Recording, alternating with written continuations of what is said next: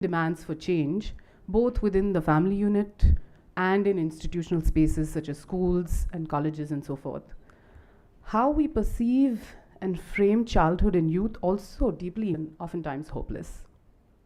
Additionally, there are structural issues of justice and equality faced by marginalized children and youth, heightened forms of gendered violence, and the lack of sustainable futures for their living.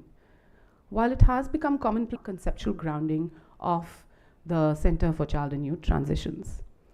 Hence, the transitions across childhood and youth will remain the key conceptual locus of how we approach our work at the center.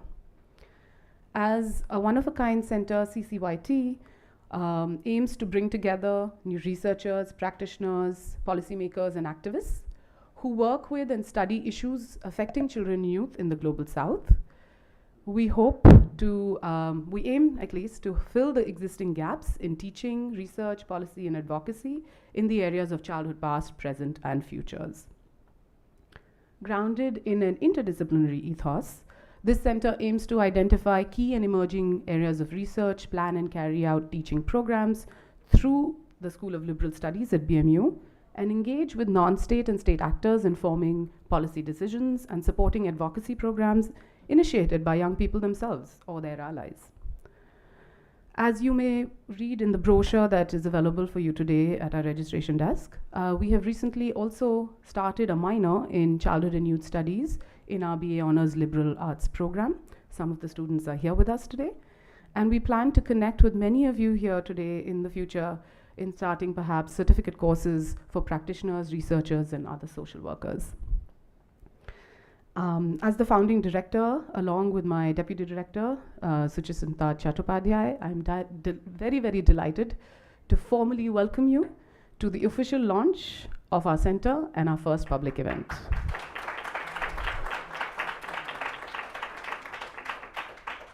This center, in many ways, has been in the making for several years through various other projects of ours and of those who have helped in the shaping of it, more of which I will say in the vote of thanks. We aim to fill this need for bringing together researchers, practitioners, and policy makers as well. And it is my humble honor and privilege to welcome you to this event today, titled Aspirations, Agency and Rights, Engaging with Childhood and Youth in India. This event is our first attempt at building a cross-disciplinary dialogue on what plagues the conditions of children and youth in India today, and what are the ways in which young people do speak up and can speak out. By inviting academics, researchers, some practitioners, we have artists and youth activists to this forum, we hope to chart new pathways for learning, knowledge production, and problem solving. With this, I open our event for today. I will request Sujeet to share the details of the day, but before that, I invite our Dean of the School of Liberal Studies to address the audience, Professor Arindam Banerjee. I request you to please take the floor.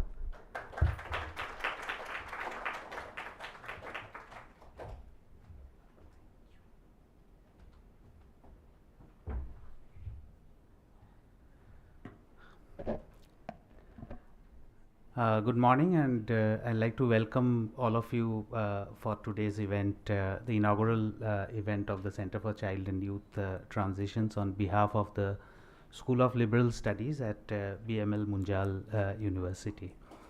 BML Munjal University was launched in 2014, and it started its journey more as professional technical university with its engineering school and its management school.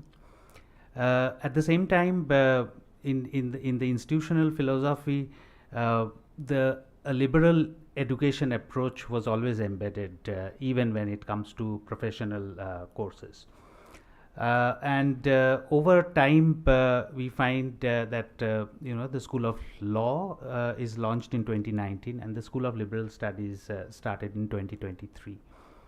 At the university, we have a continuous exercise of envisioning the interconnections between disciplines, and also investigating the continuous and driving a continuous development of pedagogy and pedagogic approaches. The School of Liberal Studies, which began in 2023, started with its flagship program in an undergraduate, 4-year undergraduate program in BA Liberal Arts. And as we started the journey, we asked a few questions to ourselves and collectively deliberated on it. The first, of course, is what does it mean to do liberal studies in a developing country context, in an Indian context? And how is it relevant in terms of where it takes our students, it shapes young lives? And we understood that there are two things that, of course, are non-negotiable. The first, when we look at some of the pressing problems, the challenges that society and civilization faces today, climate crisis, public health, and many other such environmental challenges, we recognize that it is not possible to address any of these challenges through isolated disciplinary lenses, but we necessarily need to have an interdisciplinary approach. The pandemic exposed the very many dimensions of public health, including urban designs, the status of our public health institutions, the state of research, and many other things. Similarly, the set of faculty who also constitute the School of Liberal Studies comes from their own disciplinary vantage points, but necessarily, people who are also to some extent a little unsatisfied with their own disciplinary boundaries and trying to explore knowledge in a more interdisciplinary manner. The other important aspect or thought that came up when we were designing the curriculum and our pedagogy, and therefore we tried, and it's a work in progress, that try to adopt or embed a immersive pedagogy within our curriculum, and whereby we allow ourselves to open the theoretical frameworks that have dominated our thinking for decades and ages. We have a more open approach towards harnessing the knowledge repositories that might already be there in the society, but because we have that have a constructed binary between the classroom and the field, we hardly kind of think, or we often do not think that the theory can actually emerge from the field, and it doesn't necessarily have to be closed in all its boundaries needs to be closed into a sound theory within the four walls of a classroom. As part of this, imagining the classroom or reimagining the classroom itself is also an important aspect. And the larger holistic goal of this is to create a community of scholars, both the teachers, the senior scholars, as well as the junior scholars from our undergraduate and postgraduate programs, into self-aware individuals, where they make sense of the privileges that they have, and they also make sense of the marginalizations that they might be facing, and not only about the self but also about the other. So field immersion is a very integral part of the BA Liberal Arts program, which starts and slowly builds up right from the first year. And logical culmination, what Anandini mentioned as we have a minor in child and youth cultures, and we also have another interdisciplinary minor in practical philosophy with which we are starting off. We said that it's not good enough that students do majors and then they take a residual set of courses and that becomes a default minor. But can we imagine the interdisciplinary minors, which are also immersive in nature, which engage a certain amount of credits are spent within the communities which you are studying. And these interdisciplinary immersive minors have been a logical culmination of this, the thought exercise that went into thinking about curriculum and pedagogy in the School of Liberal Studies. I would like to congratulate both Anandini and Suchismita for steering this Center for Child and Youth Transitions towards its launch. It's been, if I am not wrong, at least a couple of years or 1.5 years that we have been deliberating, several rounds of deliberations on the center. And I would also like to thank Ashwini Said for guiding us through that process, incubating the thoughts, steering that process towards what we have today at the inauguration event. Children and youth, of course, is an undeniably important issue for any society, and of course the common thinking is that we must necessarily think about our children and youth because that's the future. There is of course no disagreement with that, but I would also say that it is not only for the future that we must think about our children and youth, but we must think about our children and youth also for the present and also for the past. An imagination of a dystopic future amongst the children and youth, where there is little hope of addressing the basic needs of life as well as the emerging aspirations. There is little hope for conversations and listening around the pressing challenges, can very easily feed back into a very diminutive and a conflict-driven conception of the present, and as well as reopening the past necessarily as something that has been conflictual.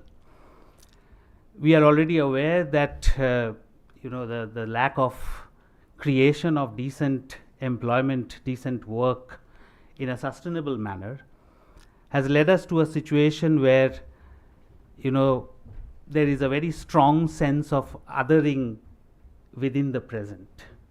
So we don't get jobs because there are other communities which take up the jobs. They might be within the country, they might be illegal immigrants. So the sheer lack of hope for decent work itself and the future can very well influence the present in which we are looking at, and can lead to reconstruction of the past, and not necessarily in ways which are very beneficial to society. Poor provisioning of basic needs, education, and dismal creation of decent work can easily turn the demographic dividend, of which we have heard about the term for a long time, into a demographic liability. The challenge of hunger and the silent violence that it causes to the cognitive development of children, primarily between the age of 0 to 6, is not a new challenge. It's been a challenge that we have inherited from the colonial times, and it's not something that has not received attention. But at the same time, when we look at recent data indicating persistence of anemia in women, which was always higher, on the higher side, but also a recent increase in anemia amongst men, including adolescent boys, kind of points towards the pervasive lack of important micronutrients in the diet of our children and youth. And this is probably kind of leading us to a gigantic health challenge, or something that's an older challenge, but it's still ever intensifying. The other very important issue that needs attention is early childhood and early childhood education. We think of education, there needs to be a rethink about education itself. Think of education as something that is necessary to shape children's mind, gear them for contributing to society and nation. But we need to pause and ask ourselves the question that what are we really doing? Are we sometimes ending up constricting creative minds to fit in as cogs in a giant machine of development? Therefore, we need to look at our school systems and understand that when we prepare our curriculums and pedagogy, and we create students. Just the other day, I received some message from my daughter's school saying that there are these various Olympiads in which students can participate, and would you like to subscribe for it? And there's a maths Olympiad, there's an English Olympiad, there's science Olympiad, and it sometimes creates a lot of doubt about the education system. Just to say that she's just entered grade 1, and we are already asking them to enter into this competitive, we are asking them to nurture that competitiveness amongst themselves and compete in various kinds of things. In the process, are we really kind of closing opportunities for the child to explore many different things which doesn't fit into the dominant narrative of development? And therefore, I think that, of course, we need to look at the very dismal situation of the public school system in the country today, where even basic training in maths, English, and other things are not available. But we probably also need to look at some of the best, the curriculum and pedagogy and practices of some of the most, the schools where the elite of our country goes. And why do we need to do that? Because, like it or not, we would have the future policymakers, the future academicians, the future politicians all coming out from many of these schools. And if you are conditioned, from the age of 5 or 6, that competitiveness and is the sole mantra of our lives, and we have to survive in this world, the policies and other things that we formulate will also kind of reflect that mindset.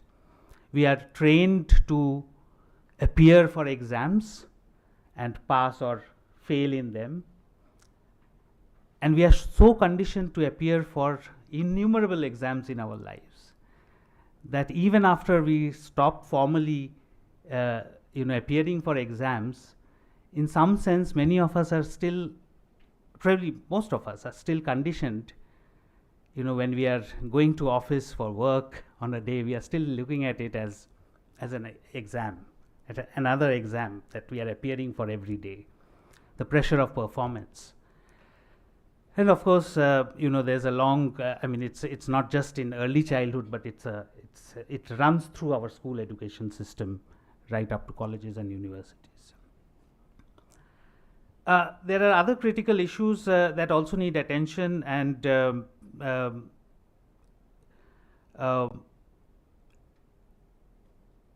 one important thing, and I'm sure there are some speakers, when I was looking at the list of abstracts, there are some speakers who are engaging with that.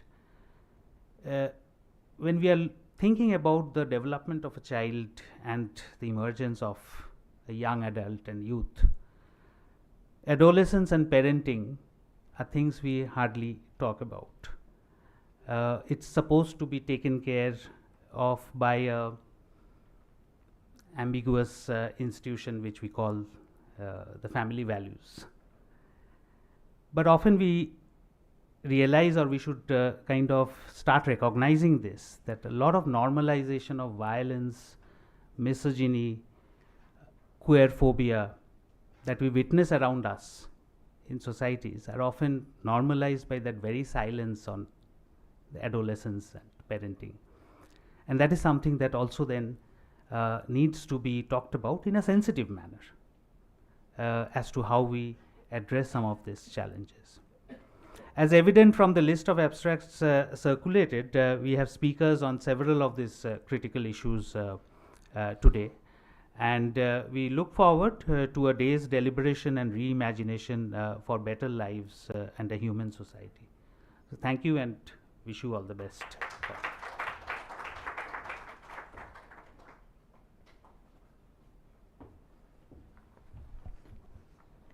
Thank you, Arindam, and thank you everyone for taking the time out to join us here on a Saturday morning to officially make the Center for Child and Youth Transitions a reality. So thank you.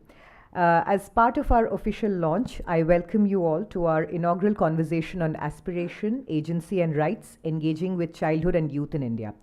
We have 2 panels and a total of 8 presentations through the day. Now, as Anandini mentioned in her inaugural address, we do not view children and youth as 2 discrete categories, but as intergenerational life forms that mutually depend on each other for their well-being and development from the perspectives of policy, infrastructure, and sustainability. Keeping this in mind, you will notice that we have not divided the panels linearly and predictably of discussing the child first and then followed by the youth. Rather, the overarching theme of our panels is grounded on the lines of discourse, voice, and agency. The first panel is a discursive commentary and provides the lay of the land in terms of the larger issues plaguing the well-being of young people. So through the presentations of Santosh, Mehrotra, Manisha, Priyam, our Maithreyi, and Prabhleen, Tuteja, we look at issues of precarity, unemployment, and the public education system, and how young people are viewed in the development agenda and pedagogy. The second panel with Sujeet, Barla, Runal, Toppo, Shantha, Sinha, Rekha, Wazir, Anurupa Roy, and Mona Mehta dwells on the voices of young people in their attempts to fashion a sense of identity and self as they navigate community practices, gender discrimination, violence, urbanization, and the neoliberal market. The panelists, with their multidisciplinary backgrounds of being academics, practitioners, and policy advisors, would also cover multiple specialities of the rural and the urban and the diverse geographies that engender young people's aspirations and their ideas of rights and agency. So once again, I would like to welcome all of you to CCYT's first ever event. We will take a short break for tea and biscuits for about 20 minutes, and then we will resume the panel at, I'm sorry, but what is the... Yeah, so we can resume our panel at 11 o'clock. Is that good? Yeah, okay. So see you all at 11 o'clock, and we have our first very exciting panel on discourse. So thank you very much.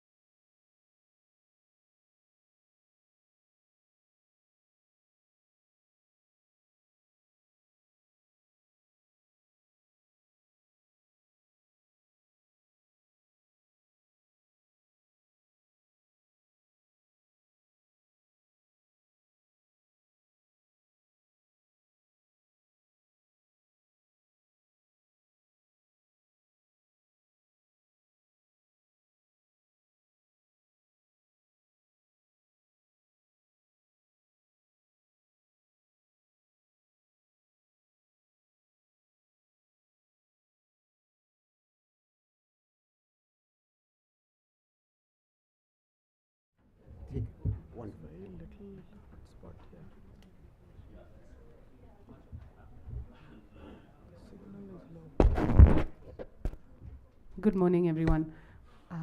Hope you're feeling fresh and awake with some tea and coffee and some sugar rush. We're going to begin our first panel, and the chair for our session is Professor Ashwini Seth.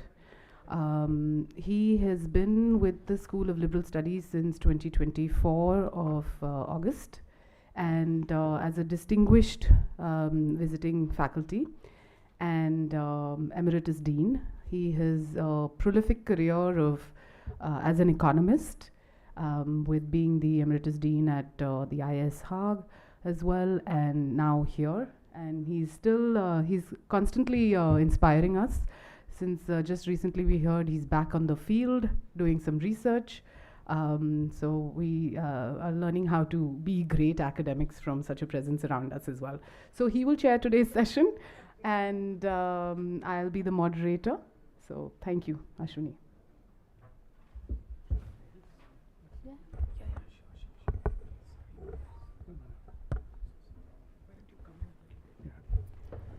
Nandini, you are going so well. Why did you stop? Okay, it's a pleasure, especially and a great privilege to be here at this first session, inaugural session. And it's also very nice to have a very eminent set of specialists and thinkers and doers.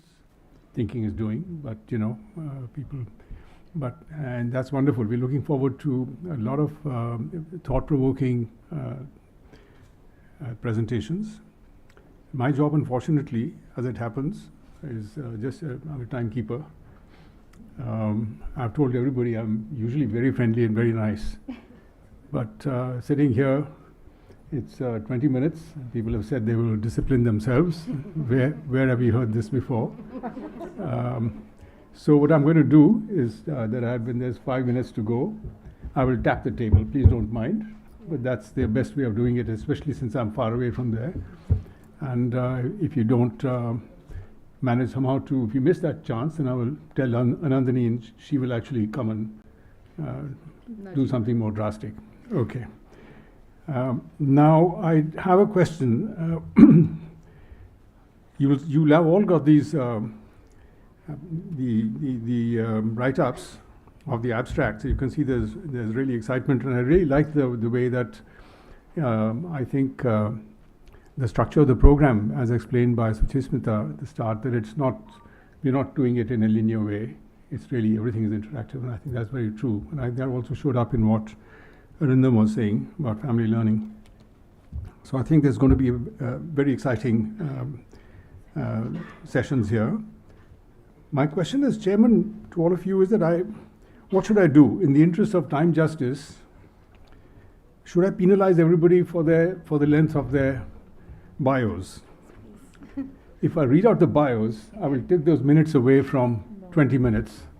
If I do that, Manisha, you'll be left with 5 minutes, because she's got such an impressive bio that I think if I read it out, you'll be. So I don't know how to introduce this. I mean, let me just say, first we have Santosh, old friend, and very, very learned human development economist. He works in so many fields, but at this time it's a major work has been on employment and labor. He's been intervening. He writes, he's a prolific writer, and something to be inspired by, that he writes in the media and intervenes in public policy debates, not just writing research papers which are published in obscure journals. I think that's most important, carrying that knowledge through into policy. And I think there's a certain passion in all his work and writing, and also in his speaking, as you will soon discover. So, I mean, he has a new school of social research, Cambridge University, 13 books, 3 with Cambridge University Press, 4 with Oxford University Press. Worked with the ILO, UNICEF. He started the program on children and so on, and 11th and 12th plans. His own. He was a lead author in various chapters. He's a professor of economics. So what else can I say? He's a director general of the National Institute for Labour Economics and Research. He was there in the Planning Commission. And संतोष को छोड़ दिया मैंने अच्छा So here we are, 11:15, bang on time, 20 minutes. If I may. It's just easier, otherwise I can sit Acha, there and do it. That's one no thing I problem. should say is his topic that he's announced is, are India's children and youth prepared to take India to Viksit Bharat by 2027? 2047. It says 2027 here, I by the know, way. in the program it does, but in my PPT it says Chalo. 47 as it should be. As it should be, ठीक है. आह्वान तो हो गया है कि 47 में हम हो जाएंगे, होंगे कि नहीं ये तो अब आप देखेंगे. अगर मैं हुआ तो 100 साल का होऊंगा. Well, thank you very much indeed for inviting me. It's a real honor and a privilege to be the opening speaker in this panel. I will follow your instructions. I've turned the stopwatch on and I'm going to sort of launch straight away into what I have to say. In answer to that question, are children and youth ready? My flat answer is no. And I'm going to spell out why. Time is running out. We think that we are a very young country, that India still has many decades to go before its demographic dividend ends. The demographic dividend comes but once in the life of a nation, and if we don't realize it, as the Chinese did, then we are done for in many ways, which we can discuss in the question and answer session if you're interested. Ours is ending in 15 years flat. So if we don't do it now, we just have run out of time. Second, I'm going to talk about children under 5 and also about, the 5 to 15-year-olds. Speak very briefly about nutrition. I will not have the time to speak about ECCE. Then turn to the youth and the economy, why India is growing fast, or is it only pretending to grow fast? Is it really? That's the question I'm asking. And why is it India not creating jobs, and what can be done? So I'll move on very quickly. First, I want you to appreciate the following. Look at the line running in the middle. That's showing the numbers of people 15 to 59-year-olds whose numbers rise all the way until 2041. If you look in the middle, there's a blue line there, 998 million, and then after that it begins to decline. What does that tell you? What that tells you is that the working age share of the population is dropping, and the absolute number of people in the working age is also dropping. You can already see in the lowest line, which is the 15 to 29-year-olds, which are the youth, that the numbers have already been dropping from about 2016. So half of our working age is already 45 or over. Half. That means in 15 years, they will all be at retirement age. Our dividend is running out. We have 15 years to realize this dividend. And we're not doing very well at it. Moving on, let's just look at children doing worse than in Africa, especially on the count of malnutrition. We've been making noises about this for 20 years. I don't think the government even recognizes this. I just fail to understand why this is not in the public discourse. Stunting in East and Southern Africa is at 31% for under 5-year-olds. In West and Central Africa, it's 32%. India is also 32%. Wasting, the contrast is very shocking. East and Southern Africa, for 5% wasting, West and Central 7%, India 19%. Congratulations. Low birth weight. East and Southern Africa 14% children, Western Africa 13%, India 27%. Even bigger congratulations. Among the 5 to 19-year-olds, 21% are malnourished in India. Compare that to ESA 10%, WCA 12%. Let's just turn very quickly to women who give birth to children. If the women are doing badly, you can imagine how the children are doing. The LBW data is already telling you how badly women are doing. Because small women have small babies. That's why our LBW is as high as it is. We don't care for our women. Generally, we care even less for our adolescent girls. So we get the LBW that we deserve. India, women, BMI, everyone knows what BMI is. If a BMI is less than 18.5, you are malnourished. In India, 15% of women. In Africa, that's 15% of women. In India, 53% of women suffer from anemia. I mean, and sorry, this is not anyway, this is BMI, forgive me for that typo. So this is a shocking state of affairs where 53% of women who are adults have a BMI of less than 18.5. Moving on very quickly, with this kind of children, you can imagine what kind of learning they are undergoing. These are very often children of first-time literacy they've experienced in their families. In other words, functionally illiterate parents are bringing up these children, and these are the children who are going to school. You can imagine how poorly they are learning, and that's why you get the results that you get in Asar. We know why we get the results, and this has been going on for 75 years. We've got the data, doing nothing about it practically. I'm going to move on because in the interest of time, let's just look at what our caring practices look like, because caring practices refer to the condition of women. What are the most important caring practices that we need to be worried about? Our babies, once they are born, are they breastfed within the first hour? I don't have the time to go into why that's necessary. Are the babies exclusively breastfed for 6 months? At 6 to 8 months, are these infants receiving, along with breast milk, semi-solid or mushy food? What does the NFHS tell us on all these counts? One, children under 3 years breastfed within the first hour was barely 25% in NFHS 4 and was 24% in NFHS 5, which is the latest data, which tells you where we are. This is for UP. I wanted to bring this out for UP in particular, but India data is also in the brackets. You can see that it's 42%. So, I mean, more than half of our children and 75% of our children in UP are not getting breastfed in the house. In other words, they don't get access to colostrum. UP children of 6 months who were exclusively breastfed rose from 42 to 60%, from NFHS 4 to 5. And that's good, but it's still well below the national average of 64%. I could go on. I won't in the interest of time. This gives you a sense of how, caring practices for our mothers and hence for our children are appalling, which is why the children are malnourished. This is not changing. And if this doesn't change, our children are obviously not ready to grow up to become workers which have the kind of productivity that India would need if they are to become productive citizens of a Vikasita Bharat. This is just telling you what the wealth and income inequality trends have been. Just look at how sharply the share of the top 10%, the red line, has gone up after about 1980 or so.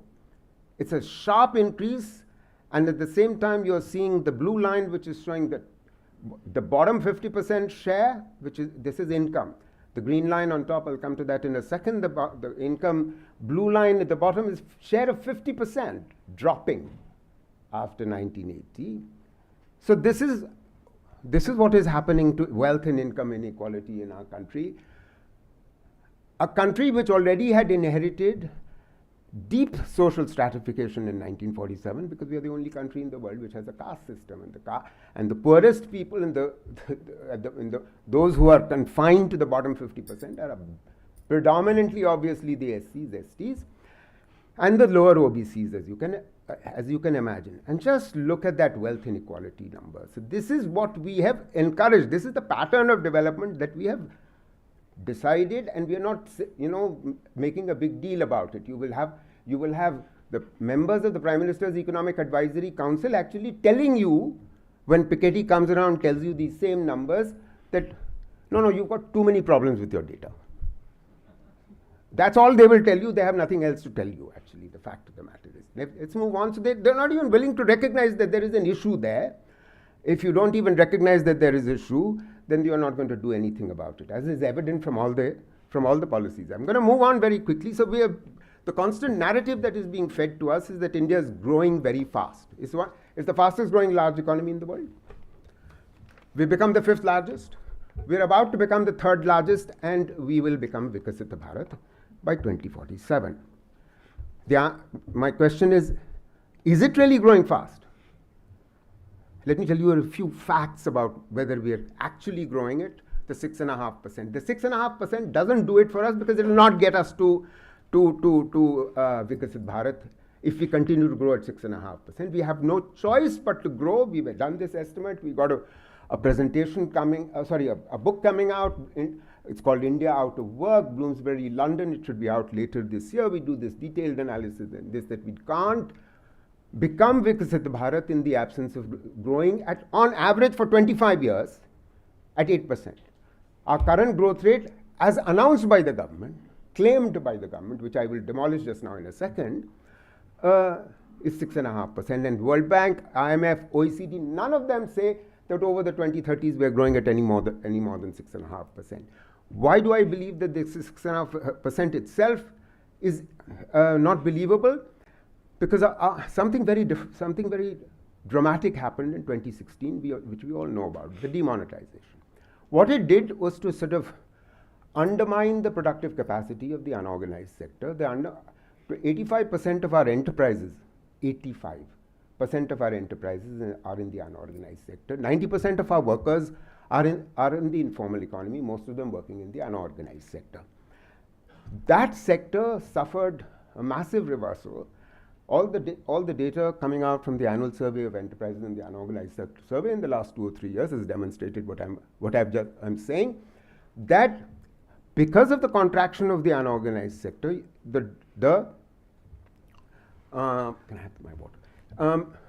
because of the contraction of the unorganized sector, we have the following situation that the CSO faces, the Central Statistical Organization.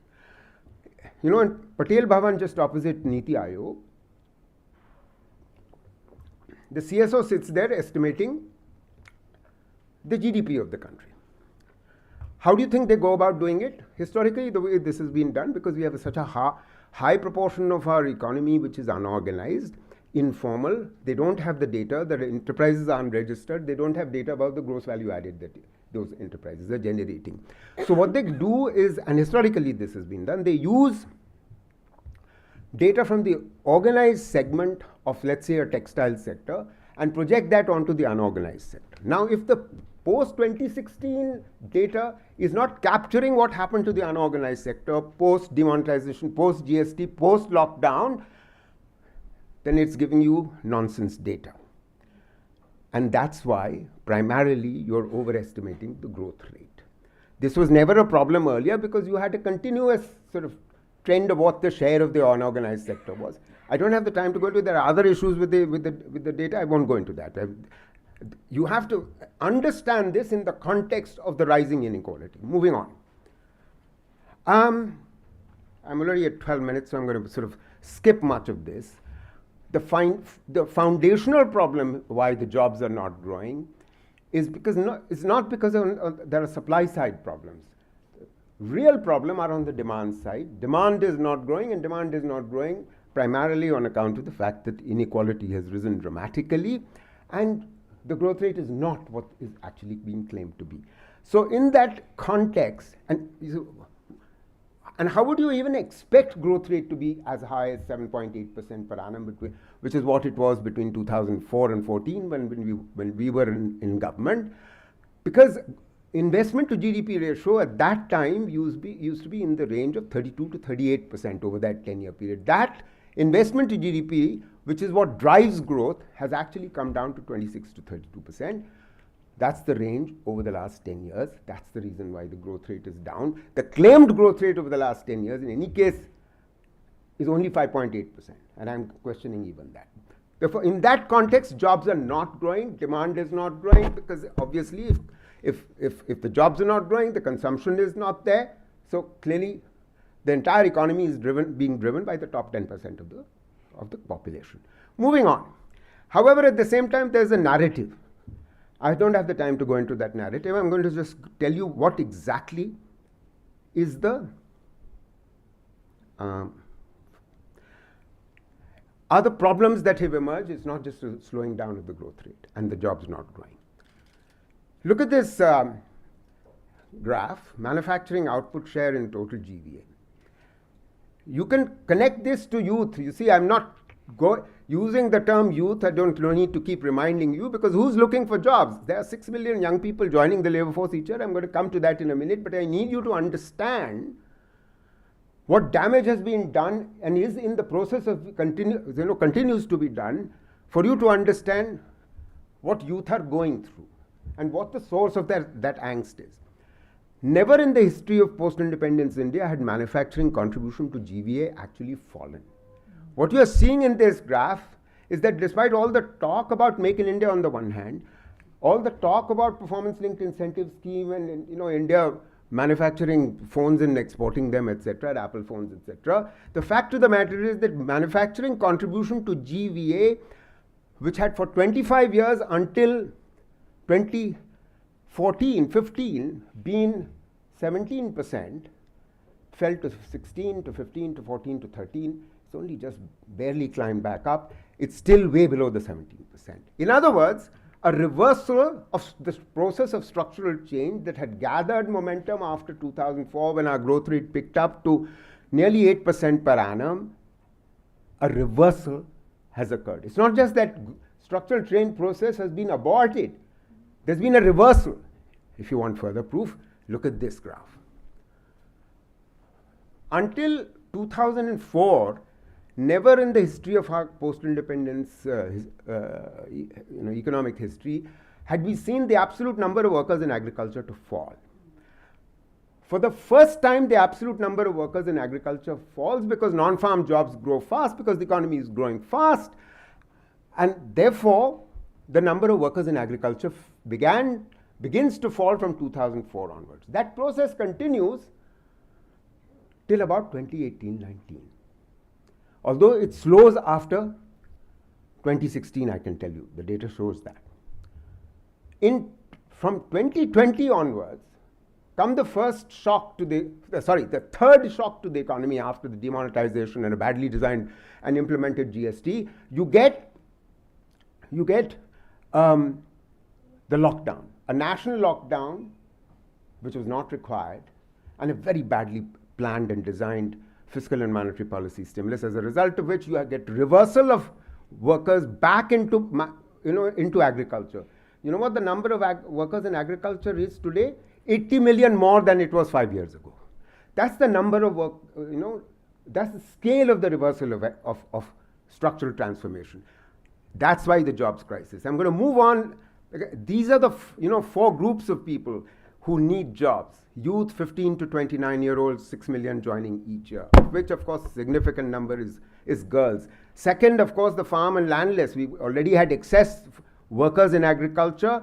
We already have added 80 million more in the last 4 years. The government claims, oh, we've created 80 million new jobs in the last 4 years. People like us turned around and said, what rubbish are you talking? How is it even humanly possible? None of the other countries do it during COVID, but you've managed to do it. Yes, because the government claims, including Sujeet Bhalla's of the world and Vishwanath Goldwar, they will tell you, oh, we've added 80 million workers in agriculture. That's work. Okay, moving on. The stock of unemployed has increased. The last number. These are all people who have to be provided jobs. Youth needs, not in education, employment, or training. These are the 15 to 29-year-olds. That number, by the way, was only 51 million, large enough in 2012. That number doubled in 17-18. It's still at 100 million. All these people have to be provided jobs, which is the reason why we are claiming that we have to grow at 8% per annum. We have to generate nothing less than 10 to 11 million new non-farm jobs each year, only half of which are being generated. I know I have 2 more minutes and I will finish. These are the youth unemployment rates. Just look at the way they peaked. I'll just point to one graduate and above. Look how it doubled from about 20% in 2012 to 22-23%. Okay? Just look at the numbers. They've shot up. This is open unemployment. This doesn't include the needs. Please try and appreciate that. This doesn't include the needs. Moving on. Unemployment for young women is even worse. You can see that from the numbers. The blue line is 2012, the red line is 2023. Moving on. I've already said this. The youth unemployed has tripled in 6 years from 2012 to 2018, and it's still double that of 10 years ago. Here are the graphs which shows the increase in the NEETs that happened between 2017, where I was showing 51 million, and those are the numbers for the most recent years. Moving on. Will I get 2 more minutes? If I can tell you what can be done very briefly, or otherwise I can stop. Up to you. No, please. Actually, let me stop. You can do it. No, take the 2 minutes. Okay, 2 minutes. I'll just then show only this slide. Yeah, what can be done very, very briefly, because there's I'll be very schematic here because this is a sort of summary slide. India in the last 30 years has never had an industrial strategy. Not since 1991. We still don't have one. Despite all the talk about Make in India, despite all the talk about PLI, etc. The East Asian success story was built upon industrial strategy. China still has an industrial policy. We don't have one for the last 35 years. How can you even begin to think about competing with them? You know, it's no longer tenable to continue to say, oh, services exports, as Raghurajan keeps saying, can actually do it for us, or what have you. If we don't have labor-intensive manufacturing focus, there is not a hope in hell. And the point is not to have PLI, which is sort of sectoral. That just doesn't do it for us. It's doing very badly. It has been pulled back. We can talk about it if you're interested. You need a horizontal industrial policy. Some of the components, let me just use my last minute or so to tell you what they are. There needs to be a new focus on 5 labor-intensive manufacturing sectors. These 5 labor-intensive manufacturing sectors are the ones which account for 50% of all manufacturing jobs. What are they? Garments, textiles, food processing, leather, footwear, and wooden furniture. These were the ones that were generating jobs between 2004 and 2014 when we were growing at that rate. Okay? We have to go back there. You've already destroyed the leather sector. Why? Because you ban cow trade. Your direct policies have attacked your manufacturing sector. So don't pretend that you are really trying to make in India. MSMEs have been attacked. I think you've already understood that from my commentary about the 3 policy-induced shocks, the demonetization, the GST, and clusters in each and every state of India. You need to support them to address their underfunding, fragmented input services problem, and the policy incoherence that exists. Education, I haven't said anything. You'll hear a lot about. I think our TYPF strategy. One last sentence. This is my closing point. Our technical and vocational education training, being as we are a Brahmanical society, our education system is also Brahmanical. That's the way it has evolved in the last 75 years. It has created a highly segmented education system, which has resulted in a highly segmented labor market with a small share of the population, the likes of you sitting in this room, who work in the formal economy. The rest of the population works in the informal economy, because we are all products of that education system that we built. The implication of that is that we've completely ignored technical and vocational education. Complete contrast to the East Asians, where they not only had an industrial policy, they had an education and a TYPF policy which was aligned to the industrial policy. I can elaborate on this because I have written papers on this. We have a skill development and TYPF policy which is supply driven, government managed, government driven, when what we need is a demand driven and employer driven TYPF policy. That's the international experience. Let me stop there. Thank you very much.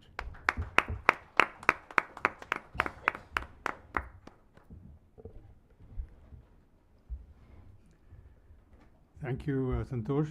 That was really very, very powerful and to the point. I have a request, if it's feasible. I think, although this is on YouTube, I think, but the slides which you have presented, the tables, they went flash past so quickly that even if you go back to the YouTube thing, you may not have time to be able to digest those.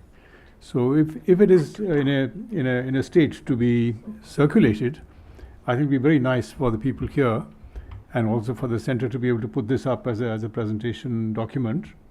But I leave that to you, whether that is feasible at this point in time or not. If it is, that would be very nice for everyone was here, because your story was compelling and very, very strong. Well, we are on to the second presentation, and it's a privilege to say something from here about Manisha Priyam, but I think most of you would know her very well from her. 2 lines, please. Only 2 lines. 2 lines. Yeah, Okay, it's 2 all lines is, then I would choose that she's been very active in working on public universities and reclaiming public universities and the states of that and policy and so on. And today's paper is picking on one aspect of that. So today she's, her presentation, she's talking about, on the basis of a long-term ethnographic account of subaltern youth's declining faith in public university system, and they're flocking to nearby coaching centers in urban gullies in Patna. So those are the 2 sentences I've picked out for you. Thank you so much. And this ties in, I think, in a way very well with Santosh, what you were saying about the question of skilling and the aspirations and what all the youth are confronted by and what futures they might have in employment. So are you, Suchi, is there, should I gab on further, or No. are you ready? We are ready. You're ready. That's good. So I'm just checking.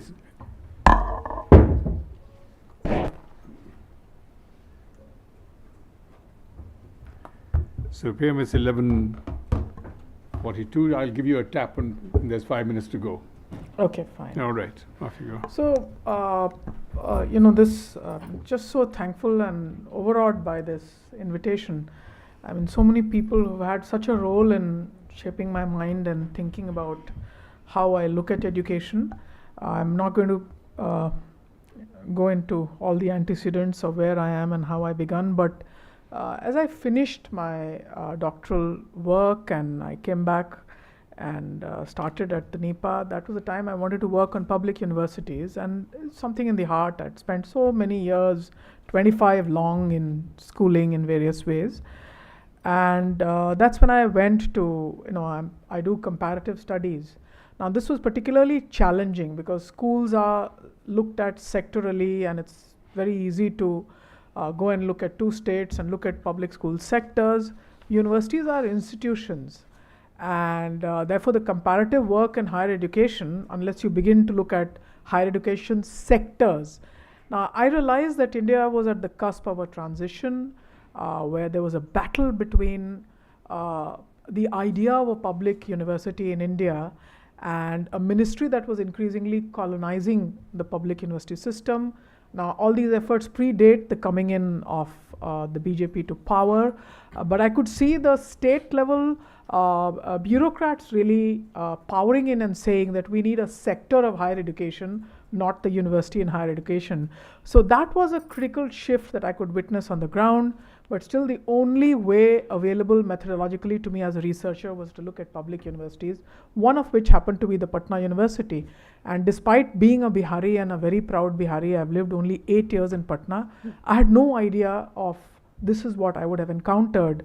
So really this is the story of an encounter and how I begin as a learner. And by this time, I had understood very much through prior methodological engagements that you need to look at schools as well as universities through the bare bodies of youth and children who come to engage with these institutions as first generation learners. So this is where we are, and these are the sightings of the university. And then the unanticipated of the university research then becomes the main body of the research, where I found our kids proliferating as children, which is a younger generation of youth, in crammed urban streets just across the public university. So that's what it is. And then after much labor from 2012 until now, this is how I'm able to still coin this, as you can see the tentativeness, when I call it the fluid geographies and precarious futures. All of this within the world that Santosh looks at in a macro frame. And what are the everyday lives of youth?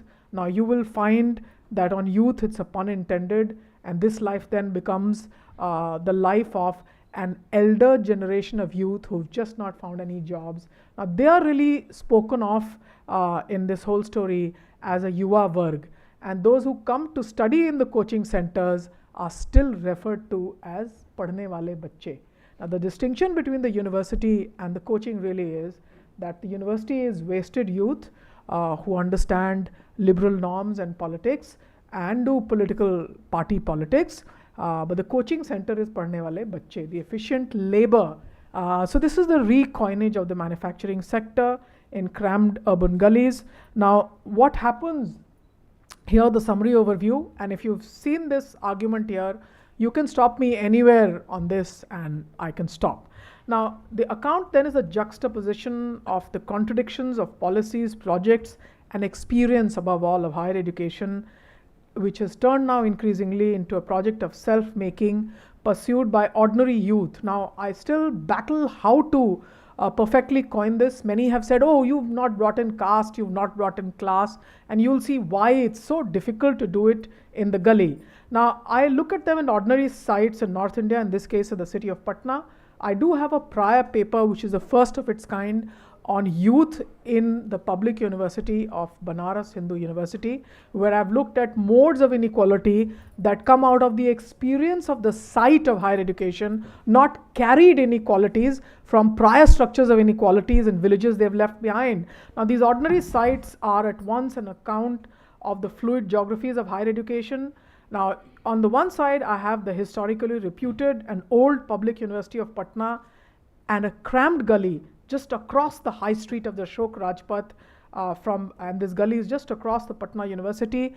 This gully was an erstwhile hart, the Musallapur hart, a trading center for paper and for vegetables, and the residence of Bengali and Muslim elite who donned the Patna University.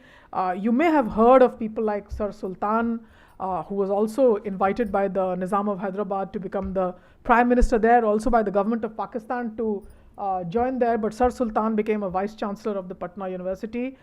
Eminent Bengali intellectuals, I will name only a few, like Jadunath Sarkar, who first opposed the formation of the Patna University but then joined its history faculty, but also Fani Bhushan Ganguly trained at Humboldt and then at the Imperial College, and then joined the Patna Science College as a principal and an eminent scientist. Now what I present here is really a palimpsest of the declining public university and state withdrawal from a promise of jobs. So what happens then can be seen in the gully. So it is in these fluid and intertwined geographies that I see that the youth are struggling to fulfill their aspirations. And what are these aspirations? These aspirations are to secure a future. Now these gullies are marked with precarity on account of the tenuous nature of shadow education that we see here. And this is the shadow education is merely offering something called promissory futures, and that's a term that I borrow from economists, but also an economist who follows the anthropological approaches to looking at futures and jobs, Beckett at Harvard. Now what is propagated in this gully is a certain kind of actually existing neoliberalism, not the grand neoliberalism that we criticize in the aggregate, but a belief by the poorest of India that individual self-efforts and private investments are the way out to secure a future. So what is then you can see that this is the gully life is a complete contrast to state policies that have viewed education as an investment in human capital in the aggregate, or human development discourses since the late 90s that have focused on developing human capabilities, the capacity to be, and you will see some dialogue I will have with the idea of freedoms as we've seen in Sen's arguments, and the promise of social justice for which the public university is a site, social justice and inclusion, the promise of public sector jobs. All of these were important elements of the architecture of India's education policy even since the 1990s, and you see all of this in the decline in the gully. Now, nobody in the gully ever talks about reservation or social justice, even though you will see the caste nature and the power nature of the gully should have, in theory at least, spoken about social justice and caste. So, this whole gully is a complete contrast, and as we see it through the experience of youth lives and ordinary youth in the pursuit of education and a secure future. Now I'm going to just one second. So the context really is that of an ascendance of a discourse of neoliberal restructuring of higher education, but a simultaneous discourse of self-making of youth. Now the youth are referred to always as Yuva Varg, a class, although it is at best an age and stage of transition, a liminal in-between category, but it's a category that is always in the making. Now, India is the hub of these changes. On the one side, we want world-class in higher education, world-class in its governance and regulation, but what is obtaining in reality for our demographic dividend, the bulge of youth, is self-making in fragments that are thriving around the public universities, and this is where our youth are. Now, what I see in the gully is as follows.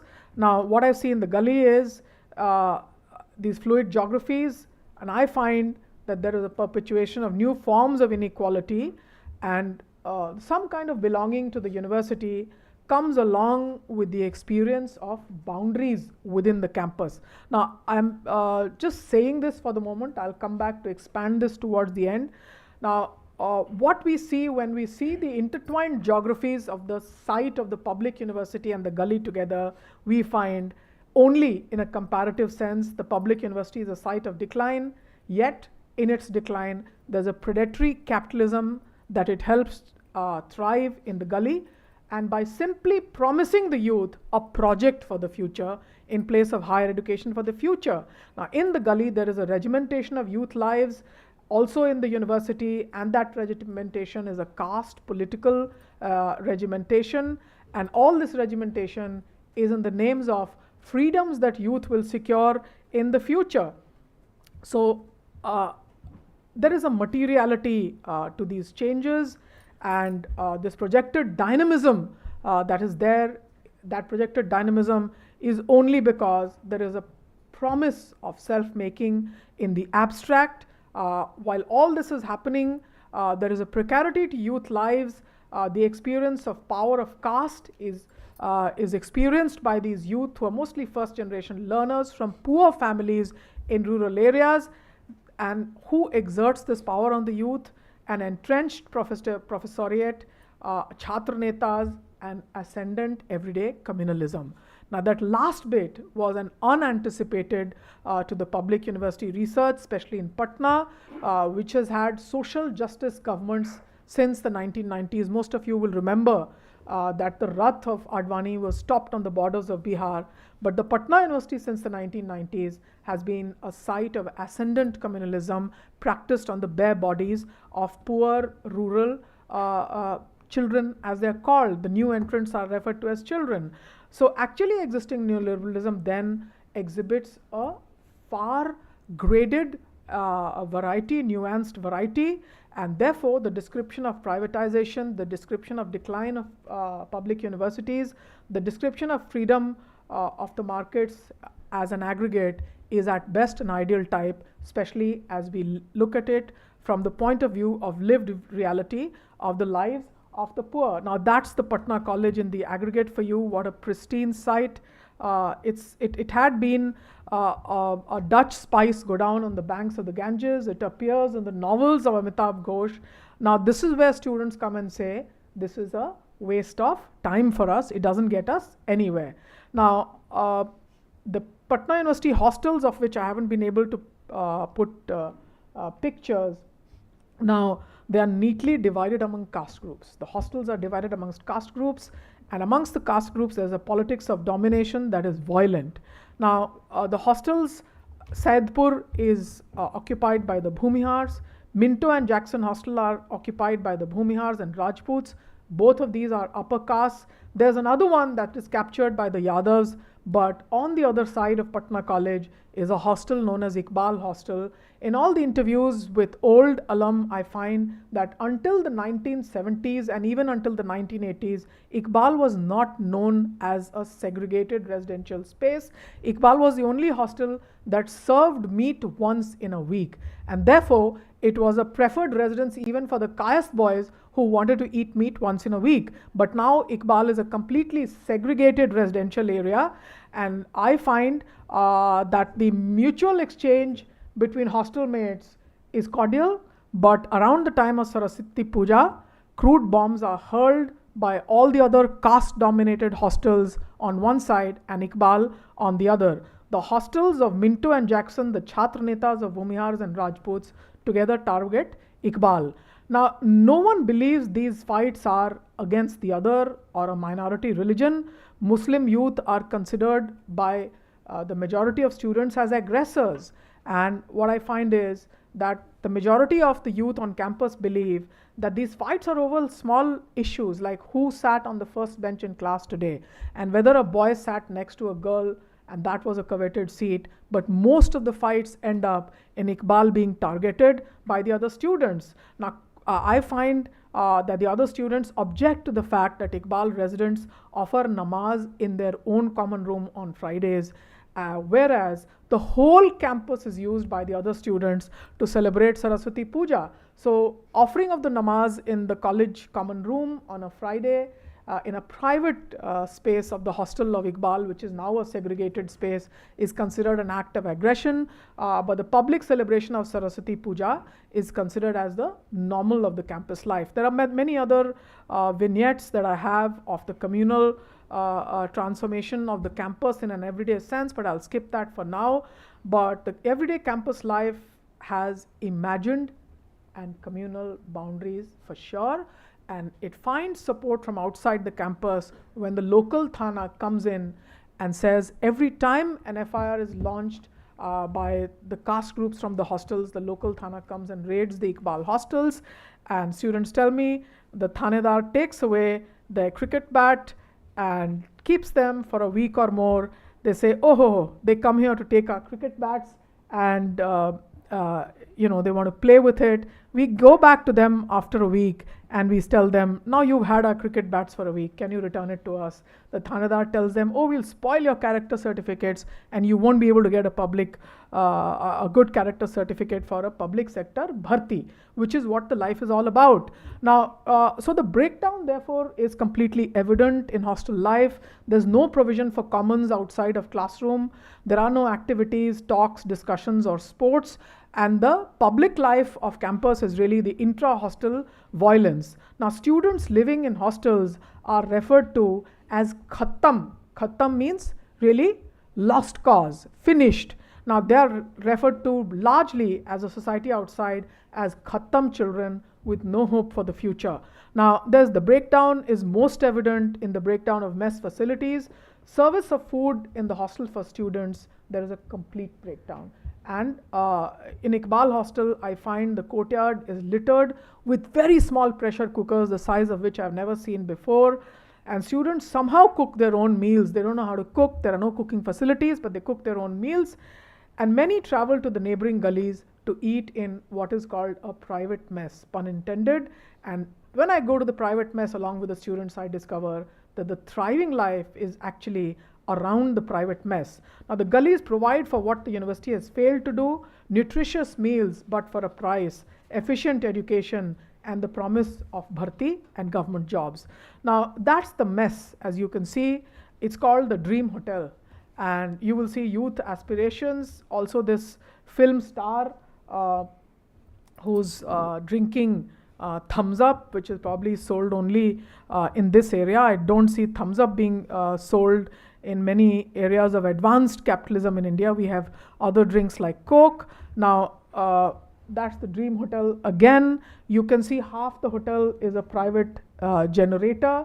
So the students are assured that while you eat your meal for a price, you'll also have the fan whirring on your head. And there's this cold drink. So the fan and the cold drink along with a meal. Now, I encounter at the private mess a student, Anant Giri, whose life I will come to, but the larger gully where this mess is located, and mess literally, is marked by, the gully has Giri and his dream. Just 1 second. Yeah, so this is, Giri is the person who I encounter in the gully, and Giri has a dream. Now, this is the boy in the blue t-shirt. Giri tells me that a thali is advertised for rupees 55, but since I eat here every day, I'm able to get it at a lower price. Now, students spend around 3,000 to 4,000 on food. Total living costs maybe around 10,000 rupees along with rent, etc. Anant Giri, and that's how students talk to you. You start doing an interview and they tell you, हमारे पास time नहीं है, क्या बात करना है आपको? So, okay, now whatever you've got to talk to me, you just talk to me in 2 seconds. And they want to understand why you are here talking to them. Now my interlocutor kind of persuades him and says, just give answers to a few questions. Then Giri tells me, मैं आपको क्यों जवाब दूं? आपका कोई किताब है क्या जो GS में चलता है? You are an academic. Do you have any book written that is used in the general studies exams for Bharti? Then he Googles my name and he says, अच्छा, हिंदी में कुछ आर्टिकल लिखे हैं, तो कुछ जवाब मैं आपको देता हूँ. Now therefore, this is how the fieldwork goes on. And then he tells me that his father works as a security guard with Adanis in Gujarat, mother is a panchayat secretary. He has lived in this gully for 7 years. And Giri has failed various exams, but he tells me his success is that in these 7 years, he's been able to make it to the level of group discussion in Air Force Bharti. Now Giri says more than lunch, he comes out for this meal in the afternoon to be able to show to the gully that he's a hard-working bacha and he's at his project, and he says last में कुछ तो निकाल लेंगे हम, 17.5 घंटा मेहनत करते हैं यहाँ हम, कुछ तो निकाल लेंगे हम कितना पढ़ने में. And then he tells me that I'm going to keep your number in my diary, and next year after I finish preparing for XYZ exams, don't worry, this number is in my diary, I'll call you next year. So that's Giri for us. Now you can also see that the gully is not without its own local history. The gully has a history, and the person in the center is Samrat Ashok. Now, away from textbooks, Ashok is being reclaimed in this gully, and for a reason, all these people, now this is taken in 2019, the person at the rightmost for me but leftmost for you, that person today has a safa and a little dadi. He's become the deputy chief minister of Bihar now. He's a BJP character called Samrat Chaudhary. His father was an erstwhile RJD leader with a very important life career in politics. He was known as a Samajwadi. Now he's a Kushwaha leader. And all of these faces that you see, Ratnesh Kushwaha, are all Kushwaha leaders.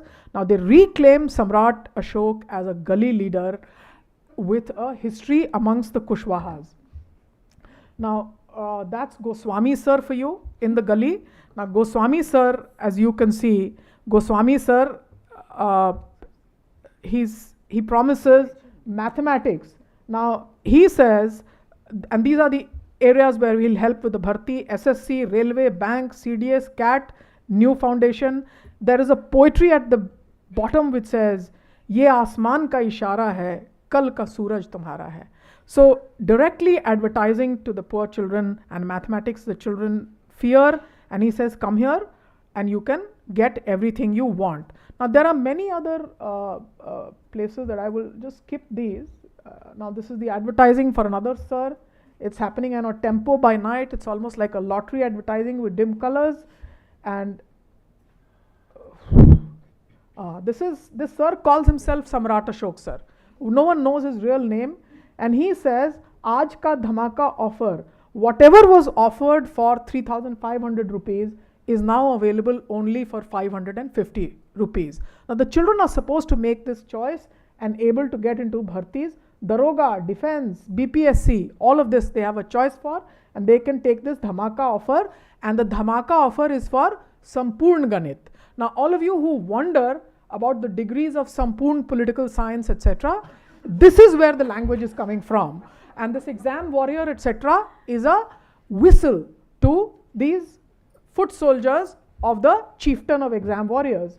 Now there's educated unemployment in the gully, and I'm going to finish with this.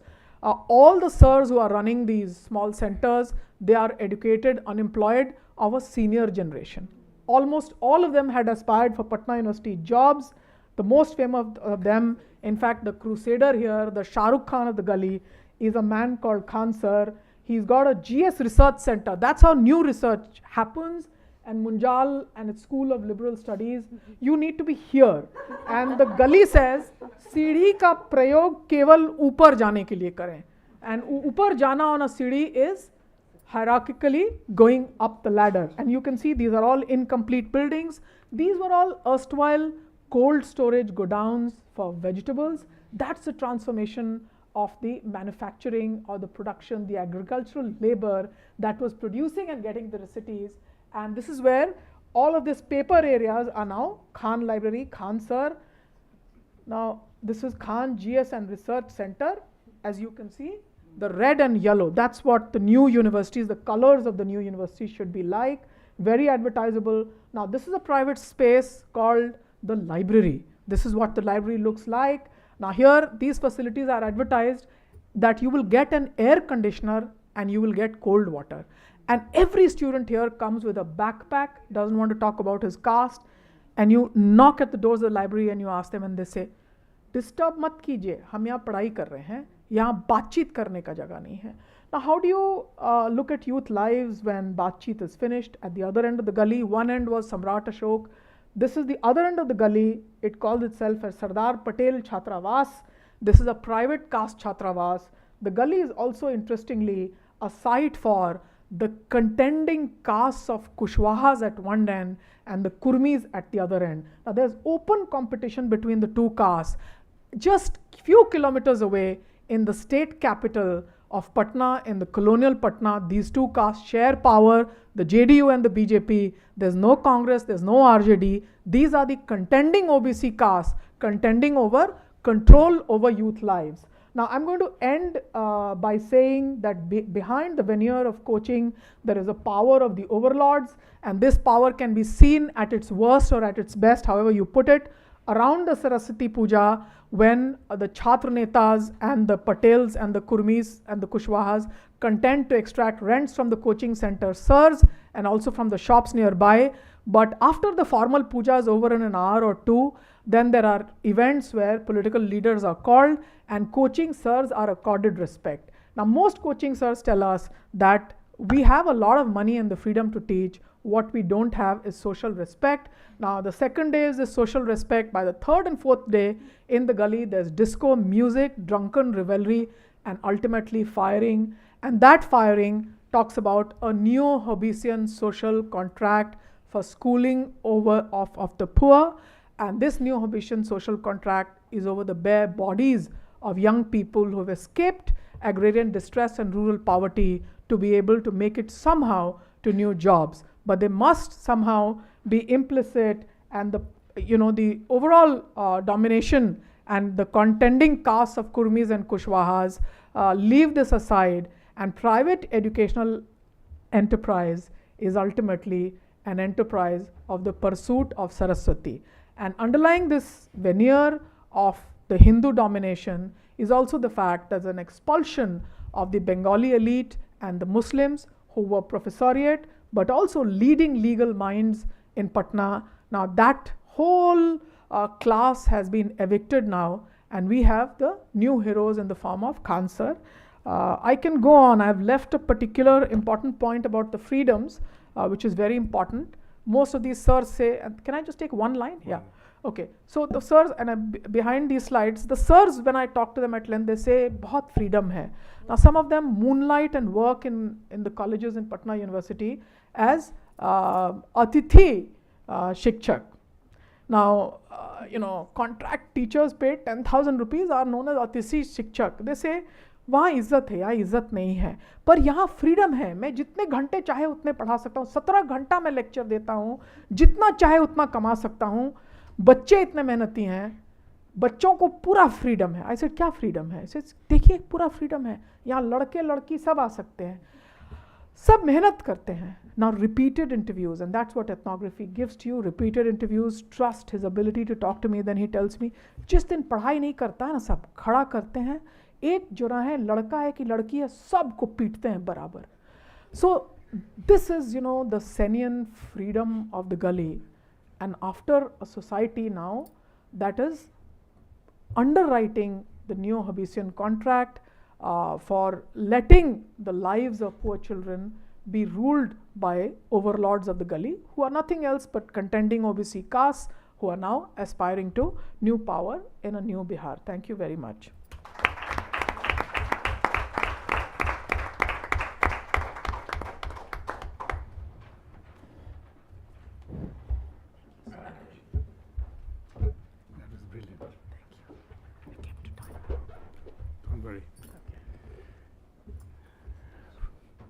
I'm catching my breath. Well, that was electric. I think if the center and Munjal and Saul's thinking of interdisciplinarity, the first two presentations have set you the real stepping stones, the two platforms for it. You had a brilliant analysis at a macroeconomic level, and you had an absolutely fantastic presentation at an anthropological level, which tells you what the demographic dividend, what the lives of youth really, you can almost feel it's palpable what was coming out. So it was really fantastic. Manisha, thank you so much. And Santosh, the two together make what shall I say, a most depressing picture. So can somebody cheer us up? I somehow don't think so, but we must try.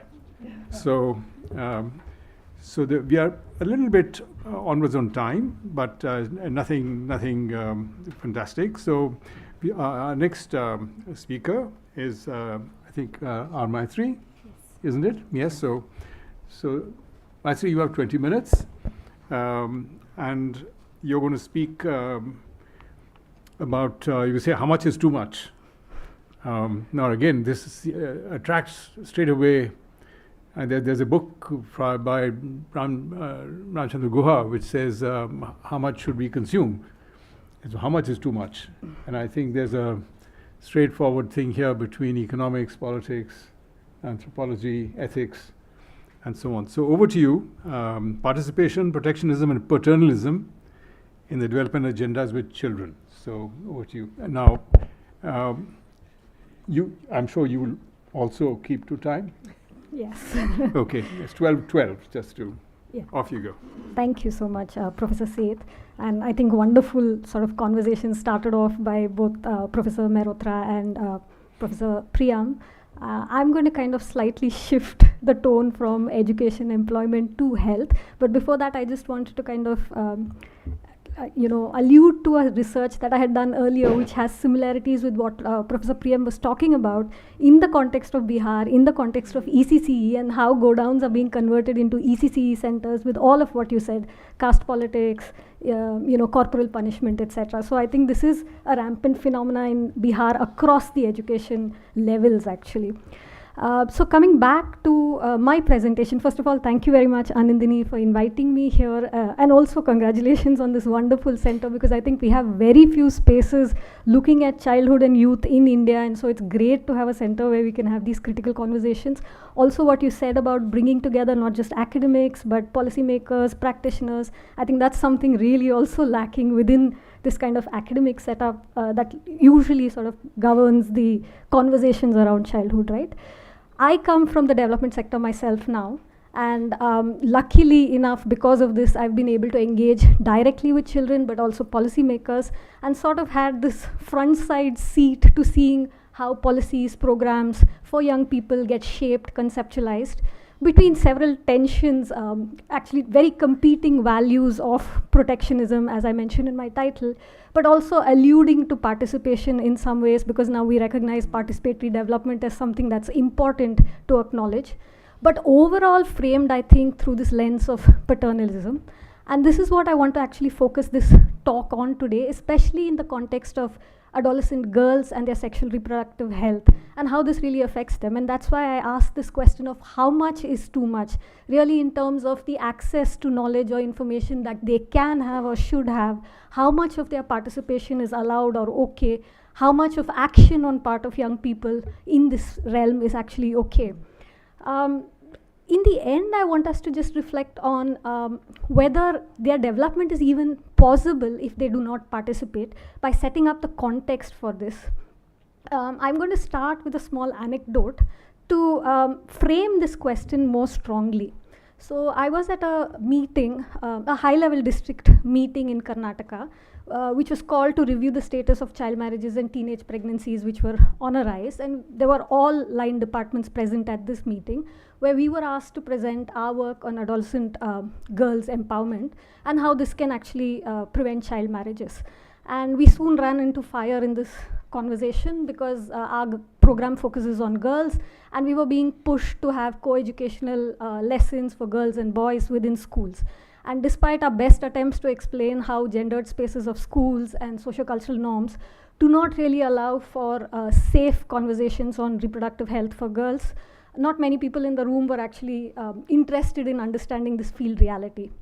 Observing this whole conversation from one end of the room were a set of girls from our program.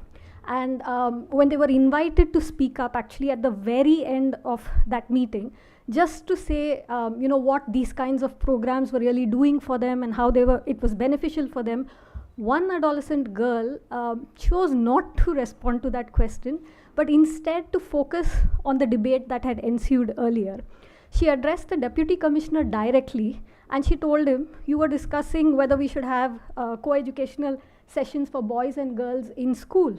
But the reality is that our teachers don't even do reproductive health sessions for us, and we are left on our own to deal with this.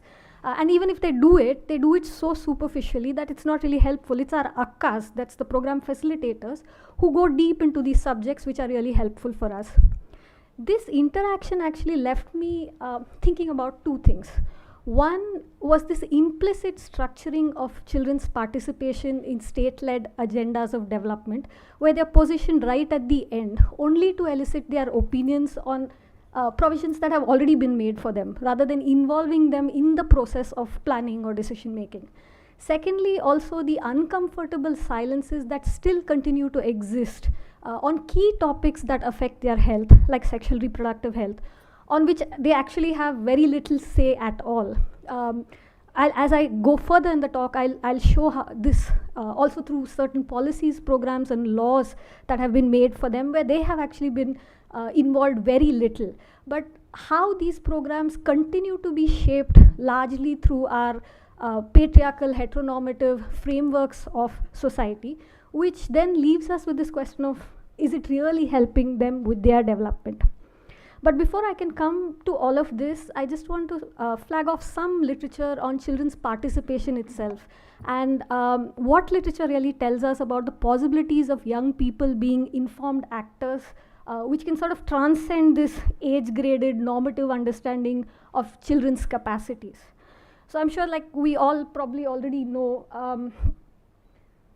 modern childhoods have been conceptualized through this lens, this affective lens of vulnerability and protection, and an evolutionary account of their development, which has of course then led the state to be able to capture childhoods in very deep ways through its many institutions of child welfare services, schools, healthcare services, judicial, legal services, and so on. But towards the 20th century, of course, we've been lucky enough to have more critical theorizations around childhood, which have insisted on looking at young people as active citizens in their own rights, who are shaping and are also being shaped by social realities. One of the outcomes of this is, of course, the kinds of novel methodologies we see today in working with children, researching children, but it has also had deep implications on policy. And an epitome of this is perhaps the UNCRC that Anandini already referred to, because I think despite its many limitations, the UNCRC for the first time acknowledged children's unalienable rights, not just to survival, development, and protection, but also to things like non-discrimination, having their best interests represented, being able to participate in the development process that affects them. And this, of course, has helped in reconfiguring state-child relationships in certain ways. But my contention, and as much literature does show, children's engagement and participation still seems to be framed largely through biosocial understandings of childhood, and also through the generational orderings of society, which kind of limit the ways in which we can imagine them to participate in these processes.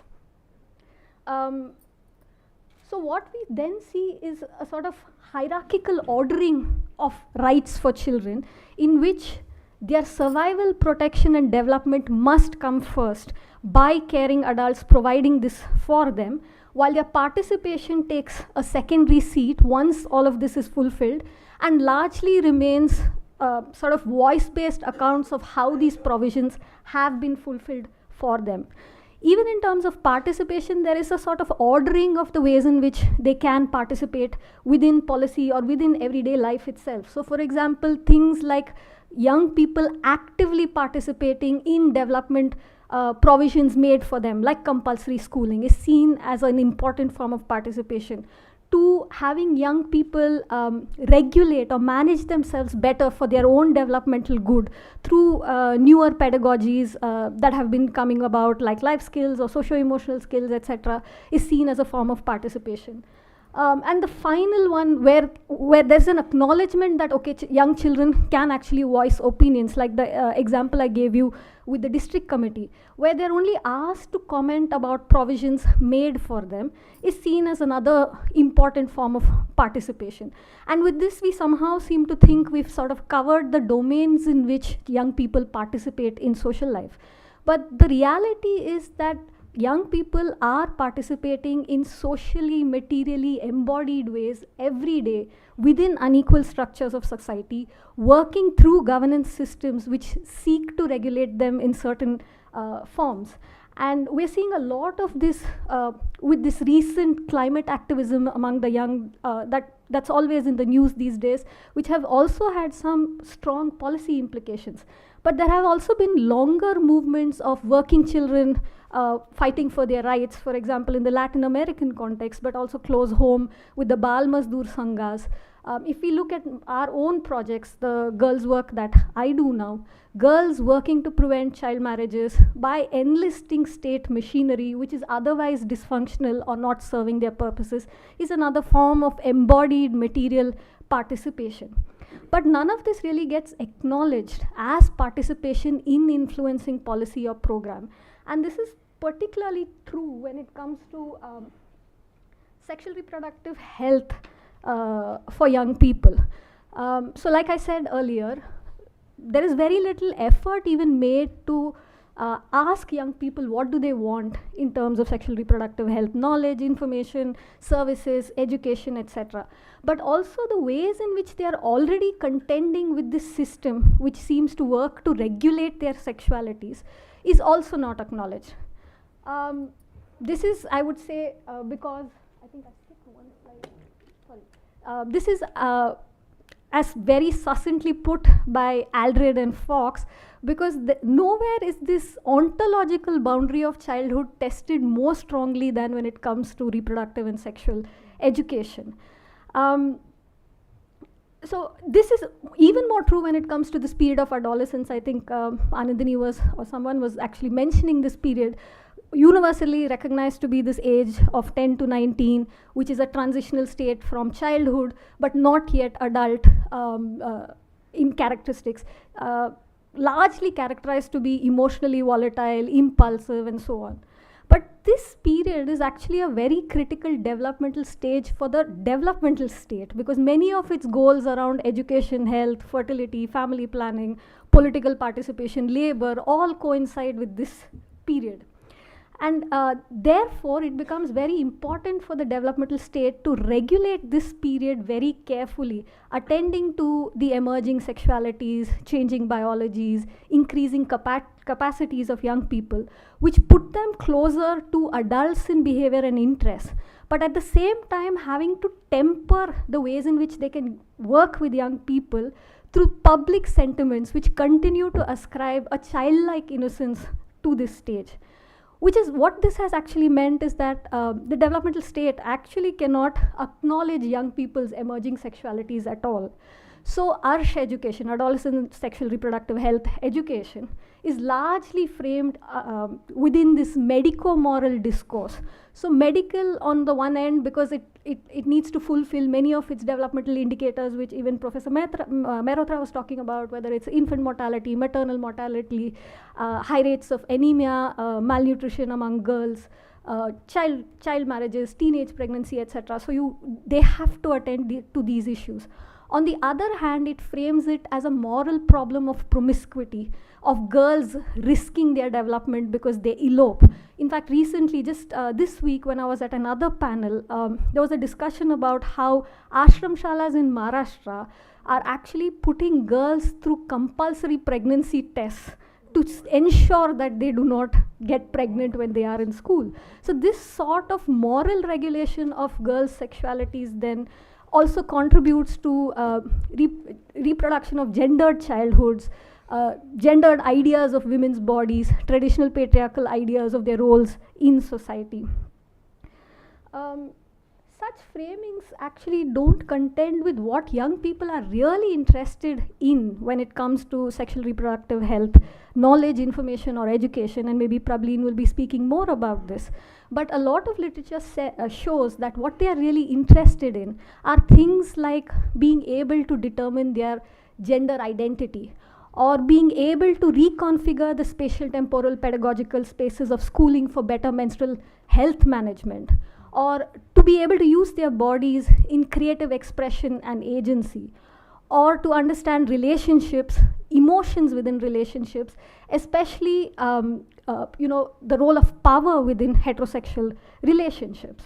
But these are things that our ARSH curriculum, ARSH policies, programs do not even attend to. And this is really also true of what's happening in India. I don't have the time again to go into the history of ARSH programming in India, but this programming largely started in the context of family planning and HIV prevention. There is enough data to show that what is happening in the context of ARSH really is out of sync with how young people are leading their lives today. Because if you look at NFHS will tell you that at least 10% of girls have had their first sexual intercourse before the age of 15. And this becomes 39% by the age of 18. Girls have a median age of sexual debut which is 6 years lower than boys. The Youth in India survey also shows that the possibility of engaging in sexual activity increases from earlier adolescence to later adolescence, but it's later adolescent girls who have lesser information on modern contraceptive methods compared to older adolescent boys. Other studies have shown how almost 81% of girls believed that they should be receiving family life education, out of which only 49% received this. In the case of boys, though age of sexual debut is late, NFHS shows that 68% have engaged in unprotected sex in the last 12 months and 4% have multiple partners. All of these activities are happening in a context of lack of knowledge about sexual health, about sexually transmitted infections, HIV, use of condoms, use of contraceptives, etc. Even if you look at the curriculum that is being planned as part of ARSH programming, there's a lot of gaps in knowledge and information for young people. For example, on puberty, on body, on conception and contraception, on healthy relationships and communication, gender identity, body images, and HIV prevention. What happens then is, in the context of lack of information through a public health or a public education system, young people are actually turning to other sources to get information on this, including programs like ours, which sometimes can be risky because not all knowledge prevalent within this larger social realm might be reliable knowledge at all. So an NGO called Tarshi, which runs sexual reproductive health helpline, has shown that out of the 60,000 calls that they have received, 33% of them are actually from people between the ages of 15 and 24, and this percentage increases to 70 when it comes to below 30. So there's a lot of need for information and lot of need for mentoring in this area, but no support at all. Compounding this issue is, of course, 3 laws that I'm going to talk about: the Child Marriage Act, POCSO, and Criminal Law Amendment Act. Again, I can't go into the history of this, and from looking at people in the audience who are shaking their head vigorously, I know like a lot of us have issues and problems with these 3 laws. But I just want to point out that what has historically happened with these 3 laws is that they have sort of conflated the age of consent with the age of marriage. I do not want to take away from the seriousness of a problem like child marriage. It does exist. It exists in the projects that I work in as well. But essentially what these 3 laws do is send this message out to young people that there is no possibility for sexual intercourse outside your traditional patriarchal caste endogamous system of family and marriage. Now, what this then means, as studies have shown and our own project experiences show, is that girls then make certain risky choices, such as eloping. And often they are navigating new relationships of intimacy and violence without social approval, without family support, and no legal recourse. This, in fact, gets even worse if the girl gets pregnant. So in this case, first of all, because you cannot acknowledge adolescent sexual activity, they have very little access to contraception. So NFHS again shows that the unmet need for contraception among girls 15 to 24 is about 18%. But once they get pregnant, because our health workers are actually the custodians of morality in society, because they come from the same milieu, they come from the same communities, they also hesitate to report these cases of pregnancies or get support, timely support, whether it's ANC registration, checkups, other forms of medical support, because the minute you register these cases, they come under these two laws, child marriage and POCSO, which means there is a danger of incarceration of everyone involved in this situation, the young male partner, the parents, larger society who's seen to be involved in this, even in the context of consensual marriages or in the context of consensual relationships. So this actually puts the girl's life at risk, and a lot of literature actually shows that laws like child marriages, instead of deterring child marriages, which continue rampantly, and we know for a fact that this number has been going up, what it is actually being used for is to control young girls' sexualities by parents who both prosecute and persecute couples, especially in the context of intercaste, interreligious marriages, therefore upholding then again your caste society, its endogamous practices, its heteronormative approach to family, to marriages, and so on. I think I can go on about these issues that occur at field because of something that has been enacted in the name of protectionism for young girls. But I just want to conclude by coming back to the question that I asked. Okay, I'm not able to change the question that I asked at the beginning about whether development for young people is even possible without their participation. Because as what I was trying to show with all the data around Arsh is, there is too much of protectionism, whereas the question we are asking is there too much of information or too much of services that we are providing which is increasing promiscuous behavior, and there is too little of participation on young people's by young people itself in shaping these policies, in shaping these programs or laws. This I want to contend actually deters from the first three principles guaranteed by UNCRC as well, the right to survival, development, protection, because as I was showing in the case of girls who might have to elope, who may get pregnant, the risk is of mortality if they do not get services in time. Again, like I showed in the case of intercaste marriages that are persecuted and prosecuted, the principle of non-discrimination is also sort of challenged by this in this context. And finally, when you think about the principle of best interest, you can really ask whose interest is this, because this is clearly the interest of your traditional patriarchal society and not necessarily the young person's interest itself. So that's why I want to leave us with this question of how much is too much, or should we critically be asking too little in the context of young people's sexual reproductive health? Thank you.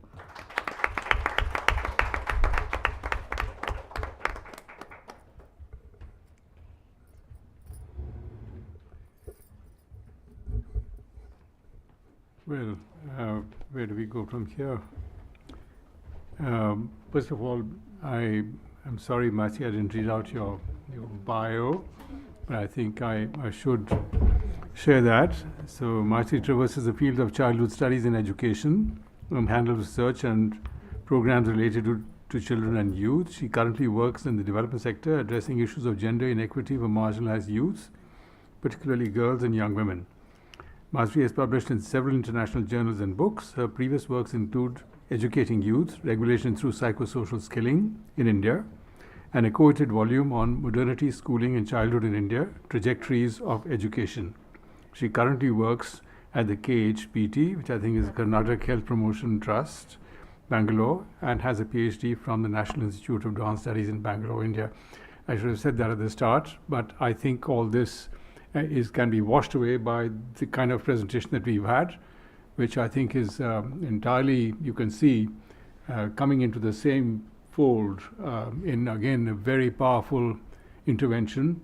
Nandini and Suchesmita, I think you have your work cut out for you in the center. You can see the kind of things, such powerful voices coming from different trajectories, all focusing on these gaps and these massive needs, which have been so powerfully emphasized now. I won't make the same mistake with Prabhleen. Tuteja. Prabhleen is a feminist social worker and social justice advocate from India, currently serving as the executive director of the YP Foundation, I think Youth Parliament Foundation. That's where a youth-led organization with over 8 years of experience. She has played a pivotal role in building platforms for young feminist organizing and movement building at both national and regional levels. Her leadership spans a range of issues, including gender-based violence, women's economic empowerment, and gender justice and advocacy. The YP Foundation has reached over 100,000 young people across India through its programs on gender, sexual and reproductive health, education and youth leadership. As part of the YP Foundation, she is also a member of the multi-stakeholder leadership group for UN Women GEF and a commitment maker for the feminist movements and leadership and the SRHR action coalitions, which I'm sure you'll tell us what SRHR is, and serves on the Beijing Plus 30 Civil Society Steering Committee for Asia and the Pacific.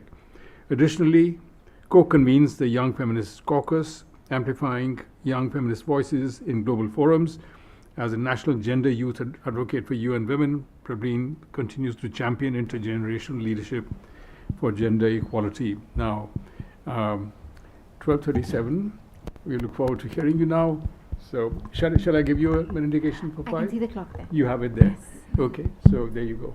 Thank you, and thank you so much. I think it's been an honor to hear the speakers ahead of me, but also a huge honor for actually sharing this space. I also come from actually a space where when we heard of school, my first reaction always was to not go to school. So I would look forward to a rainy day, and I would look forward to what our storms that did to Delhi yesterday. I was that one student who used to be happy about it because there was no reason. So of course, there's a lot of nervousness to see professors and academicians with a lot of data, because I think what I have here is experiences of young people, which informs a lot of data that's coming in. I'm also, of course, from a place of, did my master's in social work, and I remember the first time when I went back to my parents back in Chhattisgarh and said that I want to do master's in social work. My father's reaction was that, wo sab to theek hai, but padhogi kya? So from that to really coming into a space where we're talking about a school where we're specifically talking about not just the constituency, but also having that constituency start looking at some things critically, because I think that's one of the major missings now. I think a huge congratulations to the universities due here. I'm also saying this because at YP Foundation, we work a lot with students and across the spectrum of their caste and class identities. But what I'm going to bring in are 6 case scenarios here. And the first case scenario is of a university space, which we've now been working for about 3 years.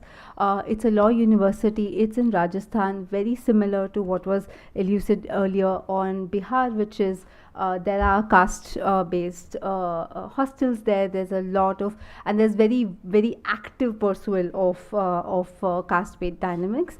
But we work with them very specifically on masculinity.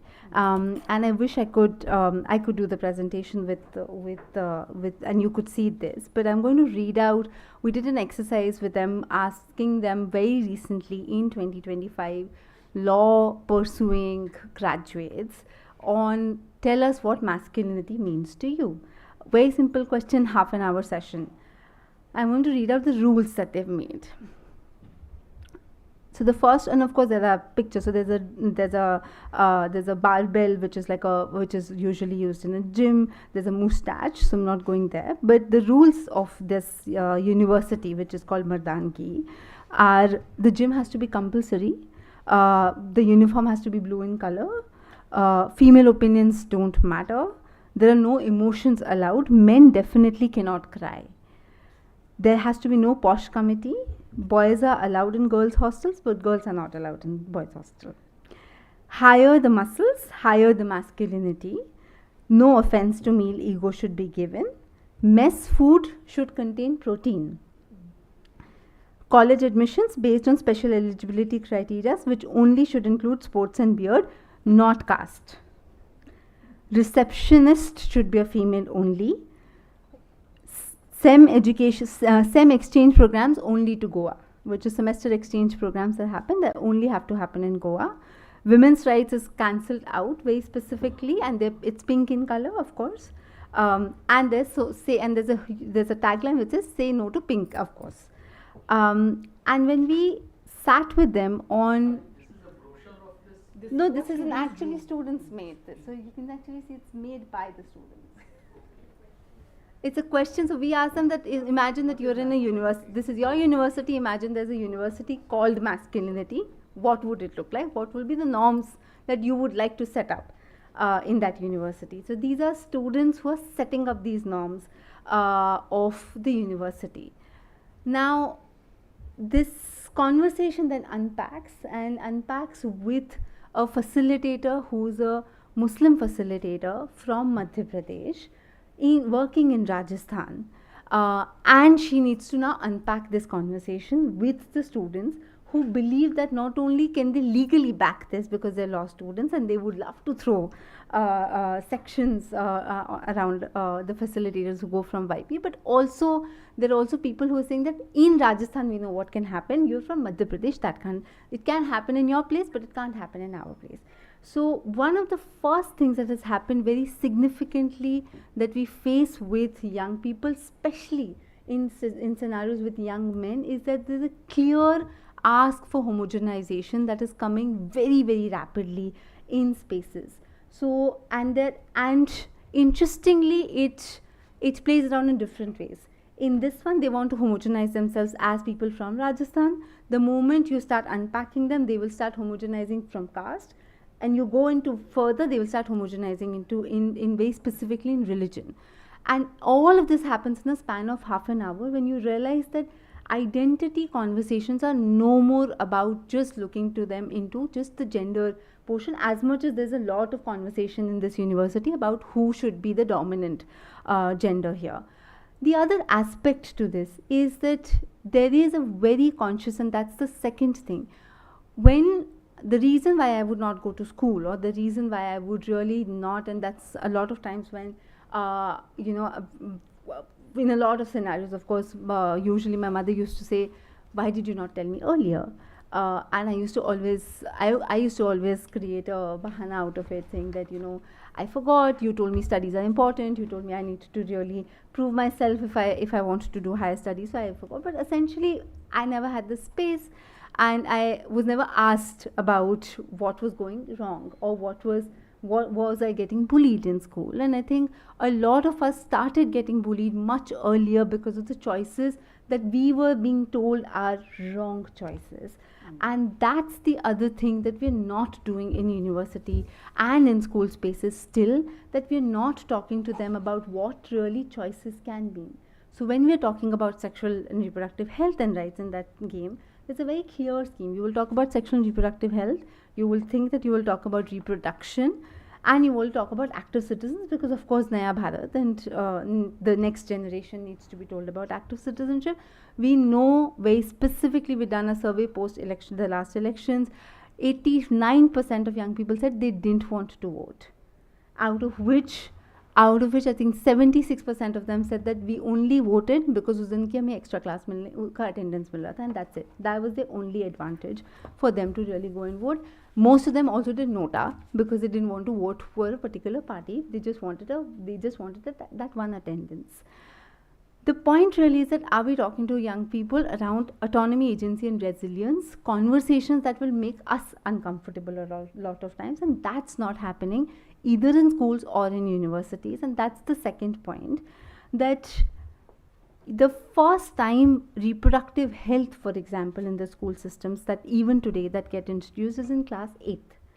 Very good, very progressive, sounds like okay fine, we're actually starting in class 8th. But class 8th talks to you about reproduction, which is sexual and asexual. You sound like, my God, they've actually arrived. They're really identifying gender identities. That's great.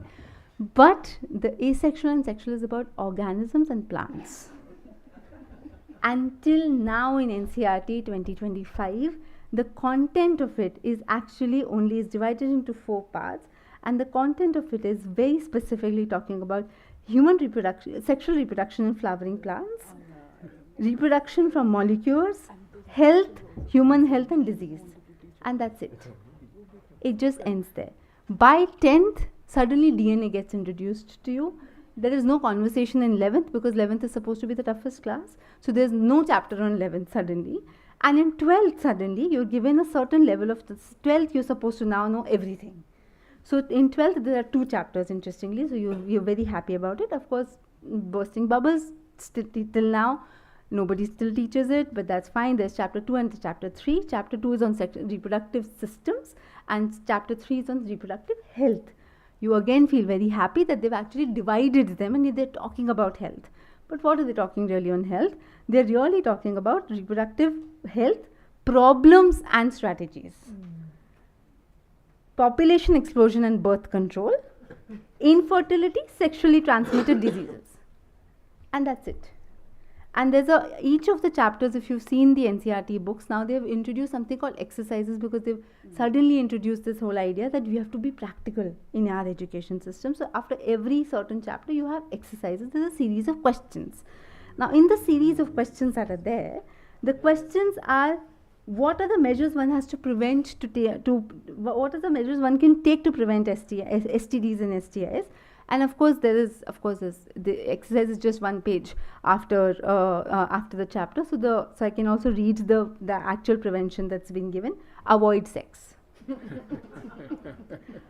Always try to not have sex with unknown partners and multiple partners. And in case of doubt, one should go to a qualified doctor for an early detection and get complete treatment if diagnosed with infection. So in this context, you want young people to not only be informed of how do they navigate relationships, you're also imagining that they've informed, and when they are in doubt, they will reach out to a doctor who is, of course, qualified, because obviously who else will give this information? This is the kind of information Google can give any one of us in 1 click. This is not something I'm going into my school books for. And of course, one of the other things that then teachers do, and a lot of times when we work with teachers, a lot of times they ask this question, you tell us everything, we understand, but ma'am, there is nobody who's not man-woman in my class. Your classes tell them to not be man and woman. So you are the one who is basically, NGO आते हैं वही उनको ऐसे खराब करते हैं, या आजकल तो movies में भी दिखाने लग गए, otherwise नहीं है. Because how else after 18 they get to know that this is about that they start expressing their gender identities. Before 18 they have they have no such knowledge. Because of the fact that, of course, in India we believe that below 18 you're asexual and post 18 you're suddenly heterosexual, with no understanding of the fact that how does reproduction has anything to do with just family planning. And that's the other thing that's happening in a lot of situations when family planning programs, which is also of course elucidated in our kitabs, because obviously in Jai Bharat, the whole idea is that what have we done so far in the country, right? And in that country what we've done is that we've introduced family programs which are very great.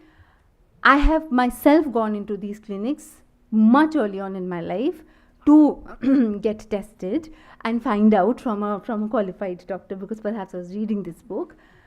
And I have gone past a series of posters, because most of the series of posters had like a married looking couple with a lot of information, yes, but I wasn't that person. So for the longest time I never read the kind of posters that were there in those hospitals, because they didn't look like me.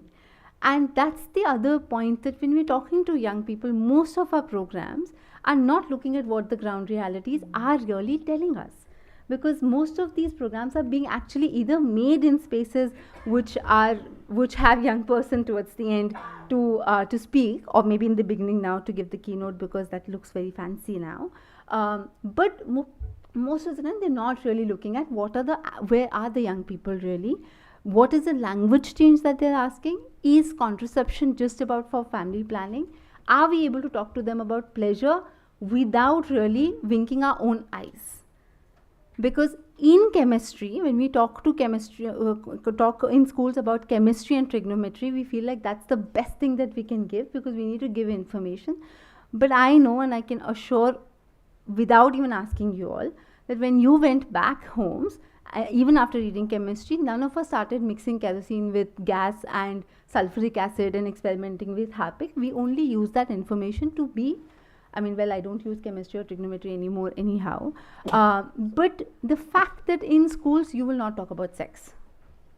The moment there's a conversation, let's talk about sex, either there's silence, or there's an idea of that we will talk about sex to reduce teenage pregnancy, and the best way to do it is abstinence. या तो बताओ ही मत, या तो ये बोलो करना नहीं है, कैसे करना है और करके अपने आप की राइट्स को कैसे जानना है, that's not the conversation we are ourselves ready to open up, whether it is our programs, whether it is the kind of content that we make, whether it is the kind of content that's getting imparted in schools and in education systems. And that's really one of the things that we need to channelize, because if all of us were to close our eyes now and see and imagine that one time when we felt safe, we will see one person with us. Imagine if that one person was absolutely missing in your life. Not only would you leave out of that one idea of that safe space, you will start functioning out of a sense of fear, which a lot of young people are today doing. Because either there's a fear of being unemployed and therefore absolutely unproductive and therefore absolutely not getting the kind of social legitimacy that is needed, or not having a relationship at a time when all my friends perhaps are having relationships, because I feel that I do not conform to the gender identities that I see are normal or are getting appreciated. Because yes, there is a legitimacy to a certain level of relationships that even today we face, whether it is marital relationships within the caste class and socioeconomic backgrounds, or whether it is within the same communities. There are levels of privileges that you get. Yeah, there's another colleague's farewell actually. What happens in situations where you have to break that, you have to break out of that space? I think that conversation of normative structures needs to start happening with young people, more specifically in the room, because not only are they looking into the norms, because they are also behaving through the norms, there are also people who are somewhere shaping the norms without really realizing how are their initiatives really looking at some of this shaping very specifically, and then of course impacting the social fabric. The last point that I want to make is around mental health and technology and overall youth participation, and this I'm going to refer to a very recent summit that we were a part of, which is the World Health Summit, which happened right in the middle of the city in Bharat Mandapam, which for various reasons it's a different space altogether now. And even if I'm not from Delhi, I still feel nostalgic about it. But I feel like the biggest thing that happened, it happened with the university partnership. There were many young people. There were young people of all grades also, in terms of first year, second year, third year. Any guesses what they were doing?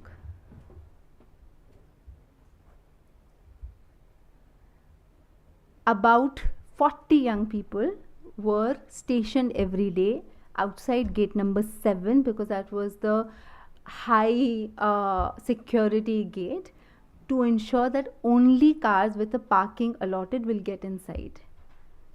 Every day there was a 40 people students group that was supposed to be stationed there. About 30 people were at the registration counter. And there were 3 registration counters, very separate, for who were speakers, who were audience, who were sponsored, who were youth delegates. Youth delegates, they had a special lanyard. Of course, you felt very happy about it. Youth delegates had a separate eating area which did not have a fan, did not have an AC, had only plates, as against the other section of the entire delegation, which, I mean, I'm not very proud of, but also for serving khichdi. But the fact that there was an entire space which was cornered off very specifically, which was not meant for young people to enter. And most importantly, you would suddenly see there are many young people in the room talking about tuberculosis, and you're getting very excited of how are young people really interested on tuberculosis, not on SRHR, when we are asking people to come on this, because this should impact them. And then very slowly we realized that one of the students says, ma'am, is wali class ke liye attendance mil rahi hai. That's where we are getting in. Nobody will come to your session, because these are the 3 rooms where we actually will get attendance. So the way we're actually also using young people is something that we need to start looking into, because we are, yes, there are demographic dividend, and absolutely what you said in the first presentation, but this demographic dividend, unless also pushed to start looking at things critically, we will have a huge population which will just follow the herd and not be actually being a lot more seen but not heard at all. And that's the most dangerous thing that we are getting into. We will have a lot of young people you will see in the room, but they will just be seen and they will not be heard, because they would not know what does their voice really mean, where do their value systems stand, and what is the impact of that value system that they can make in the policies and the programs that are meant for them. And last but not the least, there is a lot of conversation on technology. And one of the things that I would, because we spoke about helpline numbers earlier, in 2000, 2 years back, just after COVID, we were in Rajasthan, and we were working with the helpline counselors there.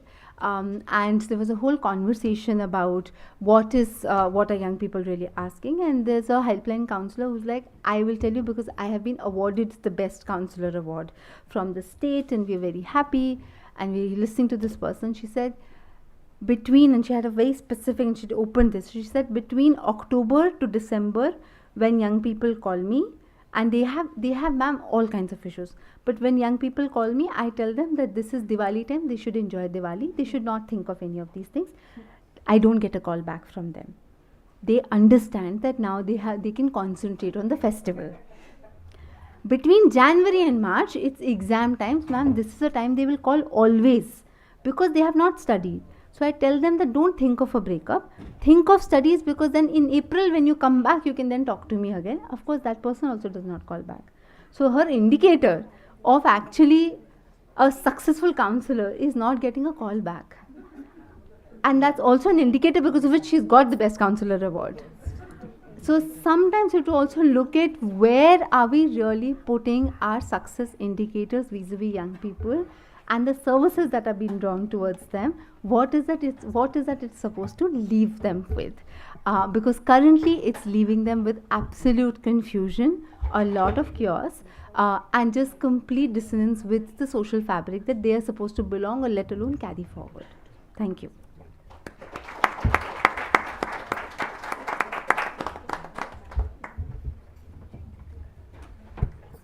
Thank you, Prabhleen. That was actually 20 minutes. Okay, so I think there must be some rescheduling of time here. So I would say that we started 15 or 20 minutes after time, and I hope they'll manage to keep the lunch warm. So we have Nandini, who's the moderator, so you'll have some comments, reaction, responses, issues to raise in a brief way, and then it's now 1, so we can stretch something to 1:20, and if you could somehow manage it in 5, then I think we have 15 minutes in which we can have at least some minimal reflection coming back from the room. Yes, and I don't know if I'll be able to give, if there are questions from the thing, then you please respond. Likewise with you, Anandini, if you can address them to specific people, and then of course I'm sure you'll respond in sound bites. So unfortunately that's the time frame. So, and conversations then continue over lunch. Anandini. Thank you. Am I audible? Yes. Yeah, great. So thanks all four of you for setting the stage for some very challenging questions for all of us to contend with. I don't want to take up too much time so that we have enough for time for the audience. So very quickly, I think Santosh shared the lay of the land in a sense on where we are today with the statistics on young people, starting from early childhood maternal health up till youth unemployment. And I was just thinking, Santosh, while you were sharing this, on the trends that have been associated with child labor in the past. Can you say something about, Michael Winers has written a lot about it, how child labor will never end in India because of the middle class, and then other scholars have talked about how, we're erasing the economic freedom of children and the contributing power that they, the social reproduction that they offer to the family unit that are suffering in poverty. So could you share some reflections on, how does this early child labor connect with youth unemployment? What is the trajectory around that from some of your experiences, if you can say something about that? Because we know demand for work exists. Manisha, you took us through some very troubling issues in such a beautiful and humorous way, making it palatable to all of us, right? We have to end up using humor to even digest some of the challenges we're living within amongst our lives today. And I was thinking about the shadow school element, right? You beautifully talked about the gully and other aspects of temporality and space. And shadow schools exist largely because of the role of parents in the futures of their young ones. So they're actually the ones who are pushing for just go to this school for attendance, but otherwise attend this academy, attend this tuition, and get into these entrance, succeed in your entrance exams. So whose interests are being met here in the work that you found? What was the role of parents in this? Like, did you talk to you about their parents? Do they intervene when they're standing in a line and getting beaten, both boys and girls, as you shared? How do we see the connection between parents and youth in Patna? For Maithreyi and Prabhleen, I think I was thinking through as you were both sharing about the challenge of participation at large that we face. And I think now more and more of us are talking about how even the most recent UNCRC is actually limited in the ways in which it imagines participation. It excludes various forms of participatory rights, such as voting rights, for instance, and that children were never part of the design of the policy. So can you sort of just say a little bit more on aspects related to, maybe Roger Hart has this ladder on participation, going from tokenism up the ladder. Have we moved beyond it? What is the situation? Where do we find spaces to make changes? Are youth or the children that you're talking to, pushing back in different ways? And I was just curious, Prabhleen, about your survey as well, where 83% said they didn't want to vote. And my experience in some of my undergrad and classes has also been that, why should we bother voting? Like there's such apathy. And does that, and I've been thinking about how perhaps that has a lot to do with the fact that we don't engage children civically from a younger age. So yeah, floor is yours. And the floor actually isn't theirs, Nandini. No, I'm going to stick to being there. If you pass it on to them at this point, I think there's no time left at all for some reflection. So if you don't mind, I'll ask for questions now or a comment, but a comment has to be very sharp, and the same with the questions, please, because you know the time frame. And then you can then come back to you very briefly, where you can also pick up Nandini's responses to you and come back together. Manisha has said that she has to be somewhere else. And I think, so I would say that I would request you to, if there's a question which you have especially for Manisha, then maybe we can start with that and you could say something about this, and then that'll be 1:15 and you could, but we don't have time till 1:15 for this, we have 10 minutes, so if there's anything specific, then we start with Manisha, then after that. But please, short, yes. I see Mona and then yourself. Okay, you have the mic, we can go in reverse. Yeah, thank you very much. I'll just try to be short. I just wanted to, my name is Anjana and I work with the youth in the space of career education, and in the past I've worked in the health and reproductive health also. So it's not a question, it is just thank you for those remarkable eye-opening statistics and presentations. More to Prabhleen and Maithreyi, my comments are that it's kind of, I'll just say 3 examples that I have noticed. I did a review of a program called Teen Clubs, which was a UNFPA project. And what we found was, there was a whole program on leadership, reproductive health and all, where the sessions for boys and girls on reproductive health and sex was organized separately, where we had local doctors. These were in multiple states in India. Local doctors were invited. And when we actually did the review, we found out that the girls were much more aware of the issues that were discussed, menstrual health, pregnancy and all. And the boys in the feedback form, they just did not seem aware at all. And when we figured out, because they said that the session on the particular session by the so-called male doctor was just happened. It was more like a surface level thing. And it seemed that the doctor was also not comfortable talking about the issues. That's one. This is of a class, rural class. Now I'll tell you one more example of, we visited California, the so-called educated class, the person who left India 30 years ago, made a remark on the dinner table, which was shocking for me. And he said that, and this is as early or as recent as 2023, said that, girls don't need protein because they don't have to work so hard. And this is an educated youth running boot ventures and remarkably those startups and all. And in my own home, I noticed that my daughter's friend who was visiting us, suddenly I get a call from her mother saying, she's got diarrhea. I was cooking a meal, a special thing that the girls wanted to eat. And I get a call that, she has to leave because she's not well, she's got diarrhea. And she suddenly left. After she left, my daughter and I noticed a drop of blood in my daughter's bathroom. The mother, and this is the so-called posh societies where we exist, was not comfortable telling me her own daughter's friends' mothers, and we are also friends, that she has started her period. So these are also the stark realities that exist as of today in the urban and rural. It's cross-sectional. So I just wanted to endorse and thank you again. This is just not a question, just a comment. Thank you so much. And thank you, BMU, for raising these. All right. Thank you.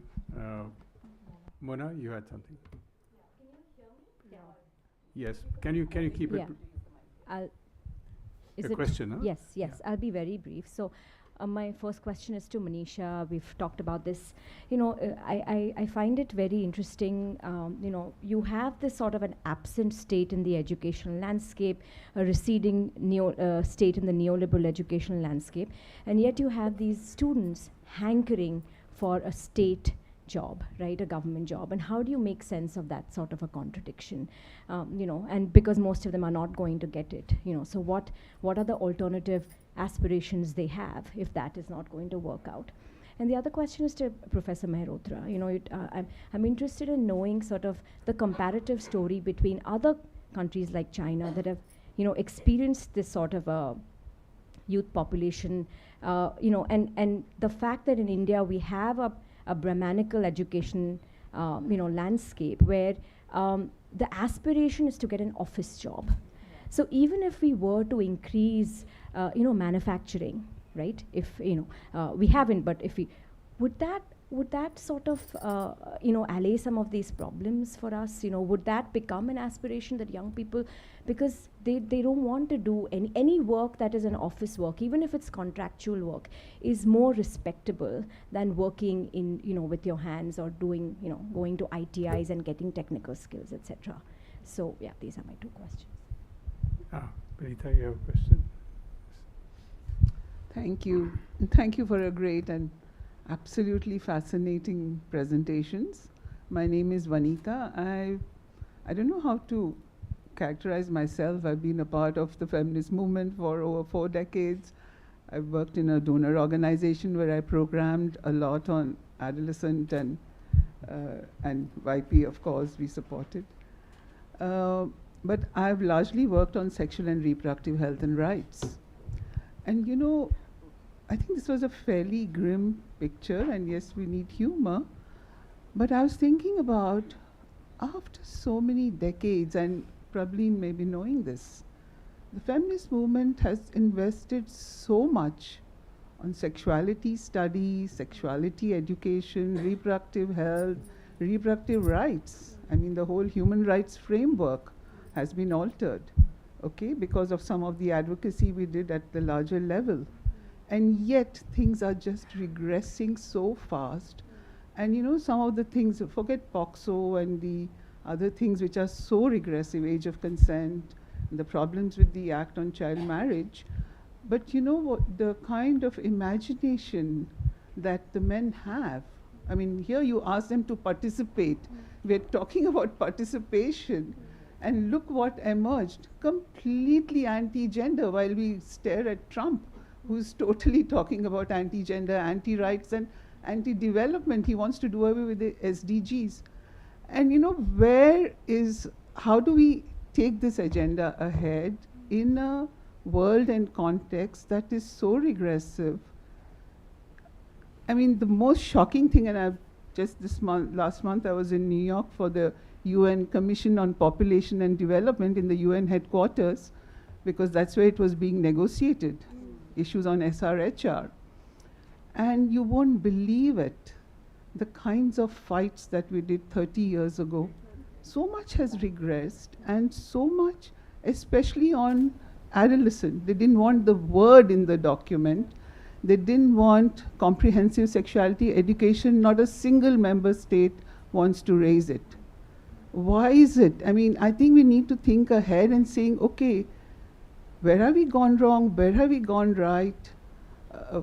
At every level, what is this regression about? This whole backslide in the positive norms of justice, right, social justice.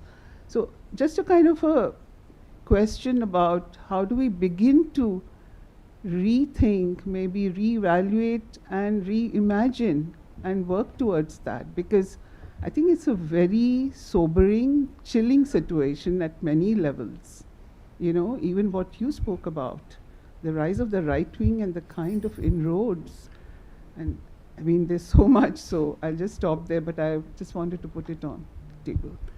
Thank you. Thank you. That's going to be the work of the center. Anybody else? No?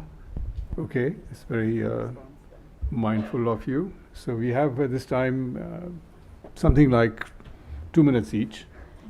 So it's a quick reflection going back, and I think, Manisha, I'll start with you. So there you go. So thank you very much. I'm just going to respond to the question, and I'm going to respond to it conceptually. And I think it responds to both what Anandani had to say and what you had to ask. I think, we are understanding of a family that sends a child to school, or a family that agrees to send a child to university or coaching. Now, here the low-cost coaching, which is very different from the high-end coaching of FITGI, Akash, etc. The wider paper talks about the distinctions of city geography. Now, the crammed urban gully is really a site of rural distress. And therefore, David Sancho's whole notion of aspirational regimes where parents are co-participants in forcing children is being replaced, where youth are now responsible for shaping their own future. The parents are absent completely for lack of any knowledge of what the city looks like, of what a future regime of jobs could look like. And the advertising, if you can see, is completely targeted to the boys themselves. Now, Anant Giri's story is remarkable. I made a reference saying father works in Adani, and I said, oh wow, Adani. And he shouted back again at me saying, you think he's an officer with Adani? He's only a security guard. And then he goes on to say, about his failure in a public university, etc. Giri's parents are not partners in his 7-year-long endeavor in the gully or the mess. He asks them for money. He assures them that I'm working for a future. That's one way. A second way is a way in which the mess, for example, I'm led to what are called private lodges, where both lodging and fooding is provided. There is no entry to anybody inside a mess. And the mess operators are basically, they belong to these two dominant castes. So party politics is here replaced completely by politics of the dominant. And these dominants are not upper caste dominants. These are OBC dominant castes that have risen on an ideology of social justice, but now want to have nothing with it. Now the parents at best call these contractors, and these contractors assure the parents, आप चिंता मत कीजिए, आपके बच्चे पढ़ाई लिखाई कर रहे हैं. So the parents are absent. The last point is really about shadow education. I think that category of shadow education and Mark Bray's work, etc., doesn't apply. These are not just test prep centers. These are centers that operate because there's a political economy of computerized testing and standardized testing, number one. It's also a political economy of leaking papers, actually. Mera itna sawal aa gaya, mera itna sawal aa gaya.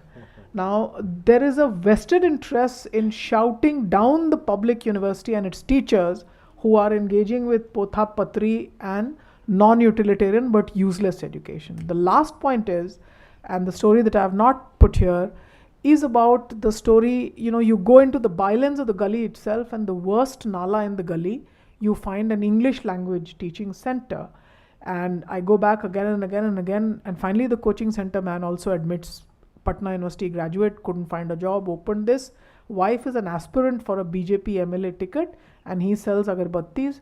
And I told him, that what English language are you teaching these children? Ek tota, anek tota, translated into English. And he said, ठीक है, fail भी कर जाएगा तो क्या है? ये तो गांव का लड़का है ना, इसको शहर में कहीं पांव घुसाने लायक हम बना रहे हैं. Now, this person is now this vast category of the OBC is actually the owner of these new forms of educational enterprise.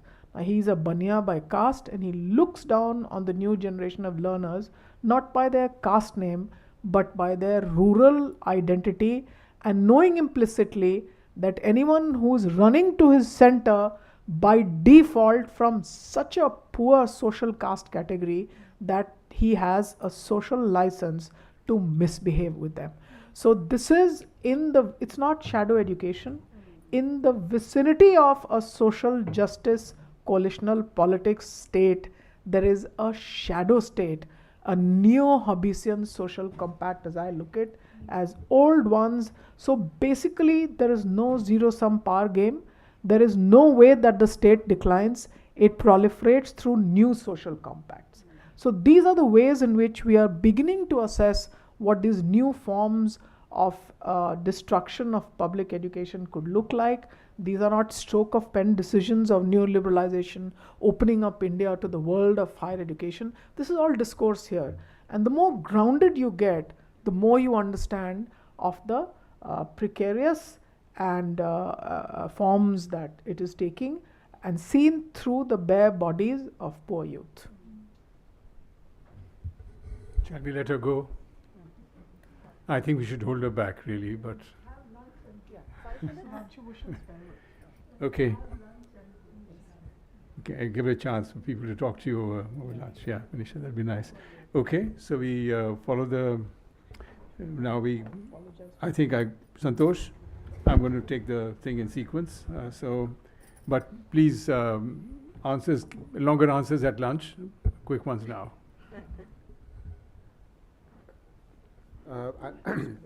Can you hear me? Thank you. Yeah. Okay, so I'll attempt to answer both Nandini as well as Mona's question. Thank you. Starting with Myron Veena. The book came out in 1991, I think. If Myron was alive and he looked back at India over the last 35 years, I think his response would be, one, some wonderful things have happened, none of which he actually expected will happen over the next 20 years, and they did. I will come back to that. And second, he would also be heartbroken, as I am. Let me explain.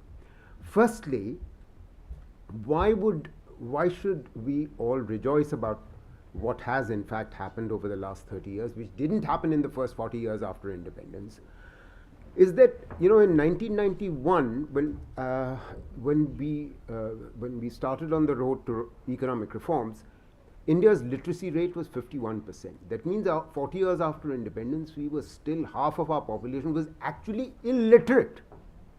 How would you expect that nation to actually embark on a path of inclusive development? However, what happened as a result of the shame that the Indian state felt at that juncture, and it was indeed shamed at that point, because the bilaterals and the multilaterals really pumped money into the Indian state. The Indian state till that time was saying, we don't need your money because we have the money to do it ourselves. But the important and interesting thing that emerged as a result of that we got a massification of school education happening from about the mid-90s to the first half of the first decade of this century. So that in 2007, finally, we got net enrollment rate of 97%. Finally, I believe 50 years too late, but nevertheless, we got there. The result of that was a dramatic fall in child labor. Dramatic. There's just no question about it. We've demonstrated this in something that you should all have a look at even now. It's still downloadable. It's called the India Human Development Report, which we did for the Planning Commission in 2011. It's published by Oxford University Press. What happened as a result of that was the following. You got massification of school education happening in the last 20 years very rapidly, so that in the year 2010, you had you had a gross enrollment ratio for 15 to 16-year-olds for secondary education of 58%, which, because of the upward pressure coming from the universalization, the massification, went from 58% to 85% in a matter of 5 years. That led to upward pressure. You got a massification of higher education, so that in 2006, higher education gross enrollment ratio was actually only 11% of the relevant age cohort of 18 to 23. In the next 10-11 years, by 2017, it had shot up to 27% on a rising base. Please try and understand the denominator was rising. What is the implication of this massification?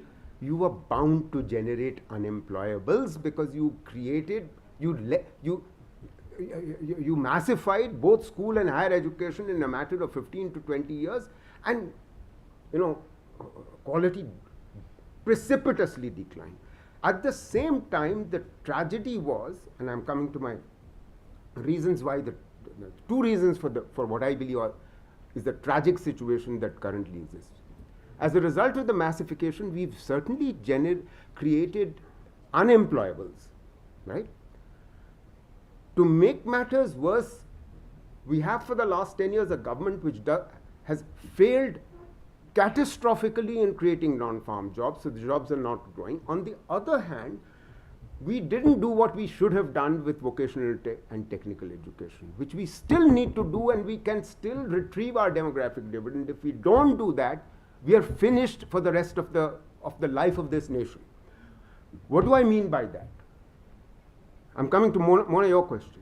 You see, you are absolutely right that TVET is not aspirational. It's not aspirational even in Germany or in China. However, what do the Chinese do? at the end of class 9, I am finishing, I assure you. At the end of class 9, all children who've completed school education, and they've all completed school education, please note, are required to take an exam. 48% of them go into TVET. Only for the remaining, 52% go into general academic education. And half of all children are being steered into a TVET, which is a TVET stream. It is not a TVET option.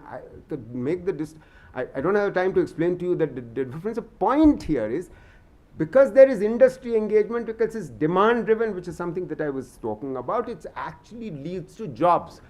Aspiration comes from quality of the TVET, and they get jobs. Otherwise, aspiration is not going to come. For the last 15 years, and I'm at my last 2 sentences, in the last 15 years, our great 2 governments that we've had have had no clue about how TVET is supposed to be organized, managed, financed. In the countries of the world which have successful TVET, which leads to jobs, the only way it's done is it's employer-driven, industry-driven, and financed by employers, not by Sarkar. What did the government do this time? In the budget of 25-26, they've increased the budget of the Ministry of Skill Development from 20,000 crores to 35,000 crores. It's an outrage, an absolute idiocy.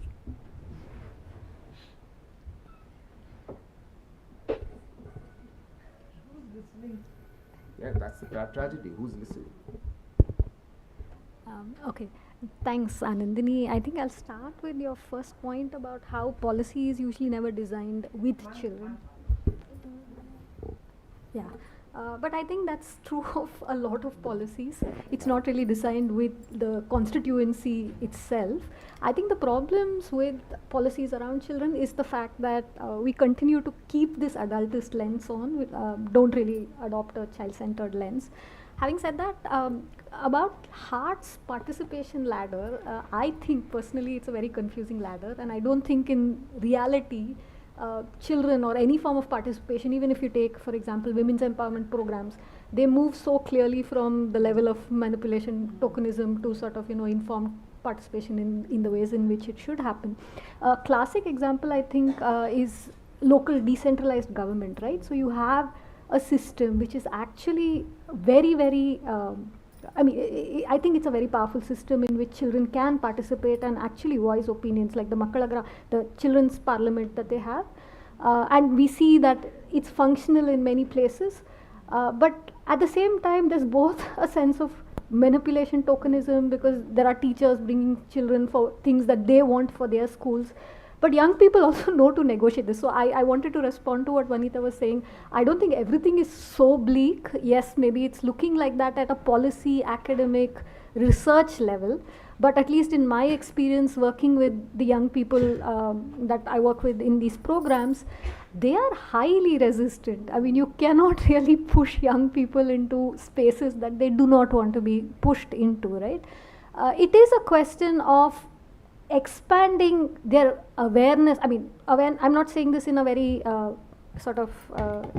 condescending manner, but the fact that access to information is a big thing, especially if you're working with marginalized rural communities. And the minute there is access to knowledge, access to awareness, the ways in which young people start participating is very, very different. So I think that is where the role of civil society organizations, along with state mechanisms that exist to enable their participation, plays a very important role. I just want to give one example and then I'll stop, of this young girl, and we were talking so much about violence and so much about intercaste violence, especially intercaste and interreligious violence. So this young girl from our own program, she had sort of moved out of she's transitioned out of the program, she's much older, she's working. She's made some very bold decisions of moving from her locality to another geography alone, etc. And then she was involved in a love affair, which clearly was not. And she is Muslim. She fell in love with an SC boy, And obviously there was this entire regulative mechanism that kicked on, especially because she moved out of her home, worked in a different place, and this whole thing happened. To the extent that it went up to the police, it went up to the Sakhi centers, because her family was trying to get her back out of this marriage and out of this relationship. But this girl just stood her ground and she said no. And ultimately, the state mechanisms, police, the Sakhi center, all of them had to just bow down to what she was saying, because she just stood resolute and said, this is my choice. I'm now adult. You cannot make decisions for me. Not to valorize, like not in this neoliberal sense of saying now young people are the change makers and they are the ones who should carry this entire burden. But I think there's a lot of potential if we do work with young people, empowering them so that they can actually be the change for the future. Yeah. 2 minutes. I'm reminded of that one, as you were explaining the ladder, I'm actually reminded of one very strong peer educator that we work with in Assam. She's fabulous. She's almost brought about, I think, currently she works with about 500 young people from her community in tea plantation area on abortion rights. And I remember we had the World Health Summit and we were trying to get her, since it's recent, that's why it's very fresh in my memory, we were trying to ask her to come into and attend this and talk about, because abortion, nobody's talking about it, it's health, you should talk about this, and you should actually also access some of these spaces. There were 3 questions, apart from this entire negotiation that went with her family. I think the 3 questions really stood out. One, her first question was, what will I wear? Her second question was, what if I'm not seen or validated enough in that? What if I don't have anything to speak? Right? And her third question was, what will I eat? And I think while we can look at participation which is more linear, and also look at participation which is more in the form of numbers, what young people are asking is much more, which is basically challenging how structures and spaces are getting created. And in that design, are we changing the design? Unless we're changing that design of how spaces are getting created, we will leave some young people definitely out. Perhaps especially those young people who otherwise are leaders, are really mobilizing on issues which are absolutely very, very critical, but also very, very challenging to talk in the communities, but they're not in some of these rooms. And I think how we're structuring our platforms where we want young people to participate needs to be really rethought on the principles, because that's how we will change the dynamics or their levels of participation. The second thing, which is what Vanita, you asked, and I know that you and I have also had a similar conversation a couple of months back when we were doing the whole conversation on Beijing Plus 30, and while I also agree with you in terms of, is everything so bleak?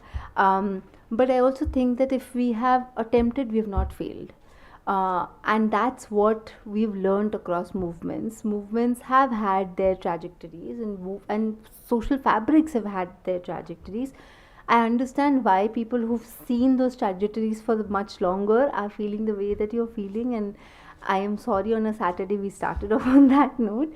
But we also know that, yes, there's a reality that we're pushing the boundaries, but there's also a reality as a civic space. We've held lines during a pandemic and we've come back, and now we're challenging the way social fabric is now getting recreated, because there is informed choice conversation, but the real challenge that we need to start looking at is amplification of what kind of information we want to give to young people, because today the politicians are talking our language. There's a whole page on women's empowerment on even Adani's foundation.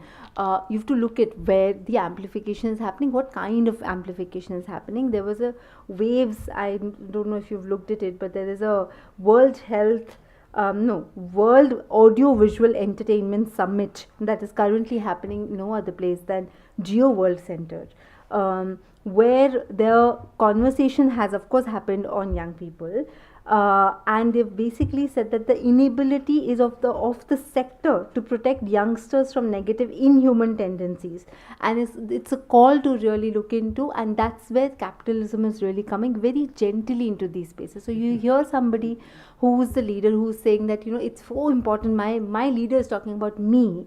But the challenge is it's also talking about me who needs to be only seen and blindfolded in a certain way.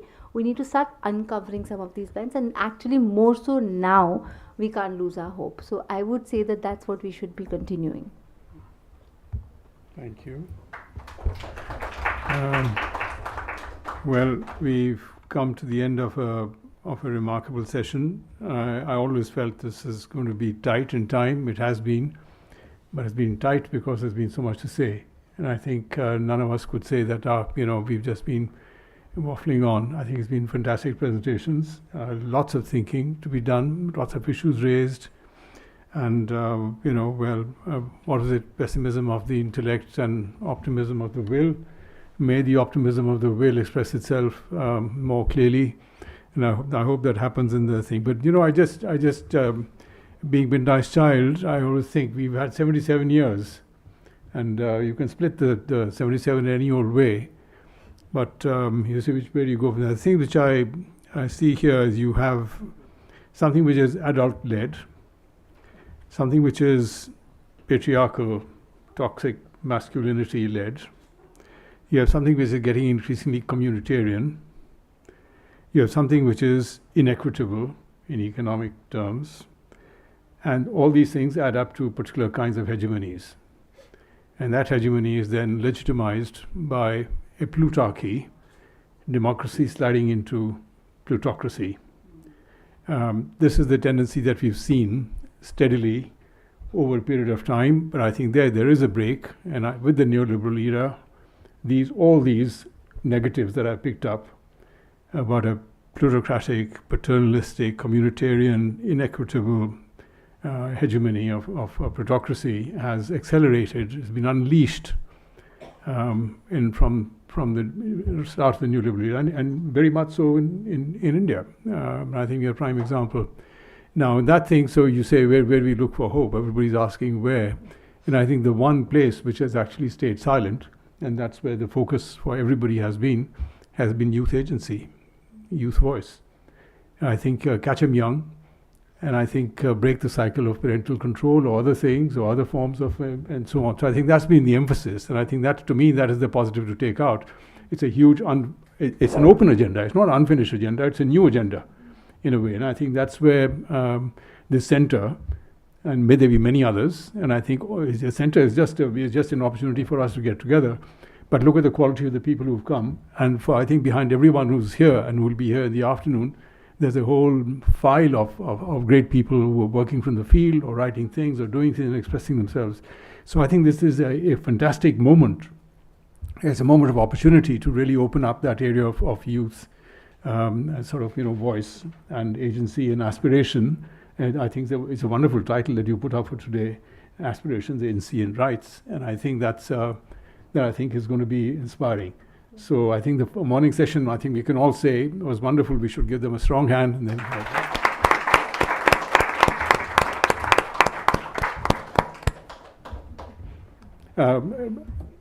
Suchi, would you like to say when we assemble again? Oh. Before that, I would also like to request Angel to hand out a small token of appreciation on behalf of CCYT and School of Liberal Studies to our speakers.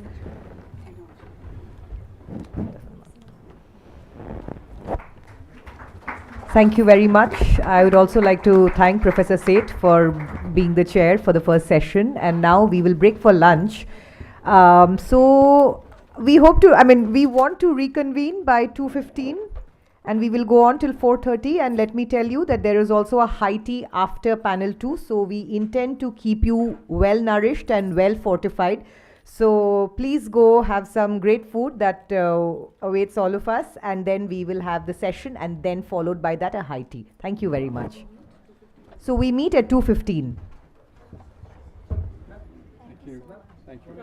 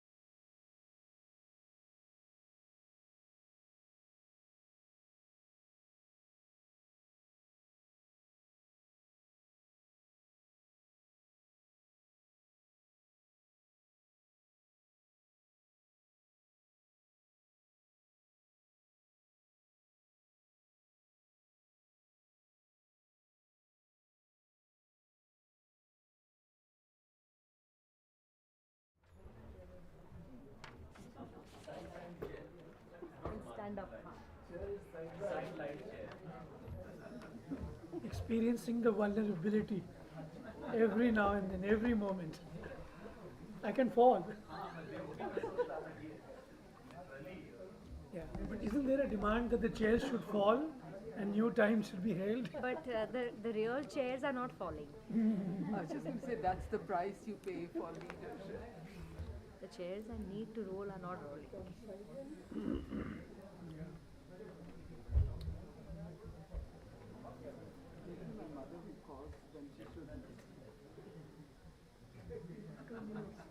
Yeah, we have 2 minutes, yes.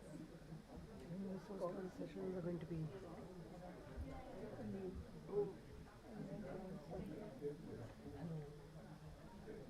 Anurupa.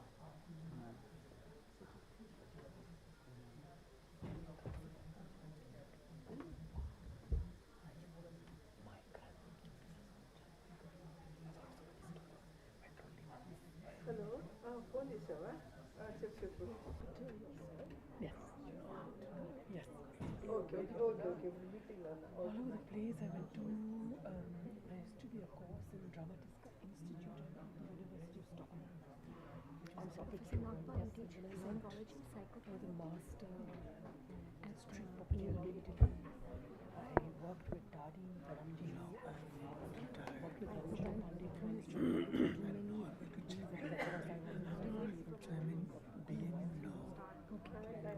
Trying to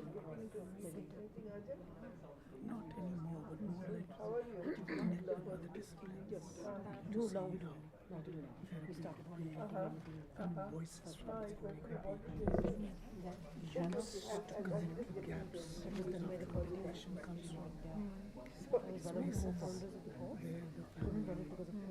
work institutions, school, they cannot meet. Then the patient grows and comes to the therapist. And therapist is only recognize the patient.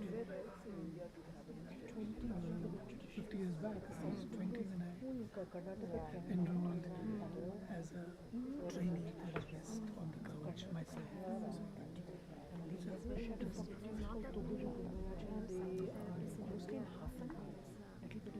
Every therapist is trained.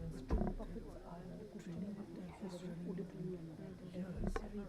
of A very good afternoon to all of you, and I hope all of you are now well fortified before we begin the next session. So the second session, so we've had a very exciting morning session, which was all about, in some ways, giving out a lay of the land and having a discursive engagement with what is the status in terms of children and youth today.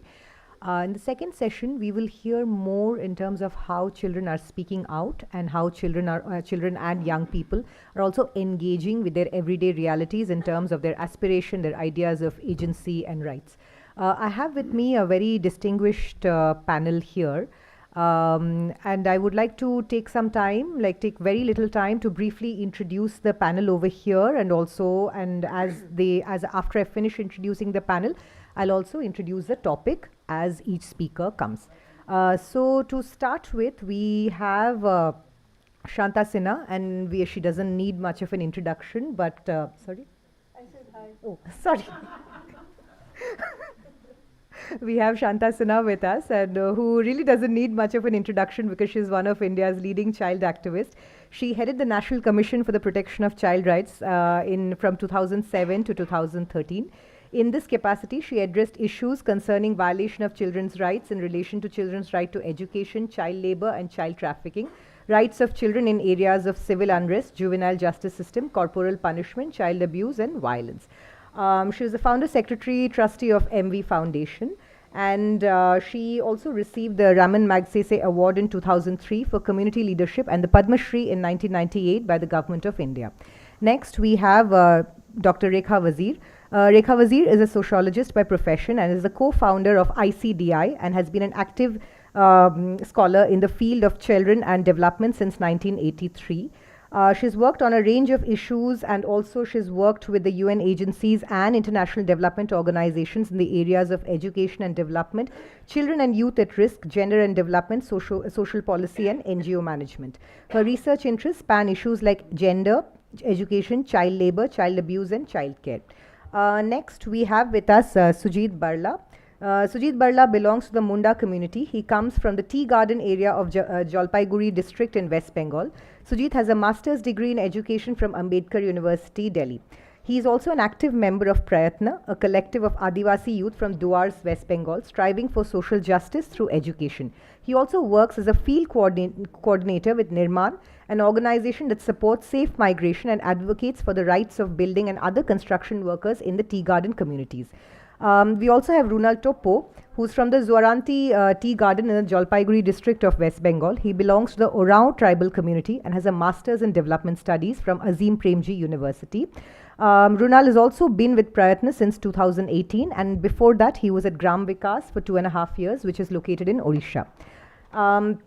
We also have Anurupa Roy with us. Anurupa Roy is a puppeteer, puppet theatre director and puppet designer. She is the founder and managing trustee of the Katkatha Puppet Arts Trust. She has a diploma in puppet theatre from the University of Stockholm, Sweden. She has directed over 25 puppet performances for Katkatha. And to name a few, it's about they include About Ram, Across the Sea, Mahabharat, etc. She's a recipient of the Ustad Bismillah Khan Yuva Puraskar Award in 2007. And finally, we also have Mona Mehta. Mona Mehta teaches in Ahmedabad University and is an associate professor and associate dean at the School of Arts and Sciences. She's a political scientist with research interests in urban transformation, democracy and middle class in the context of Gujarat and India at large. She's currently working on a book manuscript that examines the cultural politics of urban transformations and youth aspirations in post-liberalization India. So we have a very healthy mix of practitioners, artists and academicians who have graced this panel. And without any further ado, I would like to invite Shantha Sinha and Rekha Wazir, who would make their presentation, and it's titled From Mother Teresa Group to Crazy Girls Gang of Thanda, Adolescent Girls as Agents of Norm Change.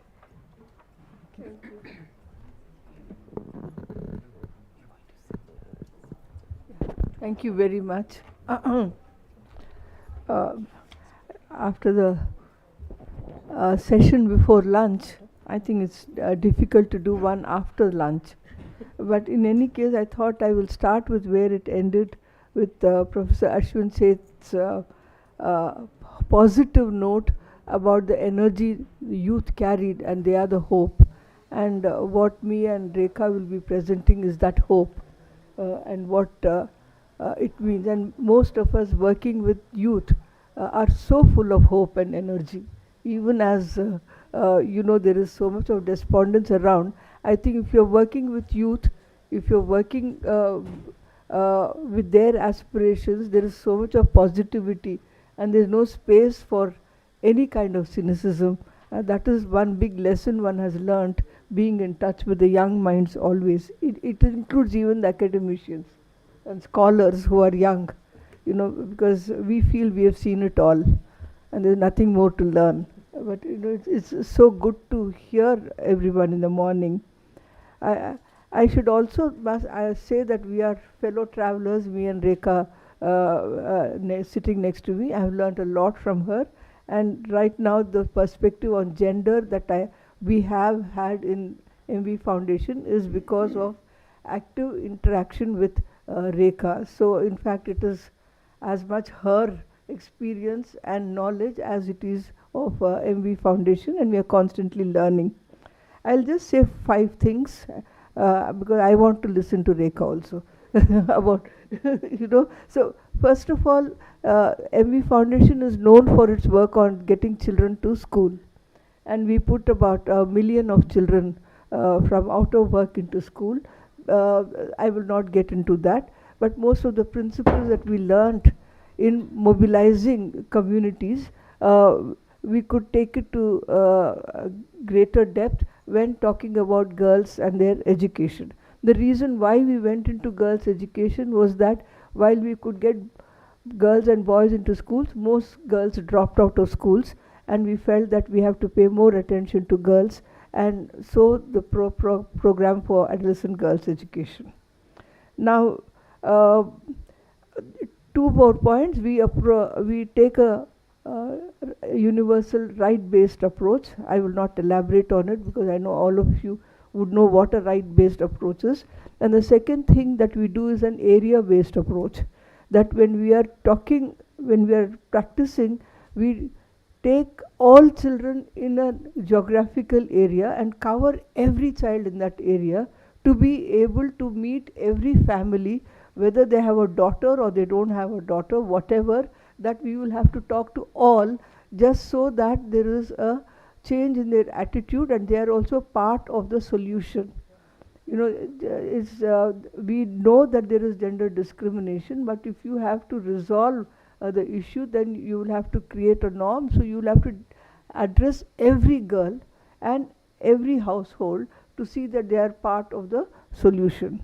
So the area-based approach is very, very important for MVF in dealing with any issue on children's rights. In fact, if we are talking about children in quarry industry, we don't talk about children only in the quarry industry, but we talk about all children in that village who are not in the quarry industry, to say that no child must work, including the child in the quarry industry, including the Dalit child, including the girl, including the tribal, Adivasi. So in a way it's a rights-based approach where every child is in fact met with and discussed and talked about. The second thing I would like to talk about is that we see, as far as girls' issues concerned, there is a link between girls' education and gender equality, and a link between gender equality and education. Just because they have completed 12th grade or they have even done PhD, it has not resolved the issue of gender discrimination. And just because we are talking about gender discrimination and that girls still remain out of school, then again the education will not reach its logical conclusion. So we look at gender discrimination, gender equality and education as two sides of the same coin. So it's an area-based approach, and the link between education and gender is what we see are important. I will quickly go into, I will not go into the processes of how we established the social norm, but I will quickly go into where we thought were deeply contentious issues and what happened as an impact of our program. The processes I would leave it to Rekha. I hope it's okay with you. So basically it is the process of building a social norm we found was a process of resolving conflicts. That is a process of disturbing power relations, and these were in several spaces which we didn't find in the issue of child labor. One important space was the family itself, that there was a division of labor, as all of you know, where girls were allowed only to do certain things, boys had full freedom. So we had to resolve the conflict of division of labor in the family between men and women, girls and boys, and the siblings. That was one of the important issues that we took up. And of course this was discussed in the schools, this was discussed in the community, this was discussed in the Gram Panchayats, this was discussed in the self-help groups, and also discussed within the household. So as a consequence of this, we find now that girls and boys share equally the work within the house. Girls are given free time to do to study during examinations. Boys also fetch water, and boys and girls eat together. Girls don't have to eat after everybody is finished eating, and the mother need not eat the leftover. So there has been a great change in the division of labor. It wasn't easy. It took about 3 years for us to arrive at this stage, but this is tell you that this is one of the impacts that we have felt. The other important impact I think was important for us is about girls and mobility itself. Often it is said that it's not safe for you to travel alone, even within the village. It's not safe for you to travel in the night. So we had a discourse on saying the safety is in fact actually coming against a girl's mobility. The argument of safety is really a false argument. It is an argument to control you and your mobility. So right now, girls are walking without escorts. In fact, when we began, the girl had an escort of a 5-year-old boy to go to the market. You know, that was the escort. But now she doesn't need a 5-year-old boy to take her to the market. She walks on her own. Then we had groups of girls walking through streets. You know, earlier the Dalit girl would walk only in her Dalit house, in her neighborhood. In fact, she would grow up till she is dying, without having to see rest of the village.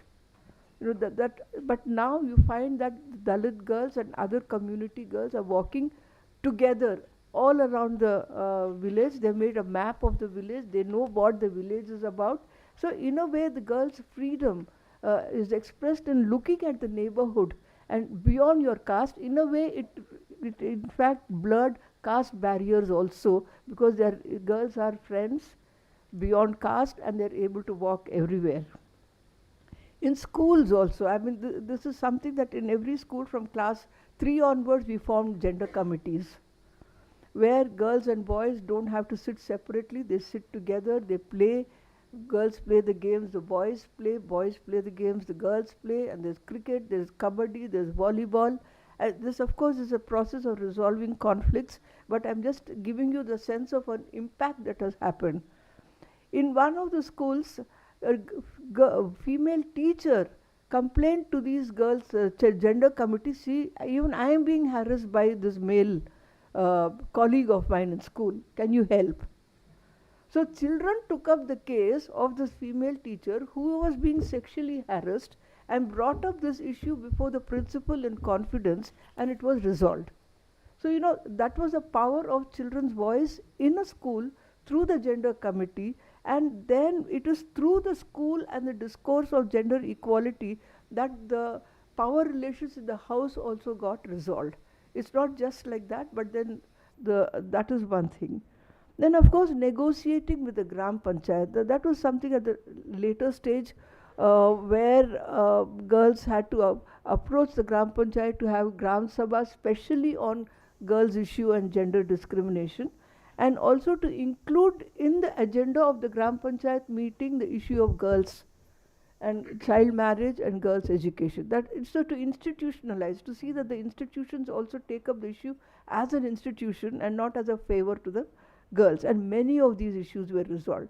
In fact, the issue of elopement, intimate relationships also were taken up and I think were resolved very well. We did not criminalize, we did not encourage police to resolve the issues for us. We thought these were issues that had to change people's attitudes and minds. So in fact, there was public discussion, debate on sexuality, on elopement, on adolescence, and without any qualms. Now, this question of a girl and a boy running away does not go to the police station. It gets resolved, the boy is sent back to the school and the girl is sent back to the school, and there is no stigma attached to either of the girl or the boy that this has happened. So these are just to give you a texture, and in the process we have been able to track every girl's taking the 10th grade public examination. No child is left out. And the results came just day before yesterday. Village after village, I'm getting WhatsApp messages that the 10th class, 72% of girls passed. In this village, so many passed. It's okay, they can retake the exam and they will pass. Every girl is followed up to see that they finish 5th grade and go to the 6th. They finish 6th grade and go to the 7th. And in fact, other issues also get resolved. So I won't talk more, but all this happened also because girls had organized themselves into Kishora Balika Sangam. Many NGOs do it. It's not so specific to MVF alone. Every village, they have been trained on law, policy. It acts as a library. It acts like, I mean, their committee is a very powerful committee. The only thing that I regret now is we created such leadership among the girls. The RSS is now using them for their propaganda. And we are now trying to see how not to get them into, not propaganda. They have set up summer schools. They have identified all our girls and are giving them 1,500 rupees to send them to summer schools. They taught them slokas, and you do the summer schools. Now I can't ask my girls not to go and teach there. So we have to now go on to the next level. You do your shloka, but don't be anti-Muslim. That is the next agenda we have to take up. So sometimes I wonder, why did we create this leadership at all? But I think this is a new challenge and we'll have to meet it. Thank you, Rekha.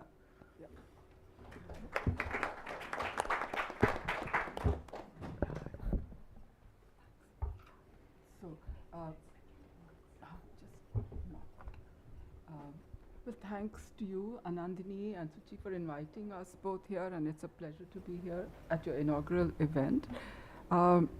Since I have only 10 minutes, I have to speak in sound bites.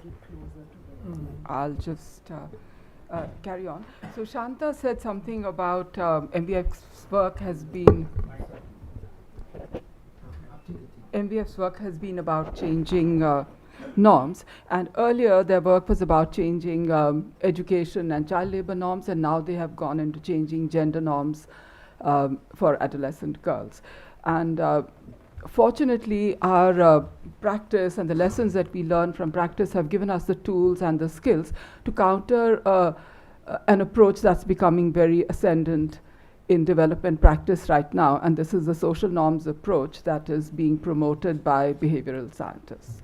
So I won't say a lot more about that. We've written about it, but I just want you to know that there's a theoretical aspect to the work that we do in the field, is that we have the ability to counter approaches that are, just about nudging and changing behavior of individuals. So, okay, to go back to the title of our presentation and what this talk is about, Shantha said that we have these Kishore Balika Sangams, which are adolescent girls committees, and in the last meeting that we had in December 2023 with these committees, and it's customary for these groups to give names to themselves. And so generally they would have names like Mother Teresa, or P.V. Sindhu, or Rani Lakshmi Bai, all iconic women.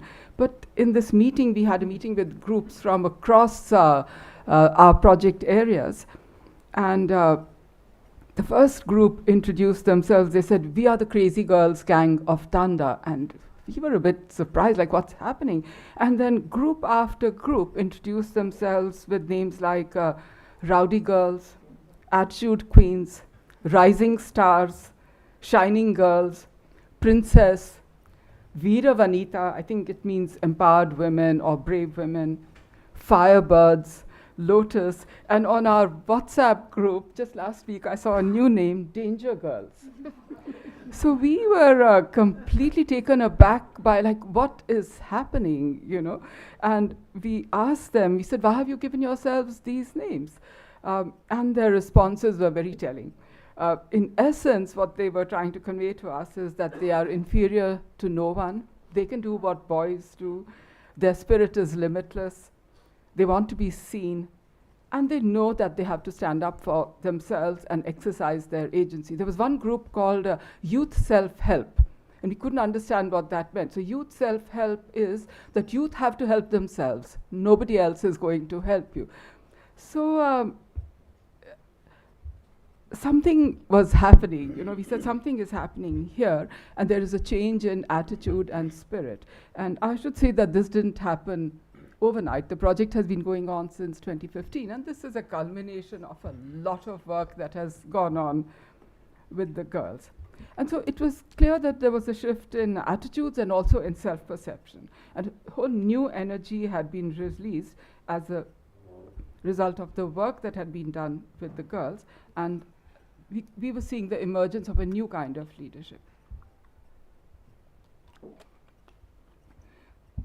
I'll give you an example of two recent developments that stand testimony to this. The first is the formation of TAS, and TAS stands for Telangana Adolescent Girls Federation for Gender Equality. That's the English translation of TAS. And the initiative is to form a federation of adolescent girls. They want a statewide movement so that they can share their learnings in non-project areas and also with younger girls. And this initiative has come from the girls. In their meetings, they had decided this, and this was just presented to us at a larger meeting that we had with them. And they said that they want to fight for gender justice beyond their own lives and beyond their own direct environment, so they want to take it wider and to a younger age group. And TAS is now happening, and a lot of exciting things are happening. We'll find out more when we go there in July. There's also a newfound confidence in their public presence. They are standing up to authorities, they're sending them petitions, and they're demanding their rights for gender justice. So in these petitions, they ask for all kinds of things, and the petitions go up from the village level to the district level to the state level, and they're about, we need a school, we need a toilet in the school. It's issues like that to bigger issues. And recently, they sent a whole list of demands to the government about what proportion of the budget should be spent on education, etc., etc. One of their demands that I personally liked a lot, they said, please scrap this Kalyan Lakshmi scheme. So this Kalyan Lakshmi is a scheme of the Telangana government to give, so to parents, 1 lakh plus rupees to parents if they don't marry their girls till the age of 18. So what these girls said, that what's happening is that as soon as we turn 18, our parents was to marry us off because they get this 1 lakh. And there's also a lot of misuse because they fake Aadhaar cards to lower the age and get the girls married. And they said, we don't want a Kalyan Lakshmi scheme. What we want is a Vidya Lakshmi scheme. We want you to give this money to us as scholarships so that we can study. Once we study, we don't need anyone to pay for our marriage. So these are just 2 examples that I've given you, and there are many more. And what we see now is that they're beginning to give direction to the program, and they're exercising their leadership to an extent where they are telling us what they want to do. So it's no longer every foundation staff or the field mobilizers who are saying, okay, this is the next thing we have to do. I see agency in the title here, so I'm just going to say a word about agency and what we have learned from our practice. So too often agency is conceptualized at the level of an individual. So it's an individual resisting and challenging regressive norms that constrain their lives. But we feel that there's a dynamic interplay between the exercise of individual and collective agency. And the two mutually reinforce each other, they are interwoven, and they're also constantly evolving. So for example, when a girl challenges power relations in her own life, at home, in school, they gain a certain level of confidence, and then they can take up issues that affect them all. So their small gain in their personal life gives them that confidence. And at the same time, when they participate in collective action, it empowers them to exercise greater individual agency. So the collective gives strength to the individual. And then it enables them to confront and negotiate power imbalances in their own context. But of course, none of this exercise of individual or collective agency can happen without an enabling environment. And what this project has done is it's created an environment where the entire community has been made ready to allow girls to exercise their agency. So there is no backlash against the girls, there's no pushback, because the entire community is ready at the same time. Finally, to say that it's not just about the girls' self-perception and how they're feeling about themselves and their attitudes have changed and there's a leadership emerging. It's not just that. We see the impact of the program in, so not just in the ability to exercise agency, but in more concrete ways as well. We see the impact of the program. So the number of girls, this is data that our field staff collect, shows that the number of girls completing class 10 and those going on to undergraduate studies has increased significantly since the project started in 2015. We have the figures, we have written about them, published, so whoever is interested, we can share that with you. And also, more girls are getting admitted into professional courses such as engineering, pharmacy, teacher training. And this, of course, this is evidence that the project collects. But this has been corroborated by an independent study conducted by CSD, that's Council for Social Development. So what they did is they collected data from a selection of program villages and a control group of villages to compare the two. And So they also found significant differences between program villages and control villages on a range of variables, like the status of girls in the family, in schools, and in the community. So what Shantha said about division of labor, etc., there's data to back that up. It's not just our perception in the field. And also in resisting early marriage. 1 minute. And their report also found positive improvements in the attitude of the communities. So not just what's happening to the girls, but the attitude of the communities. More than half the respondents stated that it's the girls' choice what clothes they wear. 95% agreed that there is no problem about boys and girls playing sports together. And a similar number, 90%, agreed that activities conducted for girls' empowerment were working. So this is the community that the girls live in. And this is a stark contrast with the control group. Here, the majority of respondents said that it was not acceptable for girls to wear modern dress. 75% felt that it was good for boys and girls to maintain distance and not play games together. So it's so the project has obviously had an impact. So I'll end here by saying that it's been an exciting journey for us so far since 2015. This was an age group that MV Foundation had not worked with earlier. And we are looking forward to seeing where the girls will lead us next. Hopefully not in the direction that you ended with. Thank you.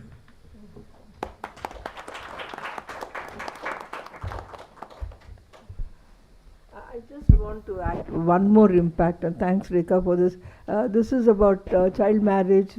It's in fact it's almost arrested, and now parents ask the question: which school do I send this child to? Which hostel? Which course?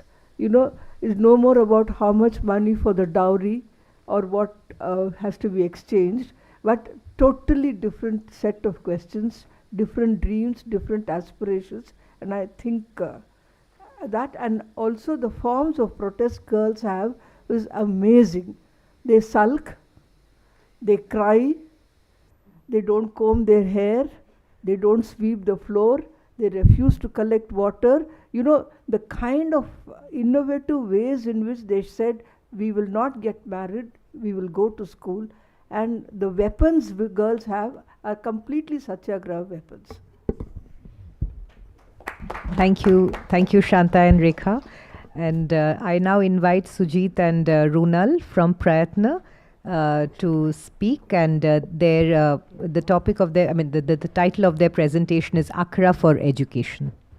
I'm so sorry I didn't introduce any housekeeping rules, but our panelists, I think, are already very well aware of what these rules are. But it's 20 minutes. Thank you.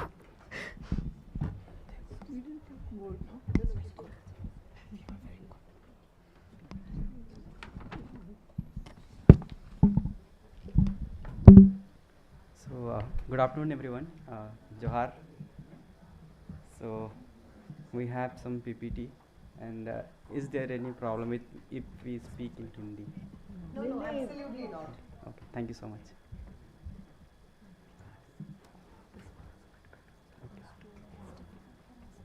Yeah. So my name is Runal, and I am from PRAYATN. Actually, we are working in education to promote higher education in tea garden areas of Duars, Jalpaiguri district of West Bengal.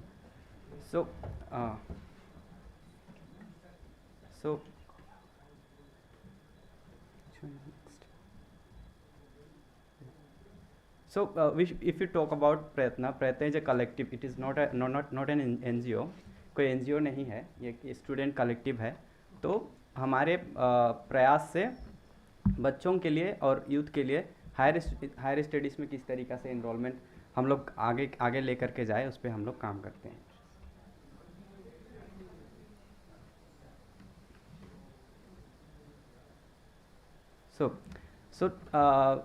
Share करने के लिए बहुत कुछ है, लेकिन क्योंकि हमारे पास 20 minutes है, तो हम आज केवल अखड़ा के बारे में बात करेंगे. तो अखड़ा के बारे में, अखड़ा टर्म जो है एक उरांव ट्राइबल कम्युनिटी से आता है. इसका ट्रेडिशनली ये अखड़ा एक स्पेस हुआ करता था, एक जगह हुआ करता था जहाँ पे कम्युनिटी के लोग एक साथ बैठ करके डिसीजन मेकिंग करते थे, बहुत सारी चीज़ें डिस्कस करते थे, एक दूसरे से नॉलेज शेयरिंग करते थे, और कल्चरल इवेंट जैसे नाच गान वगैरह हुआ करता था। तो अब हम प्रयत्न के जो यूथ्स है वही पुराने जो हमारा जो कल्चर था उसको किस तरीक़े से रिवाइव करें, उसको लेके हम लोग काम कर रहे हैं। तो अखड़ा जो है किस तरीक़ा से अभी हम लोग कोविड के बाद स्टार्ट किए, वो आगे सुजीत बताएगा। Thank you Runal. तो हमारा जर्नी स्टार्ट हुआ अखड़ा को लेके, वो लॉकडाउन के बाद, लॉकडाउन के समय में ही स्टार्ट हुआ कि पूरा, हम सभी जानते हैं कि लॉकडाउन के समय में पूरा दुनिया किस तरीक़ा से बंद पड़ा हुआ था, और हमारे चाय बागान का सिनेरियो हम जानते हैं कि वहाँ से निकलना कितना प्रॉब्लम था। और उसी समय हम देखते हैं कि किस तरीक़ा से ऑनलाइन क्लासेस भी स्टार्ट हो चुके थे। लॉकडाउन 1 साल के बाद में ऑनलाइन क्लासेस स्टार्ट हुए, ऑनलाइन एजुकेशन सिस्टम शुरू हुआ। तो ये हमारे लिए एक चैलेंजेस था, हमारे कम्युनिटी के लिए, हमारे बच्चों के लिए, हमारे यूथ्स के लिए, क्योंकि एक तो था हमारे पास वो जो मटेरियल्स एक्सेस करने के लिए वो उनका कमी था, दूसरा ये था कि नेटवर्क चैलेंजेस।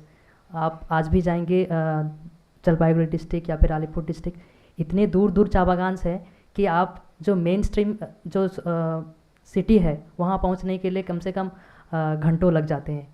तो इस ऐसे जगह से हम लोग आते थे, तो वो प्रॉब्लम्स हमें फेस करने पड़े, और जिस कारण से क्या हुआ था कि हमने कभी ऑनलाइन क्लासेस एक्सेस किया ही नहीं था। हमारे बच्चे खुद, हम भी ऑनलाइन क्लासेस में किए, तो हमने कभी एक्सेस किया नहीं था। हमें 2 घंटा बैठ के वो इंटरेस्ट ही नहीं आता था कि बैठ के हम सुन रहे हैं।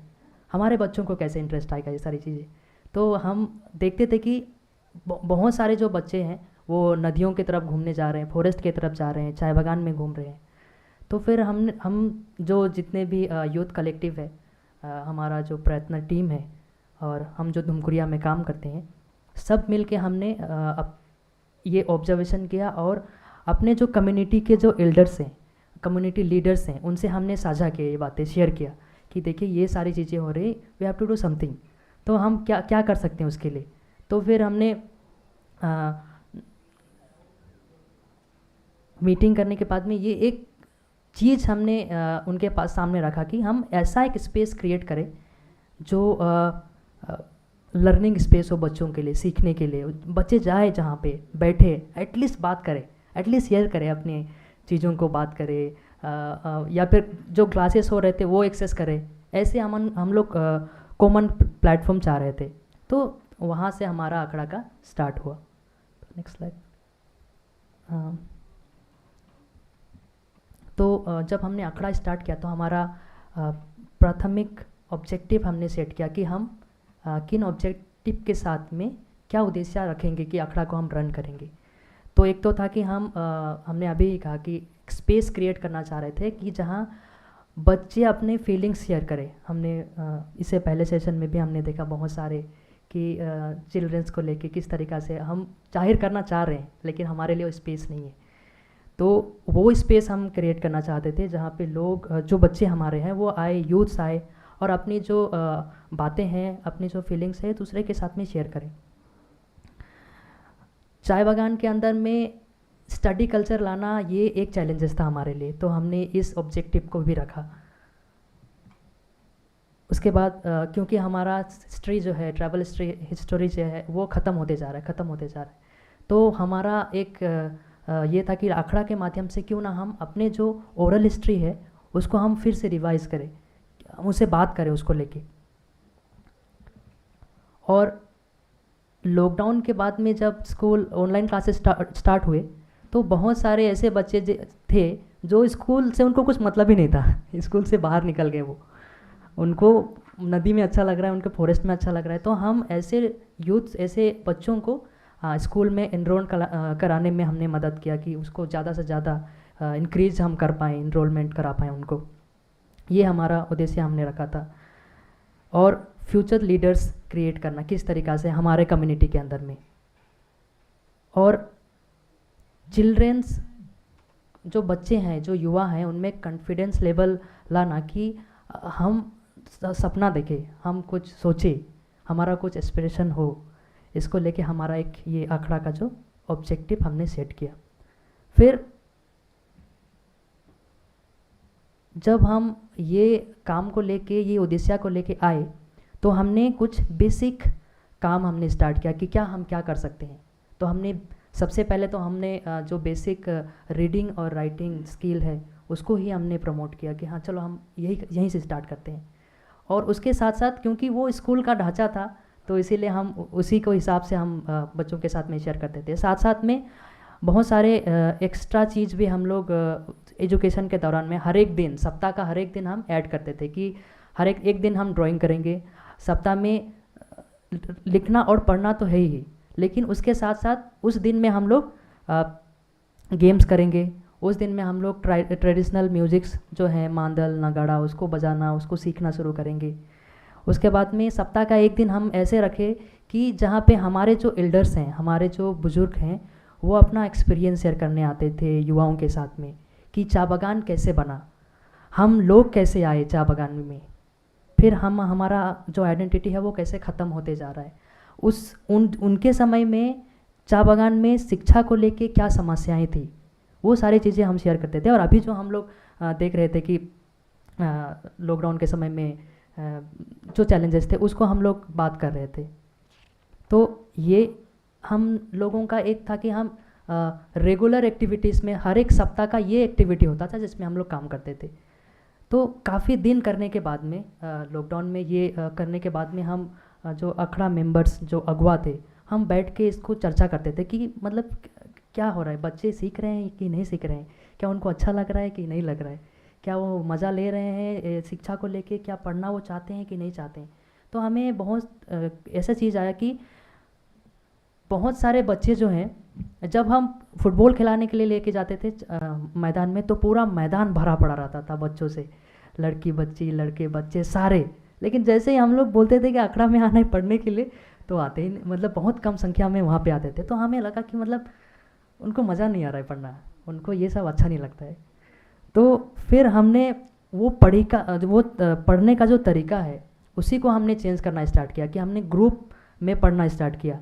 रीड अलाउड सेशन हमने स्टार्ट किया, कहानी सुनना, कहानी पढ़ना स्टार्ट किया। हम उसी समय कुछ बुक्स हमने अपने जैसे रुनाल बता रहा था कि कलेक्टिव में हमारे बहुत सारे फ्रेंड्स हैं, तो उनके साथ में हमने बात किया कि आप लोग हमें कुछ बुक्स प्रोवाइड कीजिए जो पिक्चर्स रहेंगी, एक लाइन में लिखा रहेगा जो बच्चों को अच्छा लगेगा पढ़ने के लिए। तो इस तरह का किताब को हम लोग उनके सामने रखते थे, कहानियाँ बताते थे उनको जो अखड़ा हुआ थे। तो उनको तब वो अच्छा लगने लगा, वो पार्टिसिपेट करने लगे कि हाँ ये वो नीचे नहीं देख रहे क्या लिखा हुआ है, लेकिन वो किताब में जो पिक्चर है उस पिक्चर को देख के बोल रहे हैं कि हाँ ये ऐसा बोल रहा है, ये ऐसा बोल रहा है, ये ऐसा बोल रहा है। तो वो काफ़ी इंटरेक्टिव सेशन, इंटरेक्टिव आंकड़ा जो था हमारा वहाँ पे हमने वो पाया। तो फिर हमने सोचा कि नहीं, इसको हम कैसे आगे लेके जा सकते हैं। तो वहीं से हमारा लाइब्रेरी का कॉन्सेप्ट निकल के आया कि हम पढ़ने के लिए तो हम लोग सोच रहे हैं, लेकिन ऐसा स्पेस हम लोग क्रिएट करते हैं जिसमें हमारे जो बच्चे हैं वो किताबों से खेले, किताबों से पढ़े। क्योंकि जैसे लाइब्रेरी को तभी शायद पिछले वाले पैनल में हम लोग देख रहे थे कि लाइब्रेरी था वहाँ पे, यहाँ पे शोर करना मना है, इस तरीक़ा से बात हो रहा था। तो हमने उस लाइब्रेरी को ही रूपरेखा चेंज करने का प्रयास किया कि लोग जाएं, बच्चे वहाँ थे, कोई किताब को फाड़ रहा है, कोई किताब को देख रहा है, कोई उसमें ड्राइंग कर रहा है। तो इस तरीक़ा से हमने वो ओपन प्लेटफॉर्म रख दिया। और अभी हम लोग देख सकते हैं कि किस तरीक़ा से लाइब्रेरी में हम रीड अलाउड सेशन कर रहे हैं, स्टोरी टेलिंग हो रहा है, और जो बच्चे हैं वहाँ पे किस तरीक़ा से हम देख सकते हैं कि वो देख रहे हैं, किताबें पढ़ रहे हैं। और क्योंकि हमारे पास वो स्पेस नहीं थे लाइब्रेरी बनाने के लिए, तो हम अपने तरीक़ा से लाइब्रेरी को स्पेस बना रहे थे। कहीं हम साड़ियों के माध्यम से उसको डिज़ाइन कर रहे थे, कभी लंबे लंबे ये रस्सियाँ बांध के उसके ऊपर उनको रख रहे थे। और ये सब बच्चे ही आके करते थे रोज़ दिन कि हाँ हमें लाइब्रेरी जाना है, हमें किताब को वहाँ रखना है, फिर हमें किताब से थोड़ा खेलना है, फिर और लाइब्रेरी में किताब को रखना है, इस तरीक़ा से। तो उनको मज़ा आ रहा था ये सारी चीज़ें। तो हम बेसिक रीडिंग राइटिंग को हम लोग कंटिन्यू करते गए, और साथ साथ में वो जो लाइब्रेरी का कॉन्सेप्ट था जो हमने उनके सामने रखा, हमारे बच्चों के सामने, हमारे यूथ्स के सामने।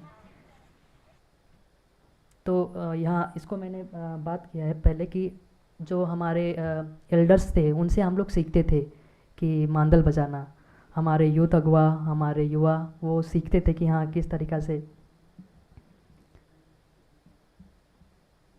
तो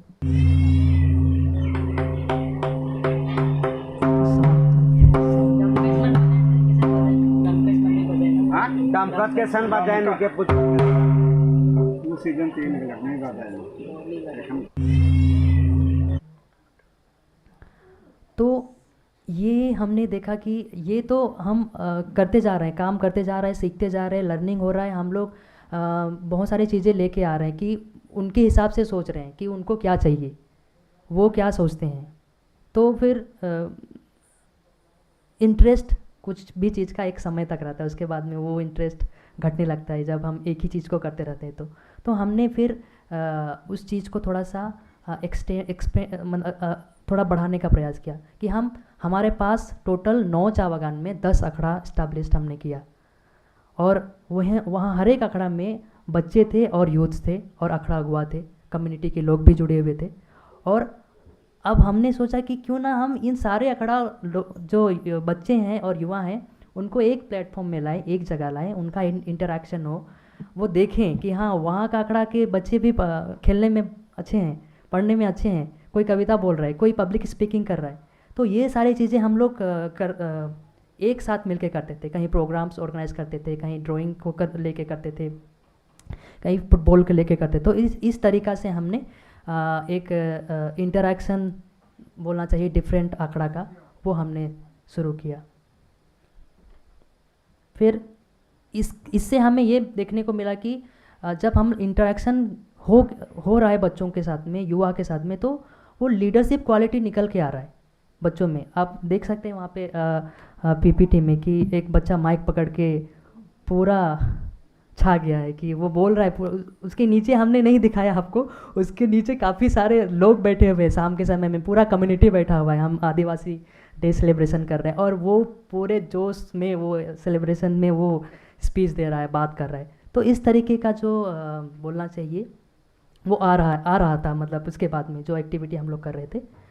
उसके बाद बहुत सारे चीज़ बीच में हम लोग जो बुक्स रीडिंग को बोल रहे थे और कुछ हमारे जो हीरोज़ ट्राइबल हीरोज़ थे, क्योंकि हम लोग जब भी किताब में हमने पढ़ा है, जब हम छोटे थे तो हमारे भी जो यूथ और जो बच्चे, उनको पढ़ने में हमारे जो लीडर्स को वो नहीं जान रहे थे, जैसे कि बिरसा मुंडा हो गया, सिद्धू कानू हो गया।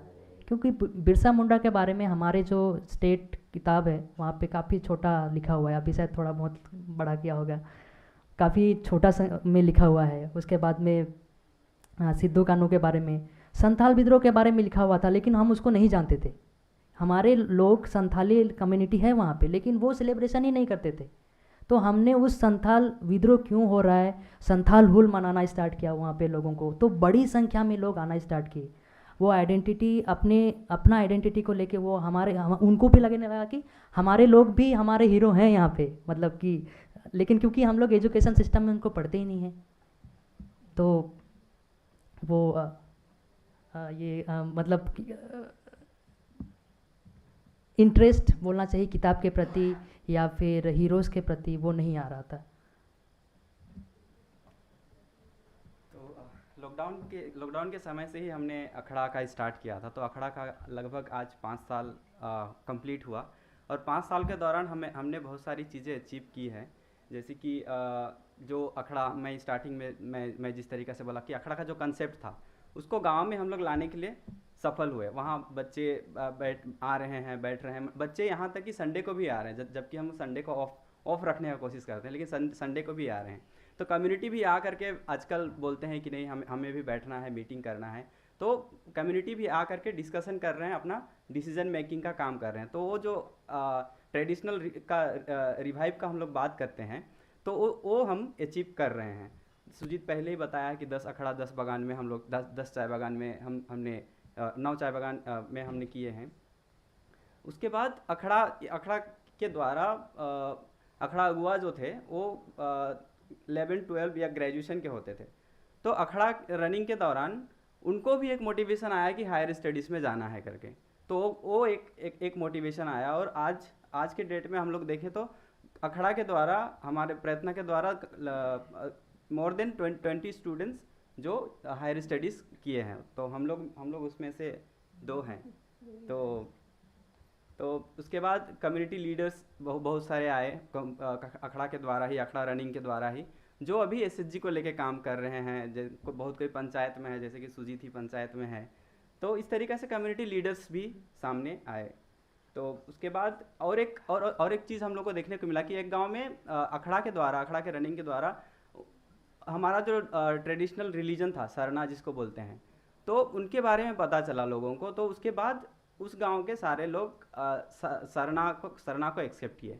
एक 30 लगभग हाउस होल्ड था, तो वो एक हमारे लिए एक अचीवमेंट था। उसके बाद जो हम लोग एक्टिविटी करते हैं उसमें कॉन्फिडेंस बिल्डिंग वगैरह, तो बहुत सारे लड़कियां बच्ची भी हैं। तो जब हमने स्टार्ट किया था तो अभी वो लड़की बच्चे क्लास 12 इस बार पहुँचे हैं, तो वो भी हमारे लिए एक अचीवमेंट है, क्योंकि ड्रॉप आउट रेट जो है हम लोग मतलब कम कर पाए हैं, और जो अर्ली मैरिज है उस पर भी हम लोग ये एड्रेस कर पाए हैं। तो चैलेंजेस, क्योंकि मैं शुरू में ही बताया कि हम स्टूडेंट कलेक्टिव हैं, तो चैलेंजेस तो बहुत ज़्यादा थे। जैसे कि इकोनॉमिकल चैलेंजेस था कि अखड़ा को रन करने के लिए अखड़ा अगुआ जो होते थे उनको इंसेंटिव वगैरह कुछ हम लोग देते नहीं थे, वो भी वॉलंटरी बेसिस पे ही काम करते थे। हम लोग सोचते कि न्यूज़पेपर रीडिंग का भी कल्चर लाए, लेकिन हम लोग एफोर्ड नहीं कर पाते थे।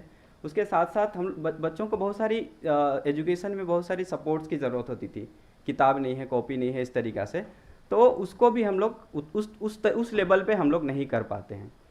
तो इंफ्रास्ट्रक्चर को देखें तो हाँ, सुजीत पहले भी बताया कि इंफ्रास्ट्रक्चर हमारे पास वो नहीं था, क्योंकि लाइब्रेरी जो बुक जो कुछ सपोर्ट से मिले थे उनको भी रखने के लिए हमारे पास उतना अच्छा स्पेस नहीं था। तो वो हमारे लिए एक पॉजिटिव चीज़ भी था कि हमारे लिए स्पेस नहीं था, कि अलग अलग तरीक़ा से हम लोग किताब को प्रेजेंट करते थे, डिस्प्ले करते थे बच्चों को, ताकि इंटरेस्ट आए पढ़ाई को लेके। तो उसके बाद वुमेन के साथ भी हमने चाय बागान में महिलाओं के साथ में हमने लीगल लिटरेसी को लेकर के भी हम लोग बैठते थे। तो उसमें हम लोग देखते थे कि वुमेन जो है चाय बागान में 8 घंटा काम करती थी, उसके बाद घर आने के बाद घर का काम उनको करना पड़ता था, तो वुमेन उस तरीक़े से पार्टिसिपेट नहीं कर पाते थे। तो वो हमारे लिए भी एक चैलेंजेस था। और गवर्नमेंट जो पंचायत से भी हम लोगों ने हेल्प मांगी थी, लेकिन कुछ पॉजिटिव रेस्पॉन्स नहीं आया। तो अब तक का इतिहास हमने देखा कि अखड़ा हाँ अब किस तरीक़े से रन कर रहे हैं। अब हम फ्यूचर में हम इसको किस तरीक़ा से देखते हैं, तो फ्यूचर में जैसे कि अभी तक के प्रेजेंटेशन में अगर आपने गौर किया होगा तो हमारा जो है लर्निंग बाय डूइंग, हम लोग करके सीख रहे हैं और आगे बढ़ रहे हैं। तो लर्निंग बाय डूइंग को हम लोग और भी अच्छा बनाने के लिए और एक बहुत सारे प्रोग्राम कर रहे हैं, जैसे कि मोर अच्छा संग प्लांटिंग, ये सादरी वर्ड है मोर अच्छा संग, तो ये है my best friend.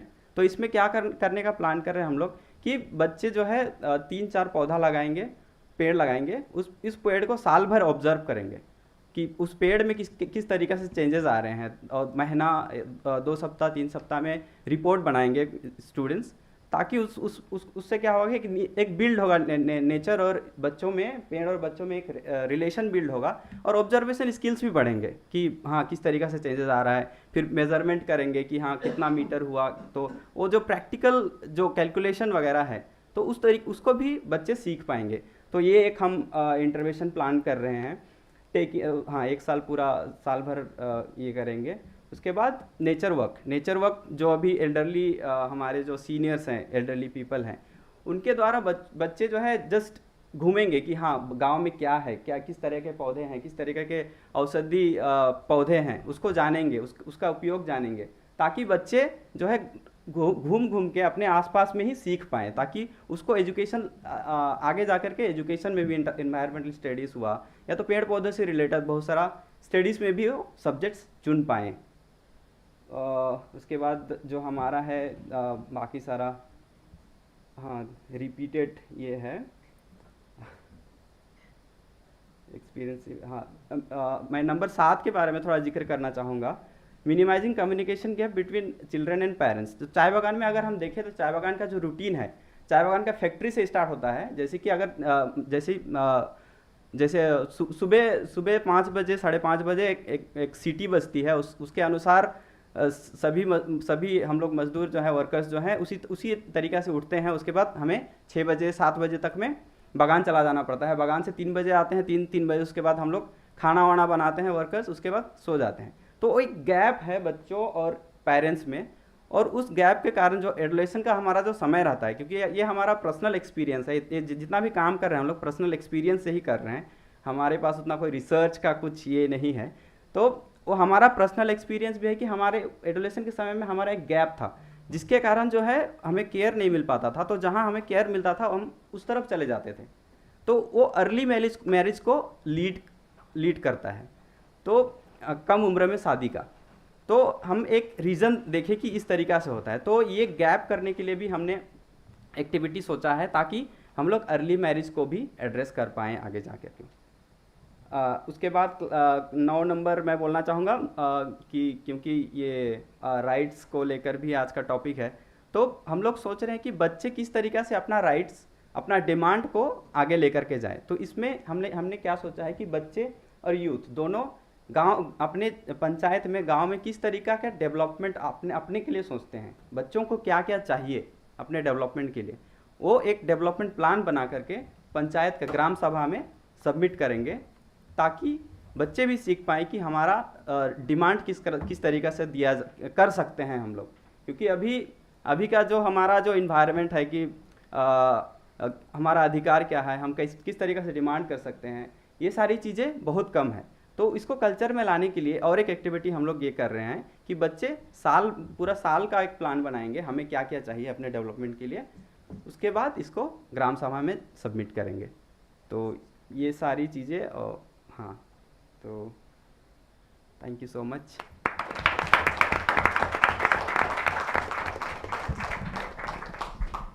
Thank you, Sujeet and Runal, for a very, very inspiring presentation, and I'm sure we'll have a lot of questions and curiosities that will be directed your way.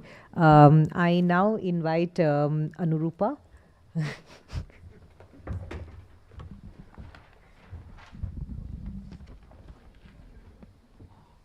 So Anurupa's presentation is titled as The Power of Puppets from Crisis to Conflict Zones.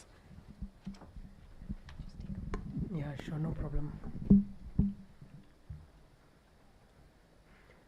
After these fantastic conversations, my PPT is a bit irrelevant, but I'll just show it to you for the pictures.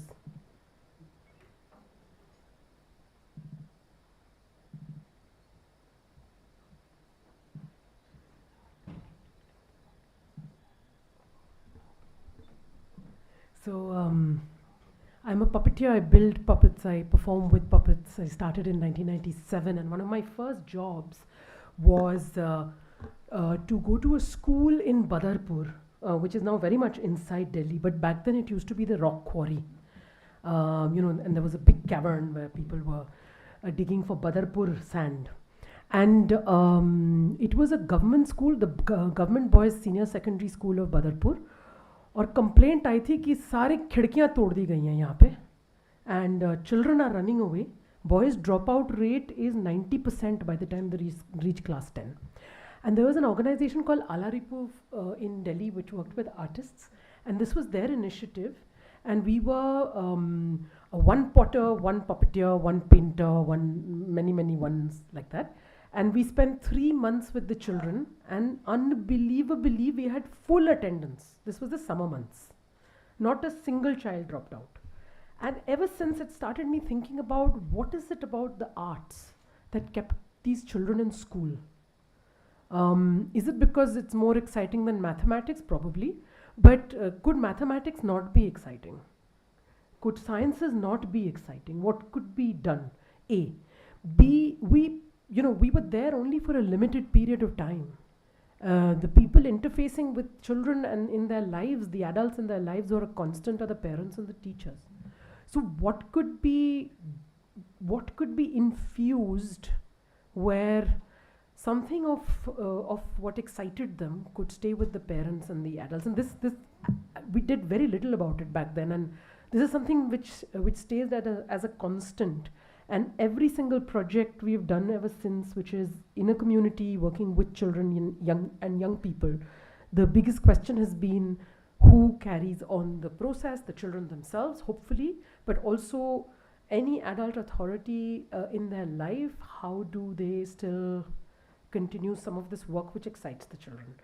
So I'll cut to now, very recently.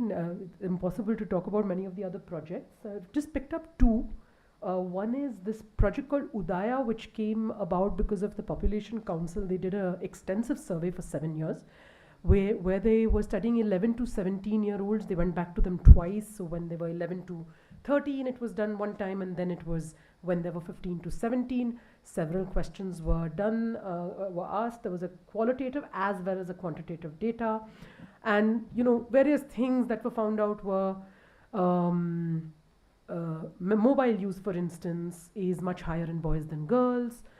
There were domestic violence that children were witnessing, and what is the impact that was having in, that it had in the playground or in the school, cases of bullying, what was sexual behavior. And we really felt it was time to work with the boys, because every other project was focusing on girls, and there was not enough work done on masculinity.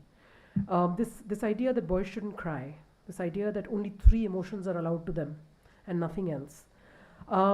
So Udaya, and I'm going to really touch upon this very briefly, because Maithreyi, you and so many of the others have spoken so beautifully about this idea of gender and working with children and gender.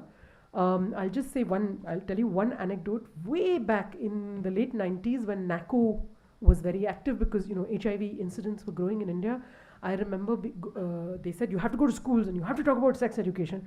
And we went to very prominent schools in Delhi, where one principal told us, "We're not that kind of school, madam." And the other one told us, "Ha kar dijiye, but please don't say sex and don't say condoms, okay?" So because we had puppets, we worked with birds and flowers and a lot of Bollywood idiom, and it worked for us.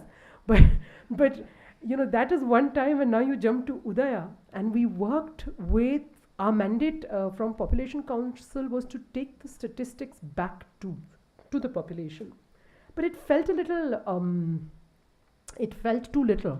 So we decided instead to work with some of the frontline workers. This is Asha, Anganwadi workers, some NGO frontline workers, health workers. And of course, this was the time of COVID. So how do we work with them? We got them some phone data. We worked with them on the phone, and we made 13 modules, 10 using puppets. I don't know if you can fish out that website. And we'll jump to that, and I'll come back to the rest of it. We made these TikTok or reel version modules that children could quickly see on their phones, and especially boys. So here's one, it's called Pratiyogita. I don't think there's an audio, so you can just play it. देवियों और सज्जनों, आज का मुकाबला बेहद संजीदा है। मुन्ना और मुन्नी जो कि भाई बहन हैं, आज दौड़ने वाले हैं अपने जीवन की सबसे रोमांचक दौड़। देखना है कि कक्षा के होमवर्क से लेकर नौकरी और शादी की सीढ़ी लांघ के कौन पहुंचता है फिनिश लाइन पे सबसे पहले।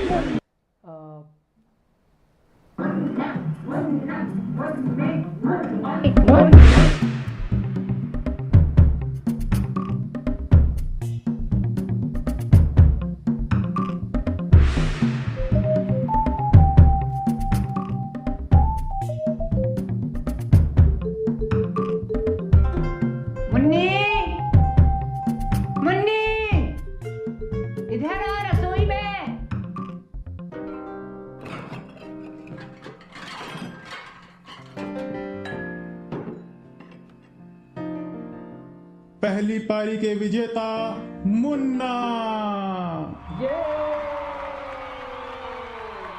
दूसरी परीक्षा बाहर पढ़ने के लिए अम्मा बाबा को मनाना।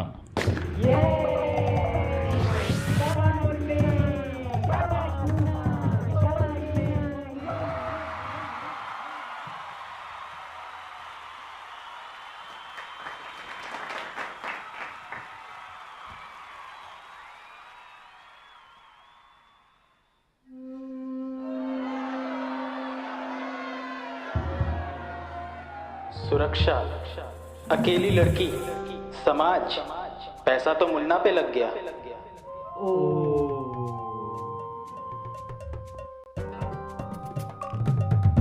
तो दोस्तों, दूसरी परीक्षा के विजेता भी Munna.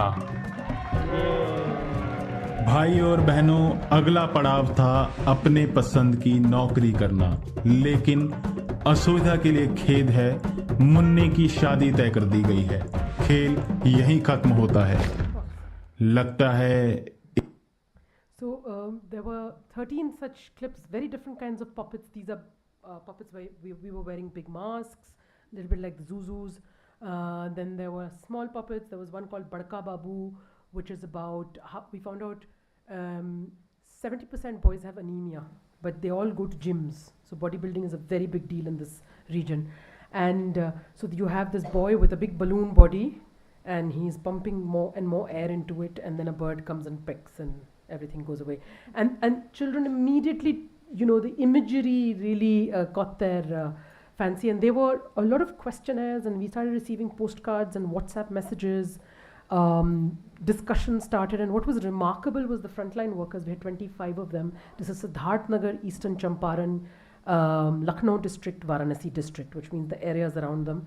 And they managed to start also very difficult conversations. So about STDs, sexual behavior, domestic violence. A lot of FLWs came forward and talked about their own domestic violence. How do you start conversations? How do you contain conversations? What do you do next? What services do you avail?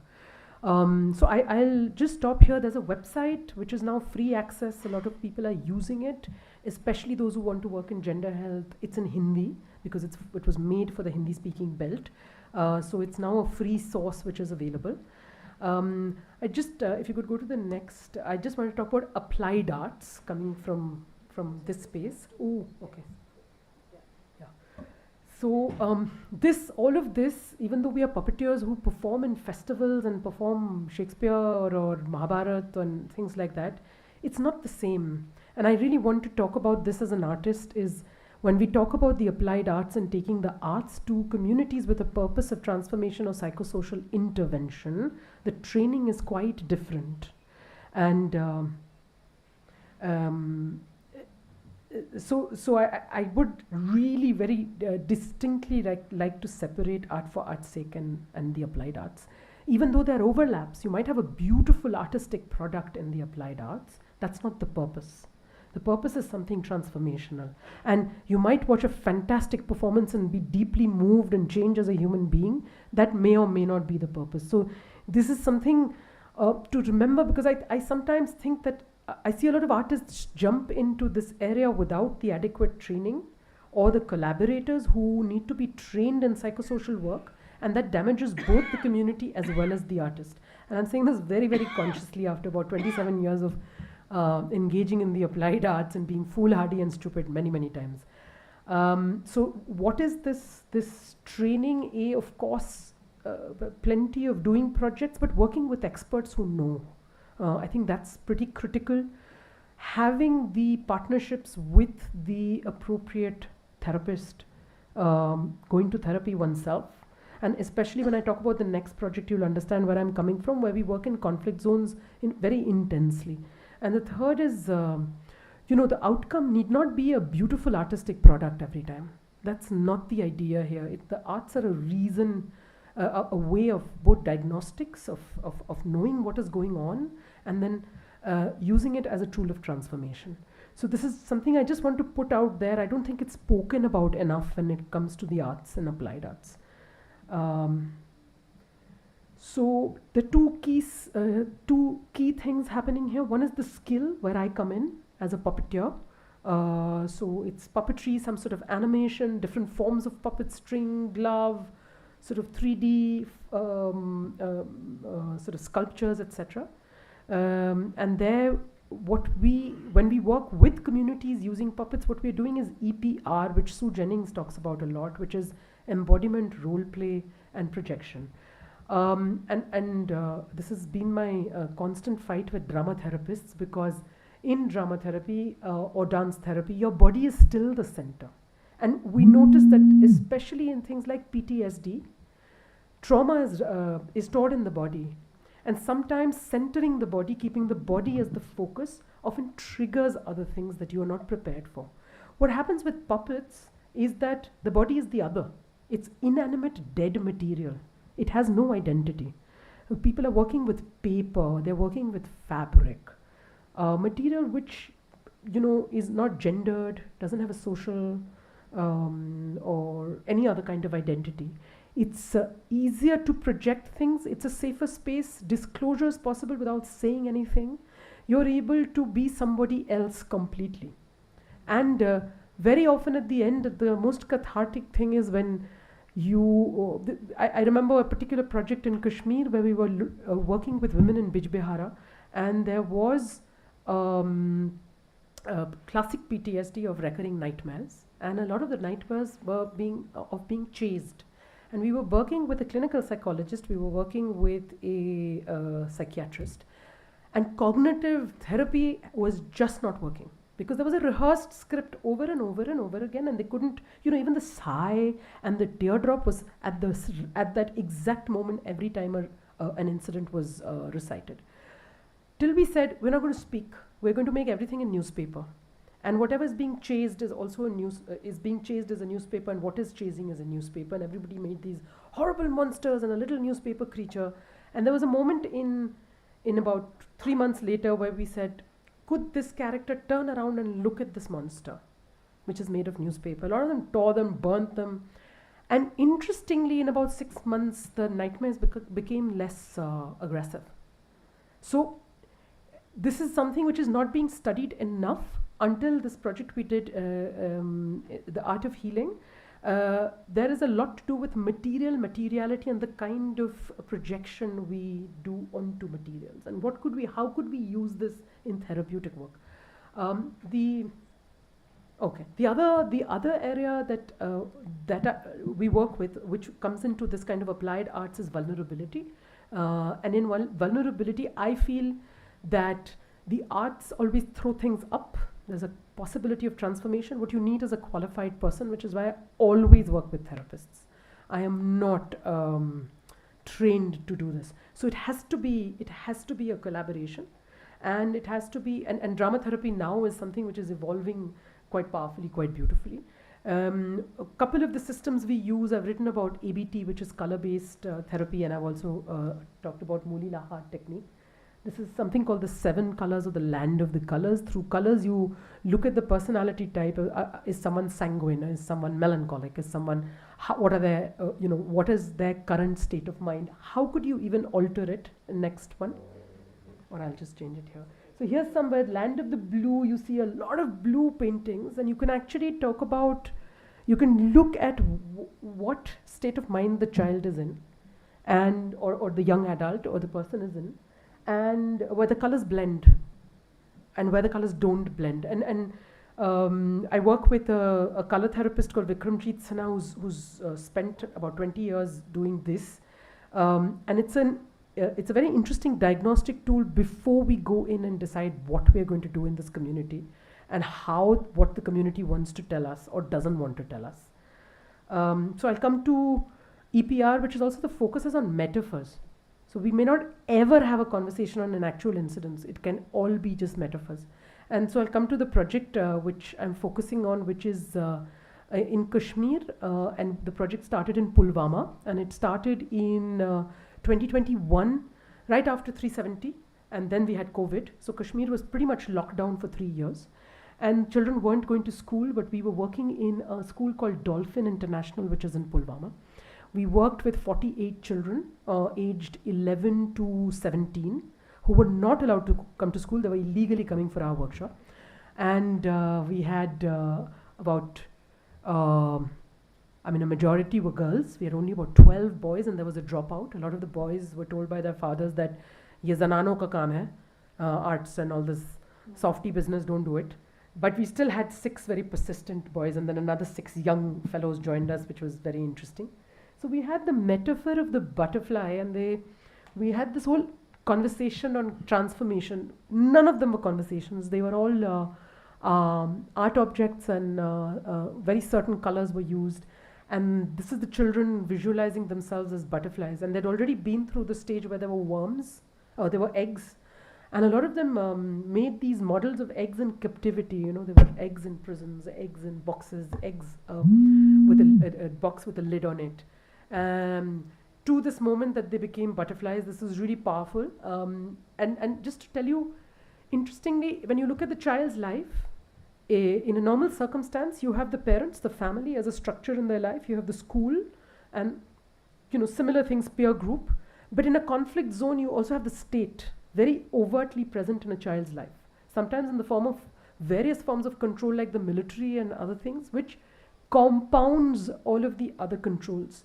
So for instance, corporal punishment in Kashmir is very common in the school. And if you look at the nature of the corporal punishment, it's not very different from what the military is doing. And when we brought it up with the school authorities, they said, oh yeah, अरे पैर के नीचे डंडा ही तो मारा था. But that's exactly what had happened as a retaliation during a protest. And so these kind of structures are subconsciously, a lot of things are being passed on. And children are feeling not only hemmed in by the expectations from a family, and if you're a boy, then you have to be a doctor or an engineer because that's safety in the future. That's economic safety. You also have to protect the family. Then you have, as girls, early marriage is desirable because then you're protected and the responsibility is done away with. There's no inheritance. Interestingly, oops. So sorry, I'm going to skip this because I've spoken about this. So this is the land of the butterfly where they're in cages and the butterflies the parent butterflies secretly lay eggs and run away because Medusa, the demoness of the moon, is watching them all the time. And this is interesting metaphor. You can see what is going on with the narrative. And then they look at the hero's journey. We use this a lot, the Moli Lahad technique, which is like Joseph Campbell's Hero with 1,000 Faces. And they look at the hero who, is pushed out of his comfort zone, goes in search of something, finds the villain, challenges, overcomes the challenges, and comes to another stage in life. And this was all of their stories done in shadow puppetry. And this is the first performance they do for their parents in 2022. And suddenly we have parents crying in the audience, and we have parents saying, oh, this is my story. Interestingly, one of the stories was about disinheritance of women. And the girls group said, no, this is the story we're going to do. And everybody told us when we went to work in Kashmir that it's going to be about azadi, it's going to be about political things. No, it's very teenage young people concerns with a lot of the conflict kind of compounding all of these things. Sorry, is this me? This is not changing. Oh, this is very confusing. So this is the 4 distinct projects. The first one was called Lonely Boy. I'm just going to talk about the themes. The Lonely Boy is about a boy who is he doesn't belong anywhere, not in school, not at home. Goes to the forest to find himself. The forest creatures try to cheat him. Tries to talk to the moon. The moon doesn't answer back. Goes and sits under a tree which says, "Go back to your roots." And this was done by the boys, the 5 boys who stayed on in the project. They were all older teens. And this happens right after when school reopens in 2023, one of the children who came into school in class 9 jumped out of the 2nd floor window. And they had already built this story, and they said, we are not kidding when we tell you the story about loneliness. This is the story of all of us. And they said this story is only going to be told by us to our fathers. And we had a lot of grown men, sort of really shocked and crying, listening to this story, because there was an immediate resonance with this kind of narrative of loneliness. Similarly, there was, I'm just going to finish. There was the story of the king of Egypt, which is about betrayal. The 2 sisters, which is about sibling rivalry. So we found working in Kashmir, these are some of the way they manifested are these wall murals, stories in little boxes, peep shows, put in the middle of the school, in the art room. All the walls were claimed. This is the girls' wall, the mural about the disinheritance story about a girl who whose father is the king, but he doesn't make her the queen, he makes the nephew the king. And then he throws everything away and she has to come and capture back the kingdom. This was a sung mural on a huge 40 by 30 wall. So at this point we realized that we've worked for 2 years, we're going to leave, this is it, this is done. And it's not enough. So we opened up the project to teachers, and for 3 more years we worked with teachers in Shopian, Pulwama and Srinagar with DPS, NIPS and Dolphin. We worked with 58 teachers. And we used the arts with the teachers. I just want to tell you this one thing and then really show you 3 pictures and finish. If you look at the rainbow, this is Kashmiri teachers. This is the structured rainbow and the chaotic rainbow, they look the same. So we realized that there's a real fear of chaos among the adults. So we changed all of our activities and said, okay, we're going to enter chaos and play. Just play with the teachers. So we did a lot of playing. They built puppets, they built murals, they did their own performances. They had a lot of fun. We said, you have to have fun. They said, oh my God, that is very scary. And we said, okay, you have to go to class and have fun. And the chemistry teacher says, Madam, aise chemistry nahi padhai jati. And so, and today she is teaching the periodic table with a Kashmiri rap. This is middle school teachers teaching history through only through a little paper theatre box. They've changed their curriculum to accommodate the arts as the primary way of teaching. Their exam system has been changed, especially in Dolphin, not in Dolphin, I mean DPS. I just spoke to them last week because the teachers keep sending us what is happening in class. So their midterm exams are no longer written papers, they are performances. And this is all of middle school. And senior school, what is very interesting is these are all children-led projects now. So their final exams are children's own projects. The teachers should not be present. They give the projects, they leave. And they're saying two important impacts. There's no disciplined teacher anymore. So it's to be one person going up and down, going, shoo, chup raho, itna awaaz aa raha hai, this class will get a 0, this class will get detention.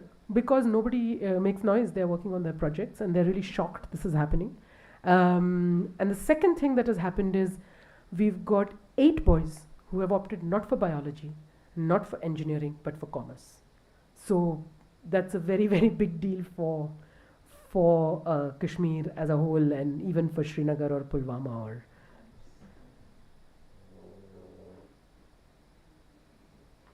And we've had a major lowering in both vandalism and self-harm. So yeah, it took about 4 years, but and the projects are now continuing. We haven't been back in 2 years. Okay, thank you.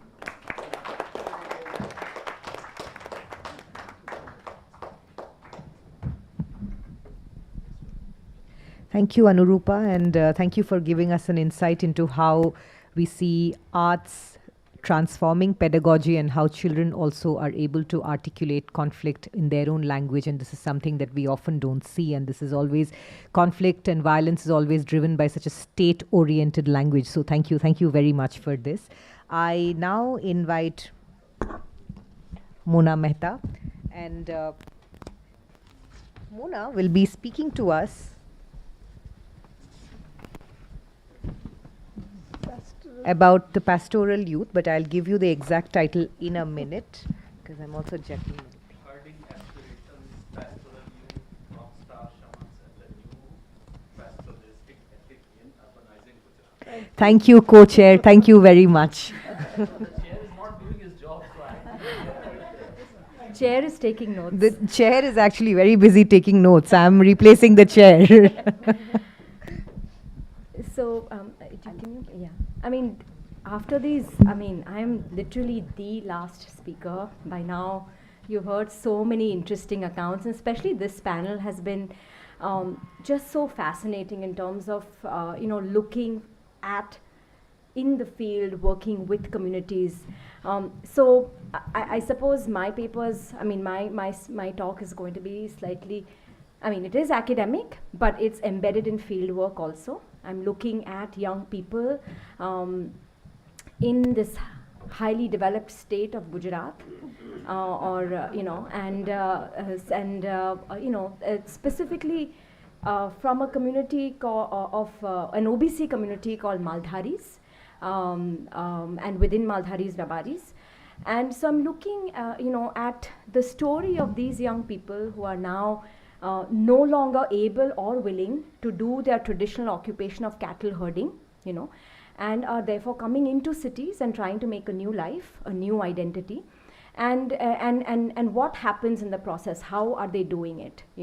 And so that's why the word herding aspirations, from herders of cattle, and and they are now herding other things in the city. I'm going to. There is I will try to keep this a little short and maybe show you a little video to lighten the sort of afternoon. Tiredness. So, all right. So, in early 2022, I arrived at the air-conditioned Cafe Khitla Appa in a sit-down cafe-style tea chain in a strip mall in Gandhidham city in the Kutch region of Gujarat. I was here at the invitation of 4 Rabari men in their 20s and 30s who had agreed to share their occupational trajectories and help me understand Rabari responses to urbanization. The cafe's entrance featured a multilingual nameplate with cafe in English, followed by Khetla Appa in Gujarati script. Actually, can I have so I can show you? Separated by an image of a snake, okay,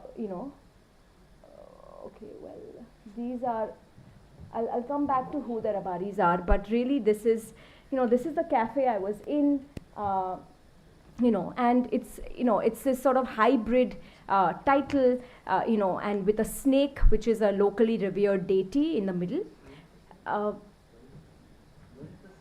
Right next to Khetla, up on the left, you can see the image of a snake. Do you see that? Yeah, yeah.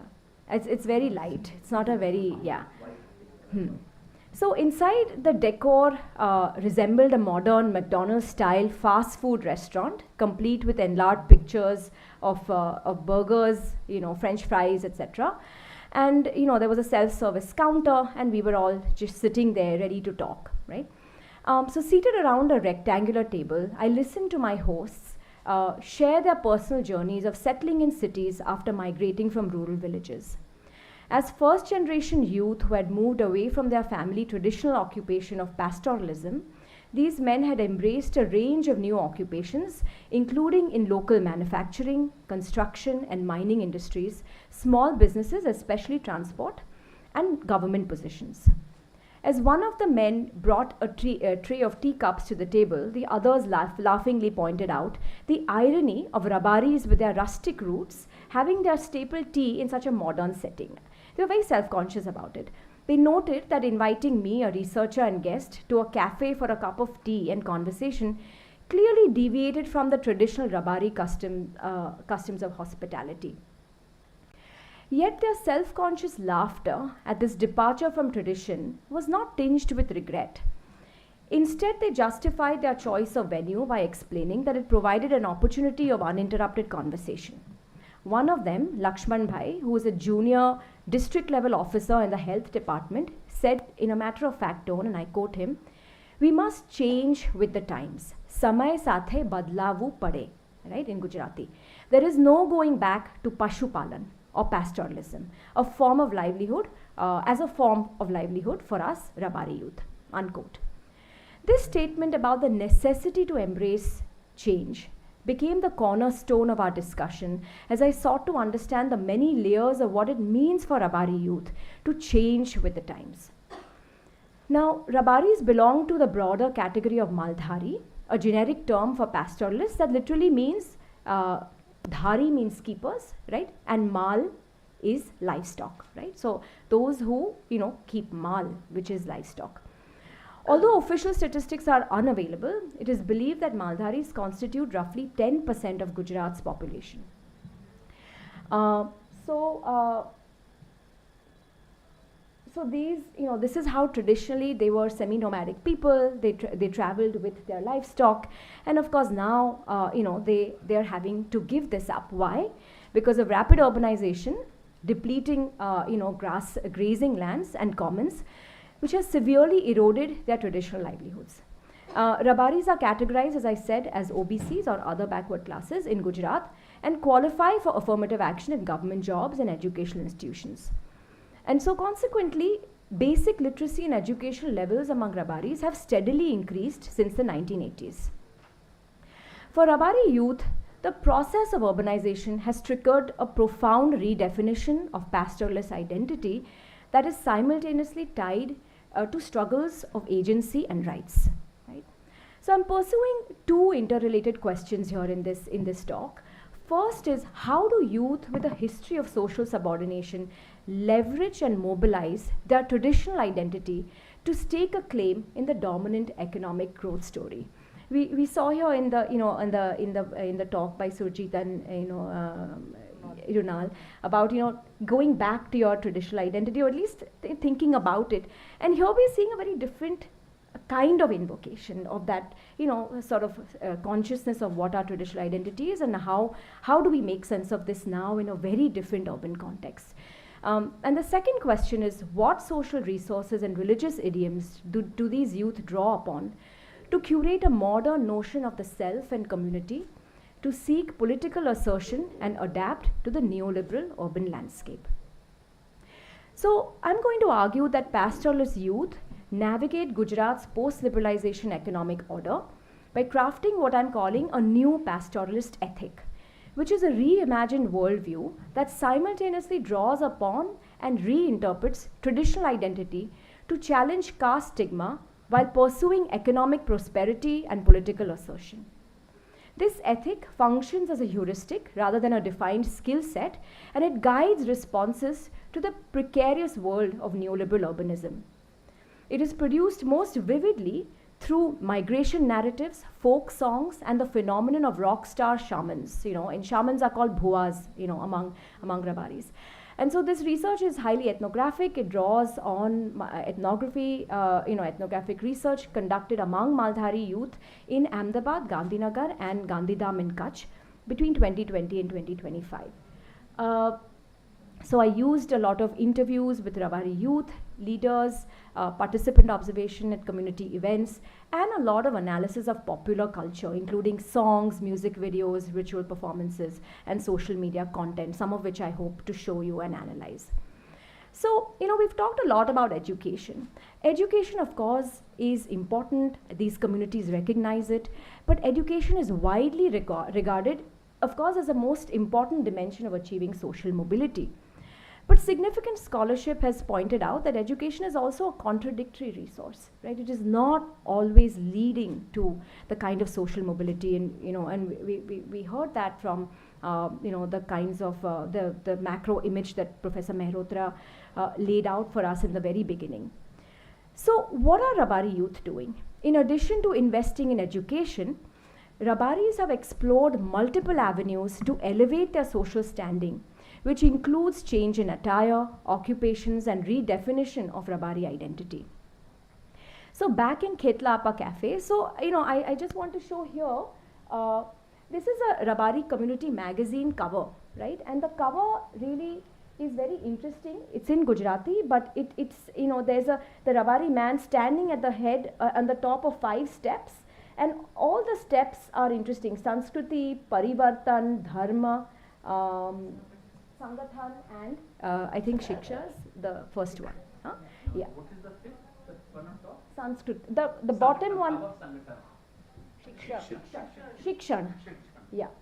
So, and it's interesting in the bottom, that line says, the Rabari is illiterate but possesses robust common sense. He left behind rural wilderness to arrive in the city. With the help of education, he has transformed and progressed. But there's a lot of interesting things happening even beyond education, which I want to focus on, right? So we go back to Khetla Appa Cafe, where Vibha Bhai, a political party activist who also works in a garment manufacturing company, recalled a time during his school days in Kutch when all men from the community wore the traditional Maldhari Rabari dress, which is a white kedu, that frock-style shirt, and pagadi, and a loincloth, a dhoti. At that time, the community leaders, or vadilo, would say, and I quote, "We want to see the day when at least 10 of our Rabari youth walk through the Anjar market wearing modern pants and shirts, right? Unquote.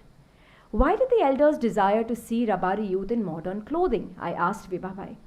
And he explained, it was because they wished to see our community moving forward, just like other communities were moving ahead. Apde pan agar vadhvu જોઈએ. We should also be moving forward. Now, Kiran Bhai, who is a social worker and the eldest in this group, added that upper caste Hindus had historically mistreated Maldharis as if they were untouchables.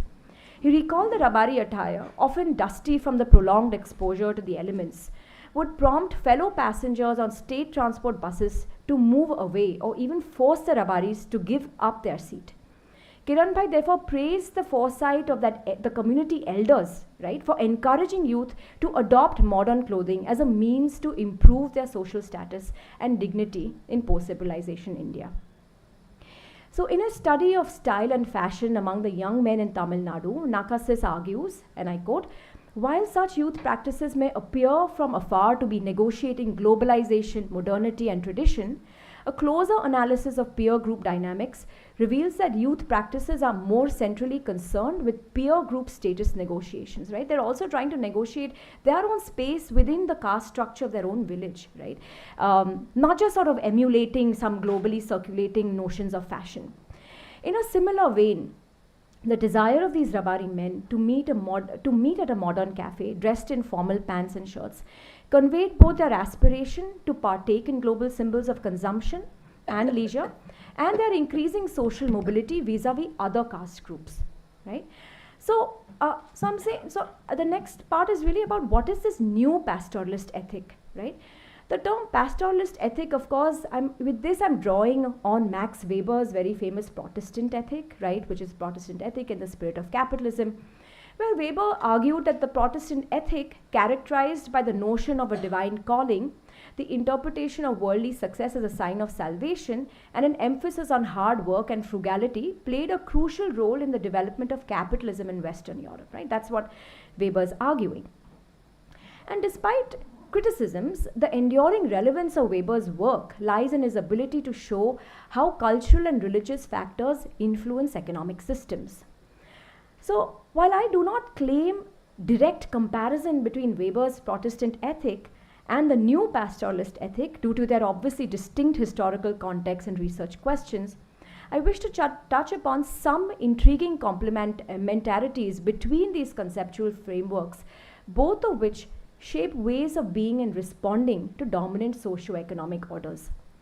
Both frameworks provide justification for the pursuit of economic success, involve a reinterpretation of traditional values to align with new economic realities, and are reproduced through unexpected cultural mechanisms.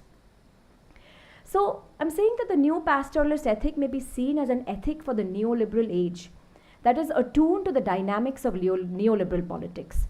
This new ethic suggests that it builds on, updates and sometimes reinterprets an older set of traditional Rabari traits that include but are not limited to resilience and adaptability to uncertain physical environments, astute engagement with markets and state structures, robust oral traditions and strong community networks. So, I want to focus on, there are many sort of things going on, but I want to focus on two central tenets of this newly crafted pastoralist ethic that I believe is guiding and shaping Rabari youth responses to urbanization. The first is this idea of Matha Bhari, right? Matha Bhari is the capacity to be defiant and audacious in the face of adversity, right? That's something that they have embraced. And this is celebrated in Rabari popular culture as masculine bravado and daredevilry, right?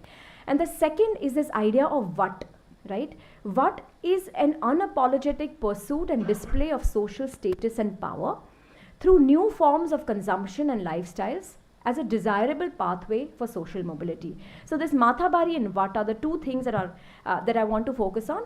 And who are the sort of key players in this? I mean, I'm saying that these Rabari shamans, who are these, god men, but are really, very interesting religious figures, who have also very much modernized. They have been key players in the production and circulation of this new pastoralist ethic, which occurs through multiple sites and locations, including social media, popular culture and everyday practices of religiosity.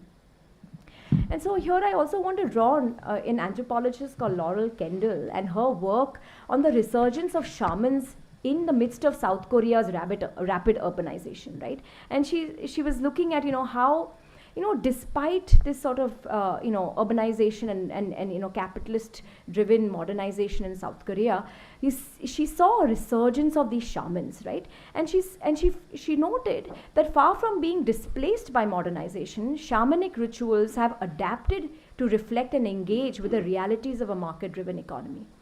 And so 5 minutes. Okay. So today the modern shaman's domain, has of course changed. And I want to talk about one particularly important shaman called Gaman Bhuaji. He's a 40-year-old Rabari Bhua. He's a folk singer. He's so popular, he's like a rock star. And among his many popular songs is a music video titled Raja Jogi, I Don't Care. You can show that. Yeah, the one that, and I just want you to see, like, he's very popular. His videos have been viewed millions of times, and it's a song, and this is the song.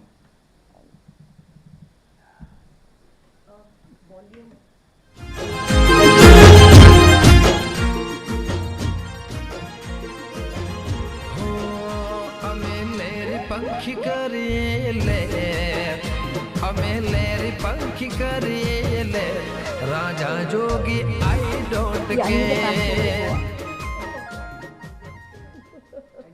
So the words are also very interesting. We are happy birds having a nice time. Come king or saint, I don't care. Let the entire town talk about me, I don't care.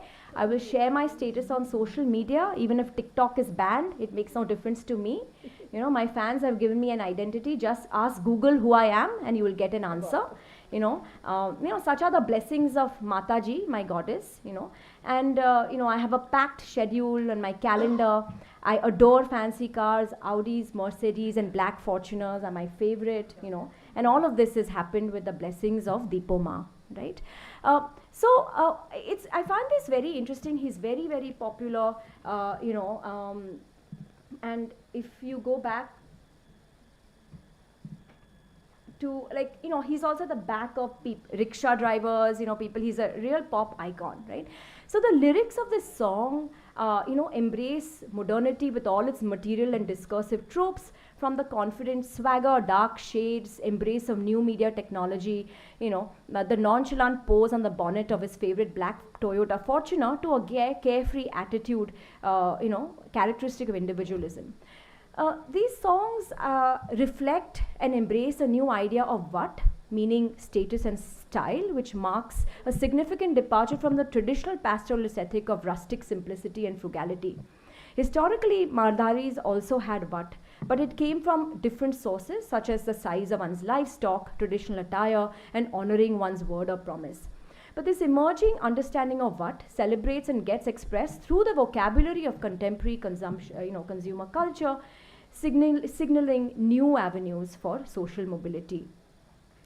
So, despite its neoliberal elements, I think it would be simplistic to interpret this phenomenon as some adaptation of neoliberal subjectivity, which is commonly associated with autonomous, self-reliant individualism. I think Gaman Bhuaji does not position himself as a self-driven, autonomous rebel against tradition. Rather, symbols of aspirational consumption are framed as blessings from revered deities like Dipoma, reiterating his identity as a Rabari man. And even the song's recurring frame of I don't care serves as a powerful commentary on the transforming power dynamics of caste in Gujarat, right? What does he mean when he's saying references to Raja Jogi or king or saint evoke the traditional social order controlled by upper castes like Brahmins and Kshatriyas? Their apparent dismissal in the line, come king or saint, I don't care, reflects a Rabari's growing socio-political agency, bolstered by their inclusion in the OBC reservations. The shaman's personal triumph thus becomes emblematic of the community's collective rise in status, his individual success simultaneously celebrating and embodying the Rabari's broader social ascendance. All of this is seen in popular culture. I want to sort of just talk briefly about the other element of Mathabari, right? So Rabaris, maybe a little bit like Jats, have cultivated a reputation of being Mathabhari and are known for their readiness to employ physical force, take law in their own hands when provoked, and stand united in times of adversity. However, this reputation is a double-edged sword, serving as a negative stereotype that is often used to exclude Rabaris from privileged urban spaces, right? So in cities like Ahmedabad, the Mathabhari reputation has led Rabaris to be excluded from upper middle class housing societies and gated communities. They don't easily get to, buy houses in these spaces. But Rabari popular culture has consciously appropriated the stereotype of being headstrong, transforming it into a celebration of Rabari masculinity and a vehicle for caste-based political assertion. So there's another pop folk singer called Vijay Suvada, and he has a hit song called Matha Bhari Rabari, right? And in this song, he glorifies an aggressive Rabari masculinity, emphasizing their ability to instill fear in adversaries, right? And, I don't have time to show you all of this, but there's like some amazing words and visuals in some of this popular culture. And many Rabaris consider being Mathabari in their blood. And in this ever-present trait is seen as an asset in entering modern occupations like transport business and money lending that require the ability to negotiate with law enforcement agencies and other, non-state agents. Not everyone is with that education is able to get a good job. So how do you survive in the informal economy? You sort of take these traits from the community, you rework them, and then apply them and try to make a new life in the city, doing different things. I'm just going to, cut now to talk about what, it's the conclusion. I've cut a lot of other things. So, beyond the sort of outlandish, this is Rabari Mathabhari, Vijay Suwada's song. This is another song that is also talking about the assertion of Rabaris vis-a-vis other OBC groups, in rural settings. And again, there's a lot of this. But on the ground, the majority of Maldhari youth in and around Ahmedabad live in relative poverty, particularly following the government's attempt to implement the cattle control bill of 2022. This is, there was a big problem of stray cattle in Ahmedabad city, partly because Rabaris used to historically live and Ahmedabad expanded around these villages. So you had these Rabari villages that were there, they were already cattle, and many of them actually migrated into cities with their cattle. So it was very common in Ahmedabad to see stray cattle. So the government there have been many attempts to deal with this nuisance. But this time in 2022, they really clamped down and they have impounded all their cattle. They've been very, very punitive. And there has been a lot of agitation among some of these young people who are saying, give us an alternative space. You built cities on our grazing lands. Where will we go with our cattle, right? So through widespread Maldhari protests, they actually took back this law, but on the ground they've really enforced, sort of no cattle, no stray cattle in the cities. So this has severely impacted those Maldharis who partly relied on milk sales and supplemented this income by doing odd jobs in the city's informal economy. So this context reveals the new pastoralist ethic as partly aspirational, even as it functions as a powerful platform demonstrating the agency of marginalized youth in crafting new identities, confronting histories of subordination, and negotiating an improved standing within urban social hierarchies. So by way of conclusion, I just want to reflect on the idea of herding aspirations in my title, but also in the sort of theme for this event. As herders of livestock or mal, the Rabaris have historically been experts at calibrating migratory routes across precarious and often risky landscapes. A central goal of herding was to keep the livestock together and grow it across time and space over multiple journeys that would entail many encounters with state and non-state actors. Today, the migration of Maldharis into urban spaces has fundamentally changed the very meaning of what it means to be Maldhari in the absence of Mal, right? Faced with this existential shift, Maldhari youth have responded in remarkable ways by what I'm saying, crafting a new pastoralist ethic that reinterprets traditional values to pursue neoliberal aspirations and assert their rights in new urban contexts. Will this grammar of agency and rights enable marginalized Maldhari youth to pursue novel aspirations within the city's complex social terrain? To what extent does this framework rely on or challenge Gujarat's dominant political discourse around citizenship and development? These are some critical questions that invite further exploration, and as we witness a sort of a continuous evolution of pastoralist youth identity in rapidly urbanizing Gujarat. So, thank you. Thank you, Mona. And thank you very much for taking us through the ideas and the concept of pastoralist ethic. And I particularly like the idea of what, because you also see this in terms of the Jats in Haryana and Delhi, where they call it the Vakra swag, or even college boys in south of India, which is about style adikine. So I think there is a certain ways by which we're also saying how young men, especially young men, are trying to articulate an idea of self-fashioning, which is very visible now. And I'm particularly glad that we are now seeing different articulations of this project of self-fashioning coming from different, parts of the country. And I also would just like to thank all the panelists, because this has been a particularly rich session where we are also seeing a lot of differences in terms of, we have had presentations from Hyderabad and from West Bengal, from Gujarat, and we're also looking into the areas of Kashmir. So this has been a panel which has really delved into the specificities of how we are trying to articulate aspirations, what are young people's ideas of agency, and at the same time, how are they even thinking about their rights. So I would like to thank all of you for the rich ethnographic work that has come to the forefront. And also we have practitioners with us who deal, like PRAYATN, who deal directly with children. And also Anurupa with her work on arts, and especially the pedagogy of arts in terms of how it is actually tackling a lot of very challenging situations which regular classroom pedagogy is failing at one level. I just would like to have one question before I invite Professor Ashok Nagpal, Distinguished Visiting Faculty at School of Liberal Studies, BML Munjal University, to maybe offer a couple of comments.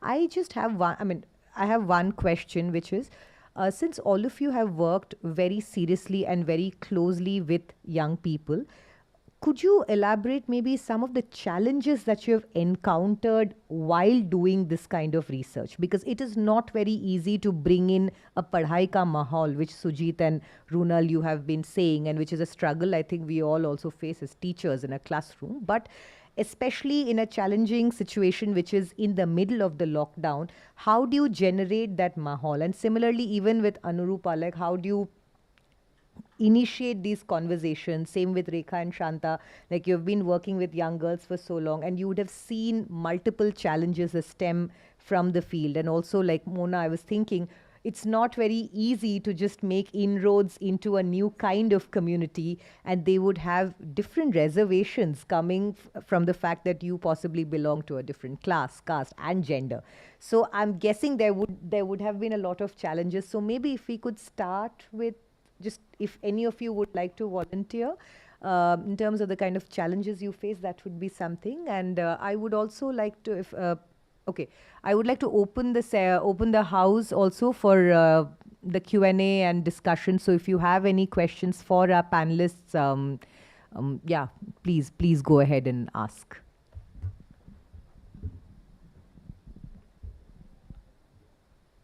So we can take a couple of questions before we, move for the high tea.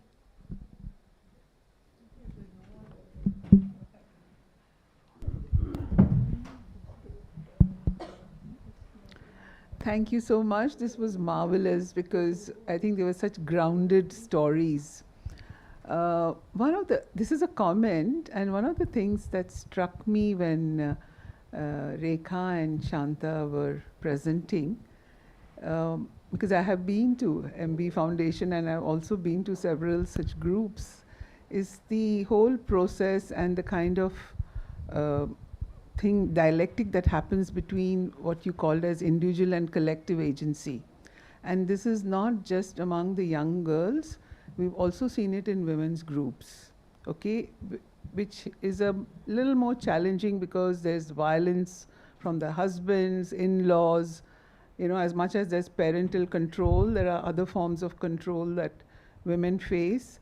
And the collective gives enormous strength to actually stand up to some of the atrocities and some of the injustices that women go through within the household. And that is the thing, you know, and I feel that somehow this whole thing of autonomy that at one point was so fashionable in terms of women being autonomous, I think, yeah, there is a kind of meaning and value to that, but that autonomy doesn't really take you far because you really need a collective. And I think that raises questions about mobilization and how it's done, and you know, what are the support systems that you create that gives courage to people who are not, I mean, who are hesitant to begin with, to really move ahead. I thought that was very interesting, and I think it also kind of emerged in some of the other stories, you know, in different ways. Hi. So my question is also to Shantha and Rekha.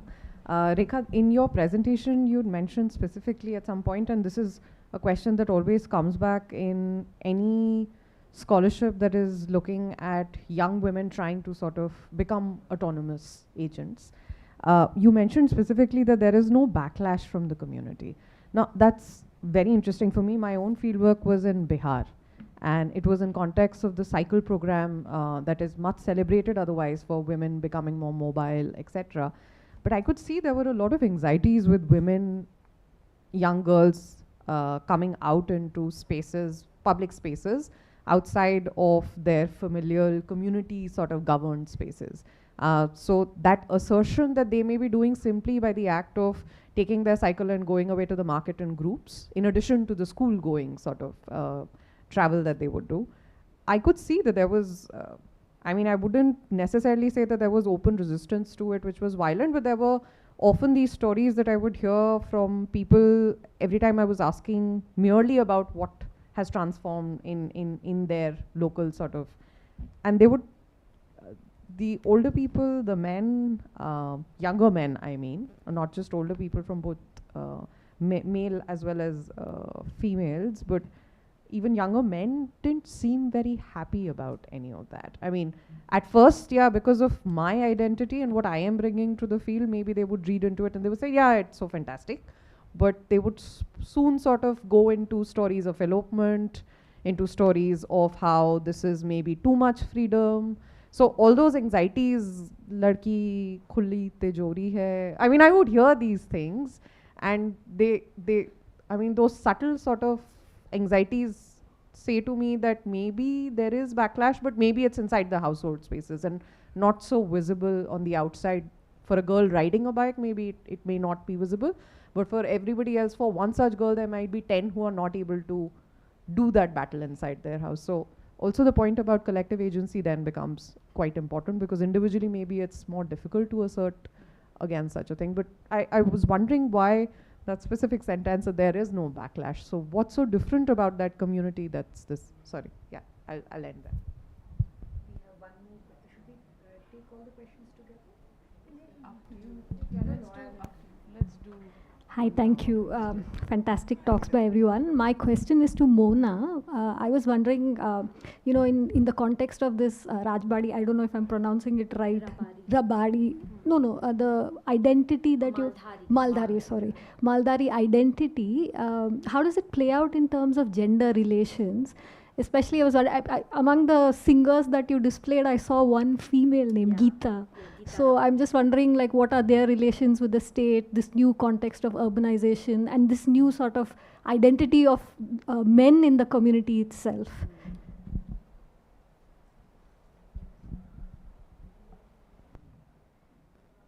Yeah, over to all of you, whoever wants to go first. I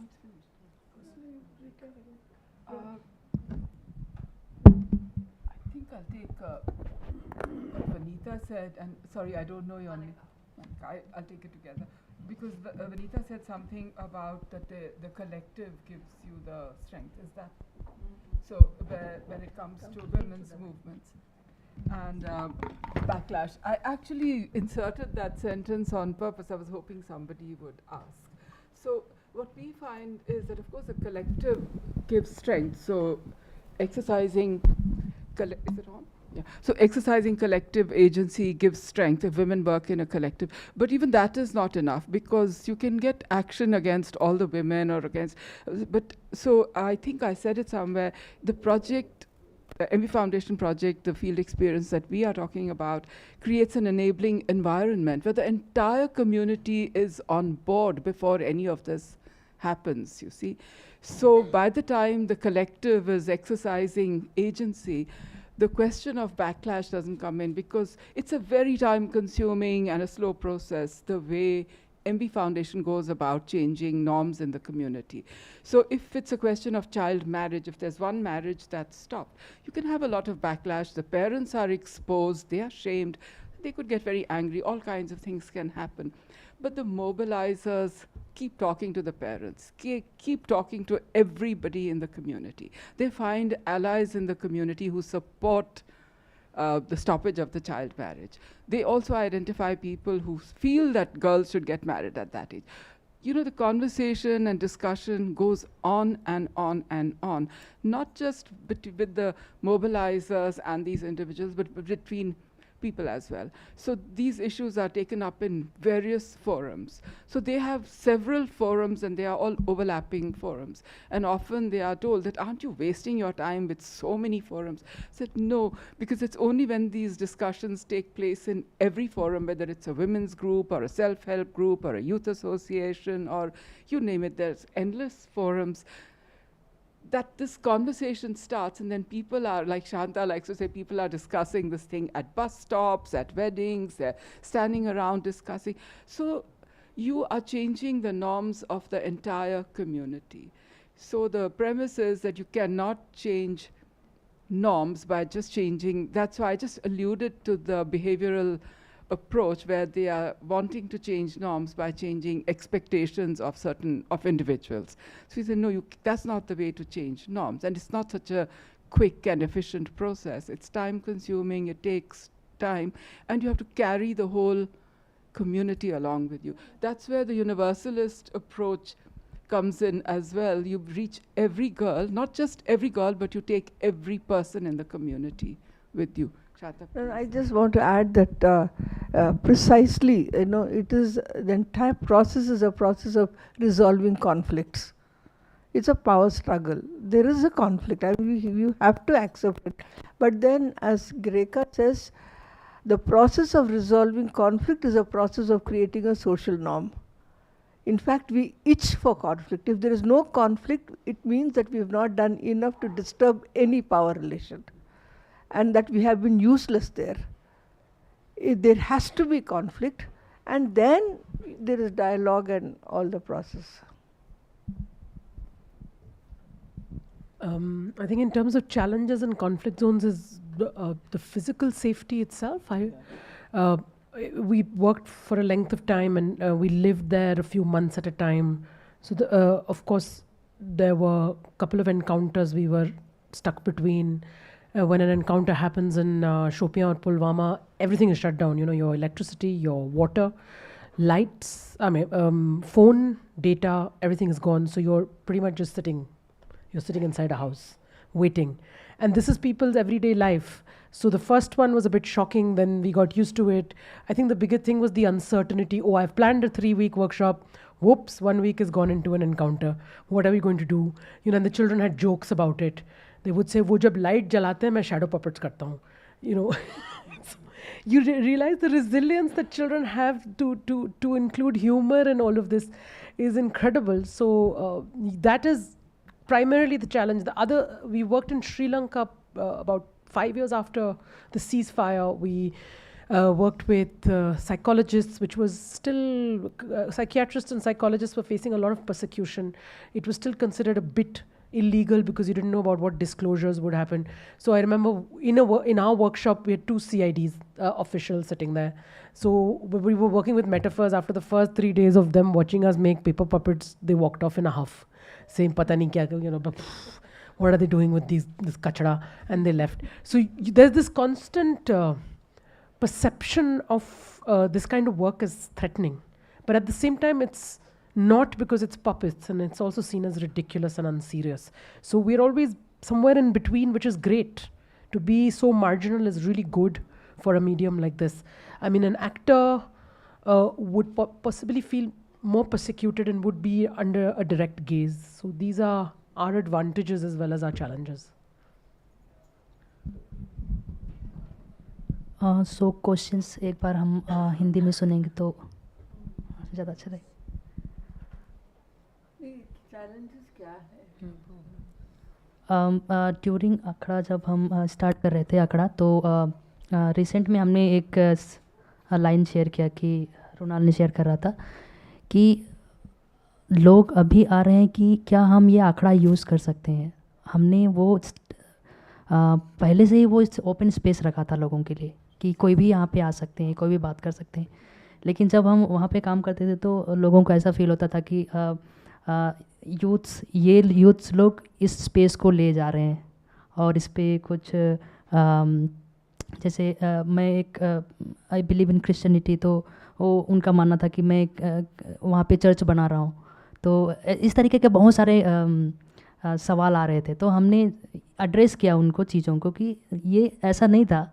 हमने इसको हमेशा से खुला रखा था ये चीज़ें कि कोई भी आ सकते हैं इस पे. हम एक ओपन स्पेस रखे हैं, चर्चा मंच के तरीक़ा से उसको यूज़ कर रहे हैं. तो ये चैलेंजेस हमें आ रहा था. अभी भी लोगों को समझने में थोड़ा सा दिक्कत आया है कि वो जो आखड़ा का जो कॉन्सेप्ट है वो क्लियरली नहीं समझ पाए अच्छा से.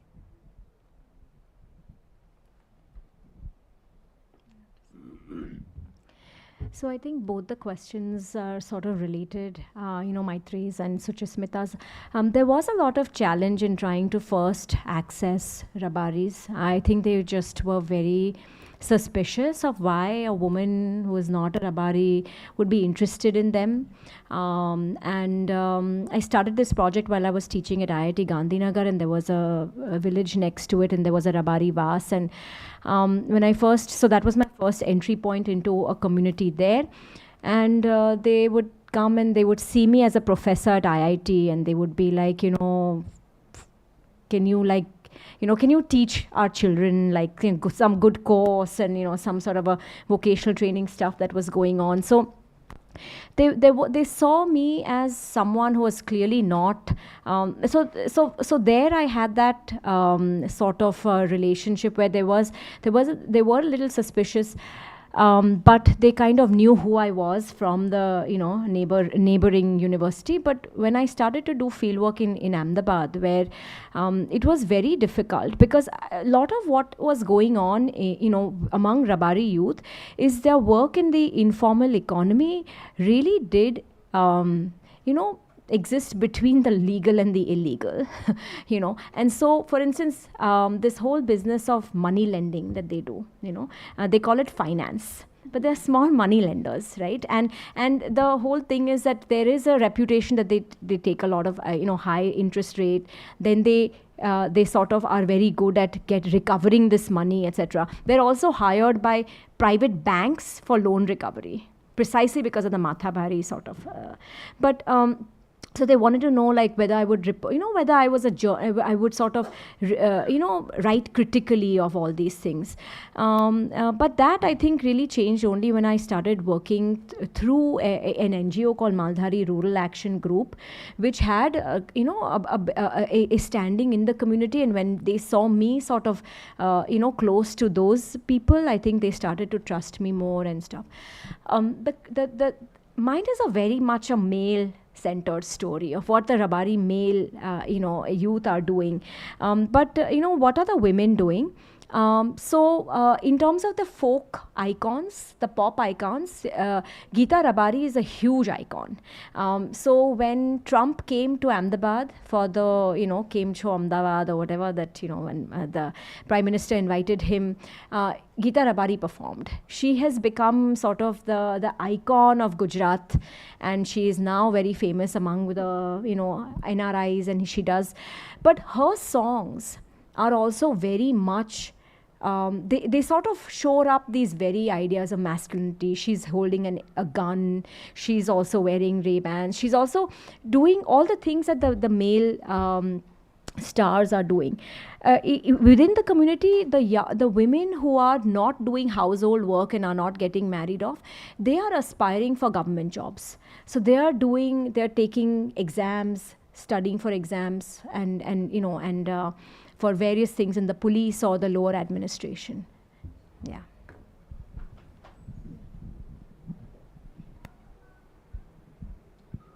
The mic. Maybe Rekha, challenges you'd like to add? Yeah, somebody said something about lockdown, and like with the whole world over, lockdown was a huge challenge, and it was for our project areas as well. A lot of parents were wanting to get their daughters married. They were sending them back to work. There was no money, there was food, and girls were beginning to experience abuse and violence at home because everybody was so stressed. But what happened was that the project had been going for some years before that, and the structures had been set up in the community. So they still managed to rally round, and the groups just went online. So for the first time, they made a WhatsApp group of the project, and on those groups they used to share if they heard of a marriage taking place in the neighborhood, or if their own marriage was being arranged, they would ring up the mobilizer who was, and then that mobilizer would somehow in that lockdown come, contact the priest and the child welfare officer and this, that, and they would stop that marriage. But it was what happened after the lockdown that was very interesting. I remember the first meeting that we had with the girls' groups. We asked them, what were the challenges that you faced during the lockdown? And they didn't want to talk about it. They did not say a word. You didn't come for that meeting, and I remember telling you in the evening, they don't want to talk about it. They wanted to tell us what they had, because we went like 5 months after the lockdown had been lifted. They wanted to tell us what they had done in those 5 months. And it was very clear that they had realized that they were going to lose everything that they had gained because of these 2 years of not being able to do anything. And this whole thing of we have to exercise agency and do it ourselves really started at that moment when they said, we have to do something. We have to take this whole issue of girls' empowerment into our own hands, and they started demanding things. They started asking the Sarpanch, we want a space of our own. We want to do flag hoisting along with the boys. Now, it seems like a very silly thing to ask, why do you want to hoist the flag on Independence Day?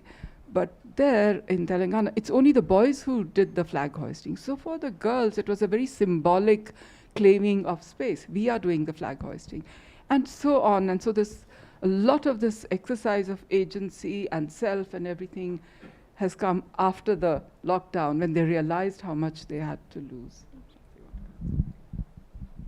Thank you very much, and thank you for such an enriching and an invigorating panel. And I think this also inspires CCYT to focus more on these very geographic specificities and how different these stories are. And I think this is something as a center we should also be very mindful of in terms of the future research that we carry out. So thank you very much for giving a glimpse into the limitless possibilities that we also have as a center as we try and sort of spread our wings, I would say.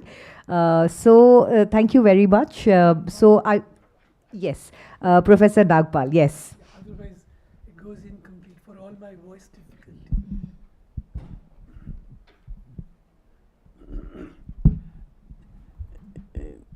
I think the previous session had its own ups and downs, and so during lunch break, some of us were wondering what will this session bring. And I think this session rose to match the challenge of producing what you said, Rekha, ki positive aayega isme.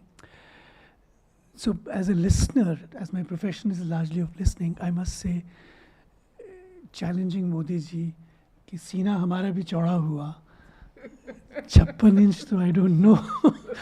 But it was an amazing weave that happened here, from Shantha's thing to each person being contacted, conversation with each resident happening, which is very close to the therapeutic logic of free association. Her thought को आप कम से कम सुने. To your concern, Rekha, about that there is a theory here which may take some time to evolve.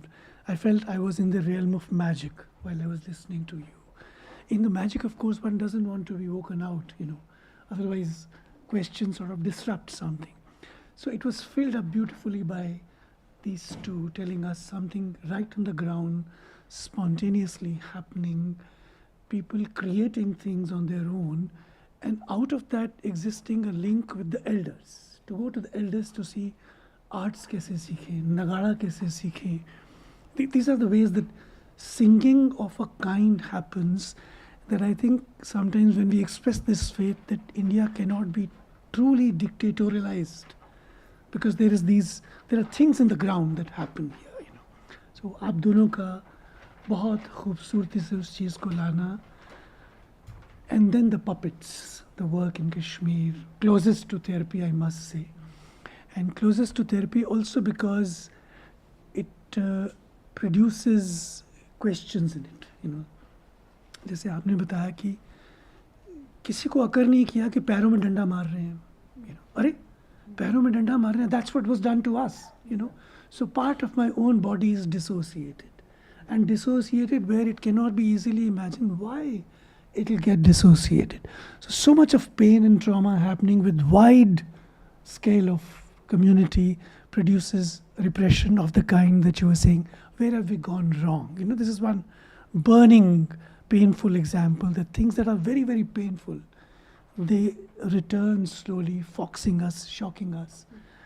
And then from within that, a Raja Jogi, who cares, So for me, it was like music. Both the panels, and the credit of the intuitive credit goes to the organizers as to how they plan two panels, how in the panels people sort of move from broader macro to micro. And I think this is one of the best sessions of my life that I've received in terms of extensions, extrapolations, and depths. And thank you very much. इसलिए मैं कह रहा था सीना चौड़ा हुआ.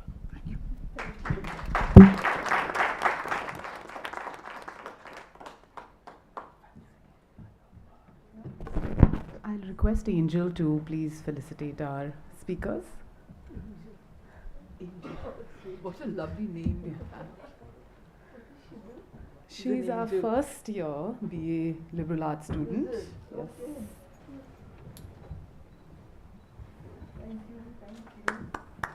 Thank you. You're great.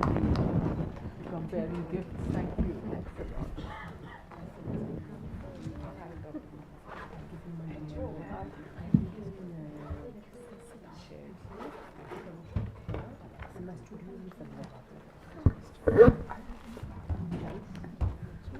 Thank you very, very much. As the concluding vote of thanks, not to keep you away for too long, from one second.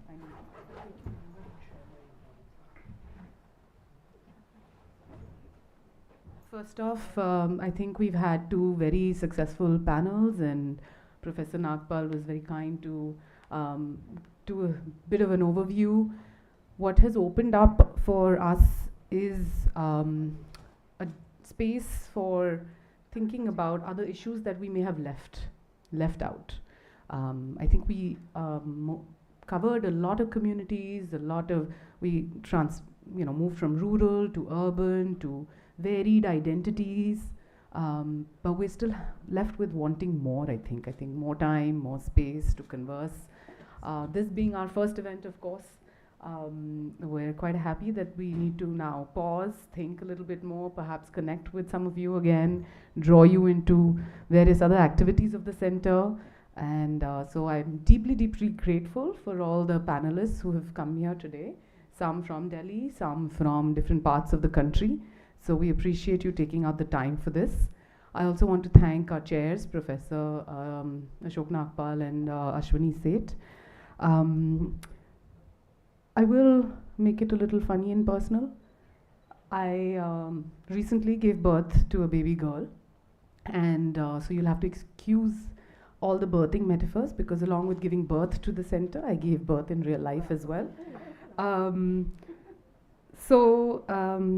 Suchi, first off, was there through the pregnancy and was offering a lot of caring and nurturing support and help. So I'm really, really excited that she will be has been the birthing partner for CCYT and for this event, and has offered sharp acumen, lots of laughs, and lots of care. Ashwini and Arindam, in particular, have been another set of family members for the CCYT's birth. In some ways, I call Ashwini the grandfather and Arindam the local guardian. They have both offered a lot of wise words. Their wisdom in shaping institutions has really helped us take the event and the center off the ground and brought us to this place. So thank you very, very much. One needs more than birthing partners to raise a child, so or grandparents, right? So some of our villagers have been the School of Liberal Studies faculty, many of you who are here today, the School of Law faculty, and our Board of Studies members who deliberated with us on the goals for the center, what we plan to do, have offered a lot of feedback on the conceptualization of the center as well. And so we're really thankful for this group of people who have helped us along the way at BMU. Some of the villagers must be named. Manu's silent nudges in the right direction to navigate the practical working out of a center in the university level has helped us greatly. He told us, get a website, and we've done that, so thanks for that. Pranav swooped in the last minute to ensure that all necessary print material and gifts reached us in time. Vaishali has been our safety net and told us she's there whenever we need her, but she's left now. Our communications team, Rubal, Pankaj, Apurv, Umeda, and Sandeep have ordained this event with the right look for our posters, website, and print material. The transportation division of BMU and the team at ISC have helped us to get us together and stay nourished. So we thank you very much. Resilience and action and agency, somewhat the theme of our session, have also been things that we've learned from Megha and Risha, who are our office staff. Meghna, sorry. How could I mess up your name, Meghna? I'm so sorry. Despite personal challenges and despite all kinds of difficulties, Meghna has powered through and helped us make sure that this event is happening. So thanks a lot. Sometimes silently and sometimes with lots of laughs. So we're really happy you're on board with the team. Last but of course never the least, the students are our strength. Especially the students, I think we have to appreciate that you have taken the risk of doing a minor in a very new field and have given us the responsibility to care for you. So we hope to grow together. And I'm thankful that many of you are, even the first year students are here and supporting this event. And I hope this has been a great learning for all of you as well. And thank you for your support. So with that, and along with Suchi, I do want to name the students of the minor, who volunteered for today, and some have gotten tired, I think. Kanchan, Ashi, Bidisha, Siddharth, Amisha, Anchal, Smita, Astha. Thank you very much. And Angel. So with that, Suchi and I would like to thank you again for being here and join us for more nourishment. I can have the last word. Yeah. And I think what we have to do is congratulate Nandini and Tuteja for actually for 1.5 years for actually taking the trouble, going and for delivering on this wonderful day of reflection. I think the morning session and the afternoon sessions were real gems. Really, so congratulations. Move forward.